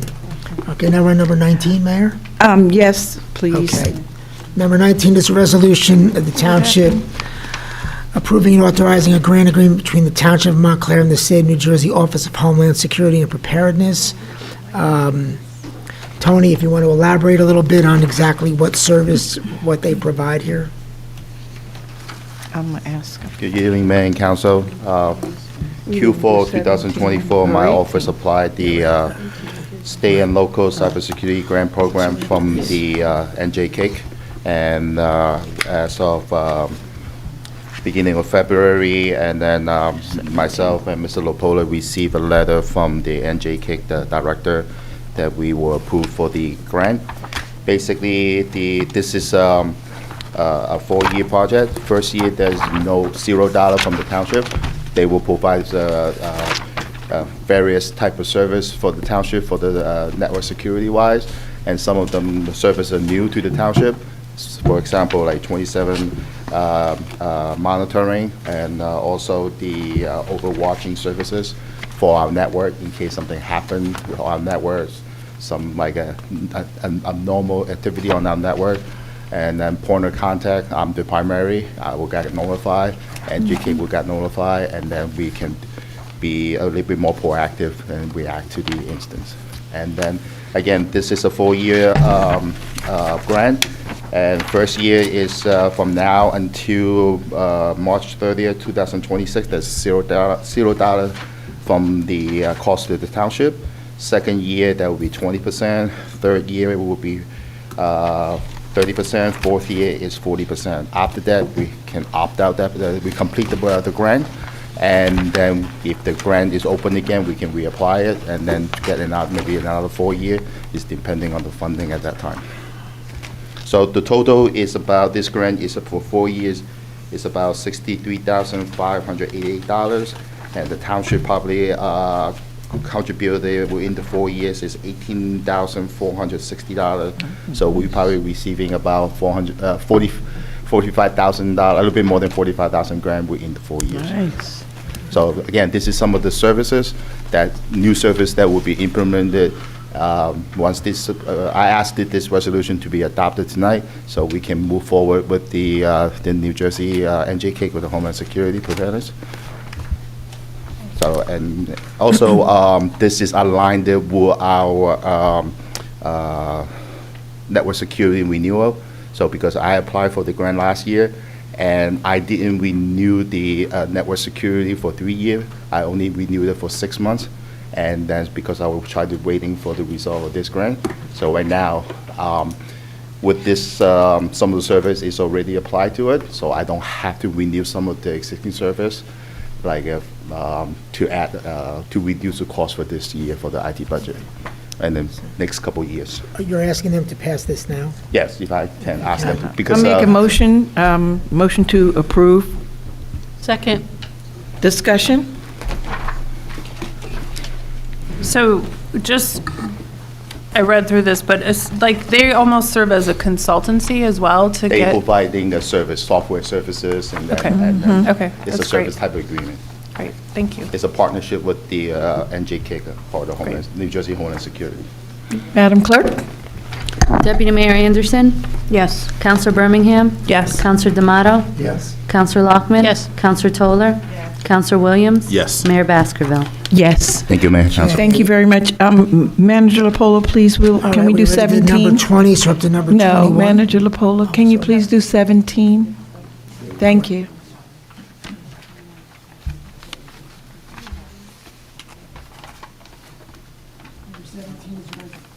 Number 17 is a resolution awarding a fair and open contract Sanitation Equipment Corporation for the provision of a truck body in accordance with the Educational Service Commission, New Jersey Cooperative Contract 23/24-048.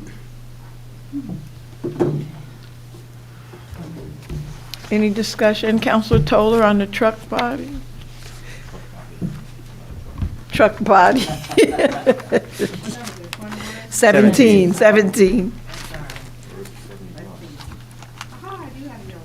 Uh-huh. Sorry.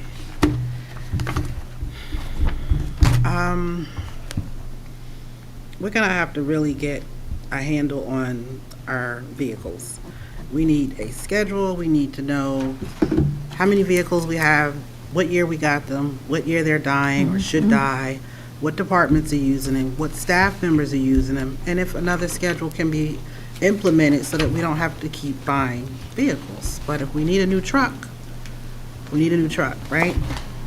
I think we provided that whole Like the spreadsheet schedule, before. that, not only that, we also need to keep track of the schedule of replacements, because Well, this isn't a truck in and of itself. This is the rear end of a piece. truck. yeah, I understand. Yeah, this is You know, like, when equipment, was the last one replaced? 2003, I believe. Oh, off the top gosh, of my we're head. long overdue. Okay. That's pretty good. And they last about 20 years, right? Yeah, So they- you they won't be list- back next year after. Not for this one. Okay. Not for this one. I'm just double checking. Yeah. Thank you. Yep.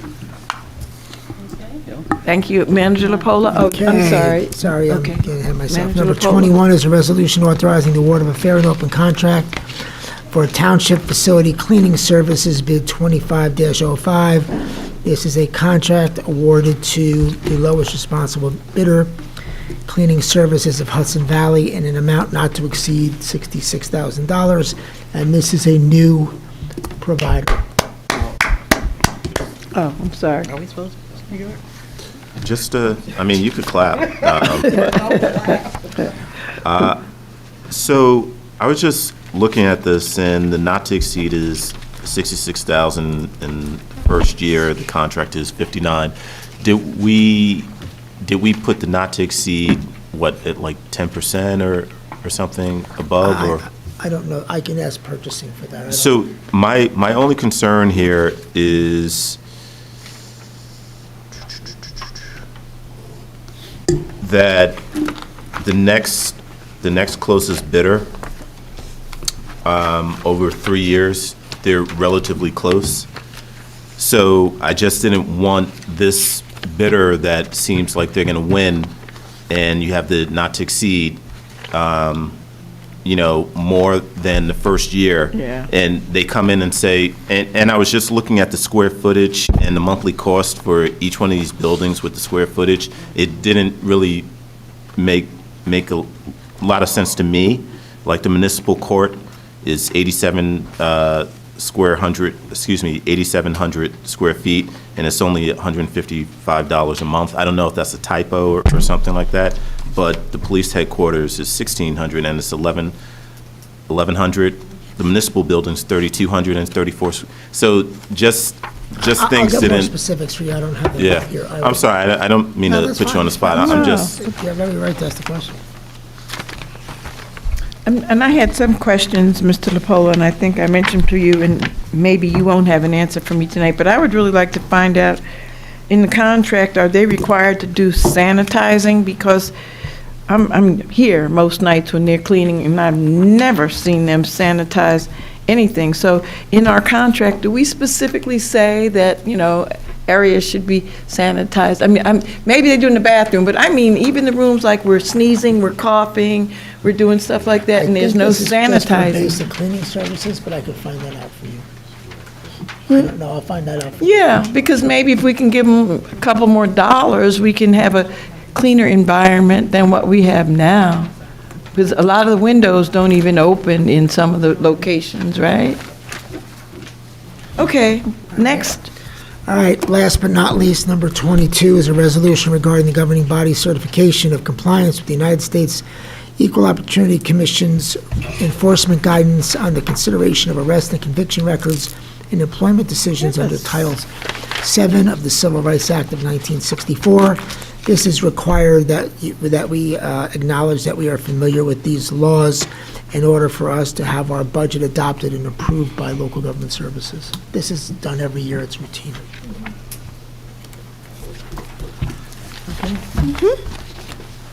That's all I have, Mayor. Motion to adjourn? Oh, we have something else? Yeah, I have a question. Oh, So, no, I had submitted Oh. at least 3 things to go on the agenda, and they're not on the agenda. And they were seconded or thirded even. And I'm wondering, how do they not get on the agenda? I think that's my fault. What? Is it your fault? Yeah? Well, some of the things you can just, don't have to be, reports and things like that could just happen. They don't have to be on the agenda for you to do it, but I will take responsibility for that. No, but, I mean, how do we know, like, it's the end of the evening, we haven't talked about things that are probably pretty meaty discussion items. And to me, they probably should have been earlier on the agenda than now, when we're all tired. So I don't know how to address it. This is not the first time this has happened, and I'm just getting, like, frustrated. I apologize. Yeah. But are we going to have the next agenda? So I had asked about having our committees and our liaisons and probably an agenda protocol, all that, I didn't ask agenda protocol, but the committee structure and who's a liaison for each of the civic committees. Well, do you have the ability in any meeting to discuss those things? You don't have to place them on the agenda for discussion. Well, I think Yeah. it's. I'm just saying if we had the time. Yeah. And the inclination. Just in terms of people being prepared to discuss an item. Now they see this and it's All done. right. I would call it for an adjournment, mistake. yeah. That was my mistake. But I'm just asking for guidance here. What should I do? add an extra meeting? No. Okay. No, I mean, you asked the I know, question. but I'm just trying to see I don't what you think need so. I to don't think do. people want to have an extra meeting, but we could. I mean, we could, certainly. Okay. They're long all right. overdue. What's overdue? We need to establish how this agenda is put together. What's the protocol around it? Yeah. That has not happened. We definitely do. You know, we and talked need to about do it having, before the first of, talking about having committee meetings, discussed at the subcommittee meetings, outcome or discussed at our council meeting, so everybody knows what everybody else is doing. I have no idea what everybody else is doing unless I happen to talk to them. Liaisons we need to assign. We talked about it in emails, but we need to somehow formalize that, in my view. I mean, I could be in the minority here, but. So how do we want to approach it? It just, maybe people don't share my concerns. I don't know. I'm a person like, the government has structure, military has structure, corporations have structure. I think people work well under structure, and we don't seem to be able to get our act together with structure. And I'd like sometimes the that to- structure that we set in place for ourselves, we don't even adhere to. That's where I have a problem. Yeah, which we need Yeah. to talk about this, Yeah. so we can, right? I'm not sure we have to talk about it at this hour, but, I mean, we can almost get out of here before midnight. I agree with you, Counselor Lockman. I think it's important. And if people don't want to have another meeting, if we put that on the agenda early for the next meeting, which is the 25th. Is it the 25th? When's our Yeah. next meeting? 25th? That would suit me. Yeah, I think people all know what the issues are. I think let's just so. come And I prepared to think talk the about time that we've had Yeah. to think about it anyway, right? No, I agree with And you. have, we've got experience now in doing this, and we know the pitfalls and the things that are working, so. Absolutely, Yeah. I totally agree. Okay. So maybe that would be agreeable to you, then can we make a note that we would like to have that at the beginning of the agenda? Did you already send it in? I have. Okay, so you'll make sure that will happen for us. May I make a recommendation? Yes, if you Counselor don't Toller. mind? You're saying that you submitted some things and it didn't make it on the agenda, right? Yeah. I think if Operations Committee can come up with a plan and then present it, because we're meeting next week. We have an operations committee? We do. Who's Raise your Operations hand if you're on Committee? the Operations Committee. Okay, so see, that's what I'm saying, I don't Eileen. know this. Oh, I'm just saying, I don't know anything, that's what we have all these Council ad hoc President. committees that people make So, This is a up. real committee. What we can do in Operations It was? is, Under where? You could sign up for operations? we did it back in July. Who is we? Us, all of us. You did, you appointed this committee. It's a Yeah. separate committee? Originally, it was just Counselor Williams and I, We were looking for a third, no one wanted to join us, and then Council Birmingham emailed us a week later. And what is under operations, when we talked about it that It's on meeting? the list, what- Mayor. It's on the- No, I just want to know what it is that we Well- talked about in terms of the operations. Protocol, processes, and procedures. For example, we will revisit getting our agendas early. That's something operations can work on and share with the full council. And I think that may help with Councilor Loftman's concerns, with getting stuff on. If there's a hard cutoff date, that is what it is, so.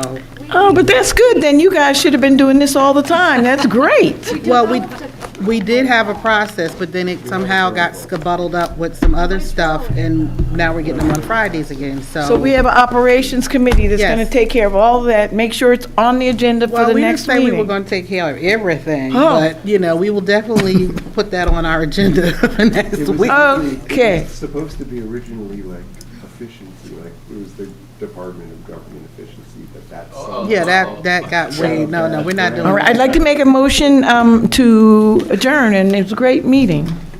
Is there a second? Second. All in favor? Aye. Any opposed? Have a good evening. Good night.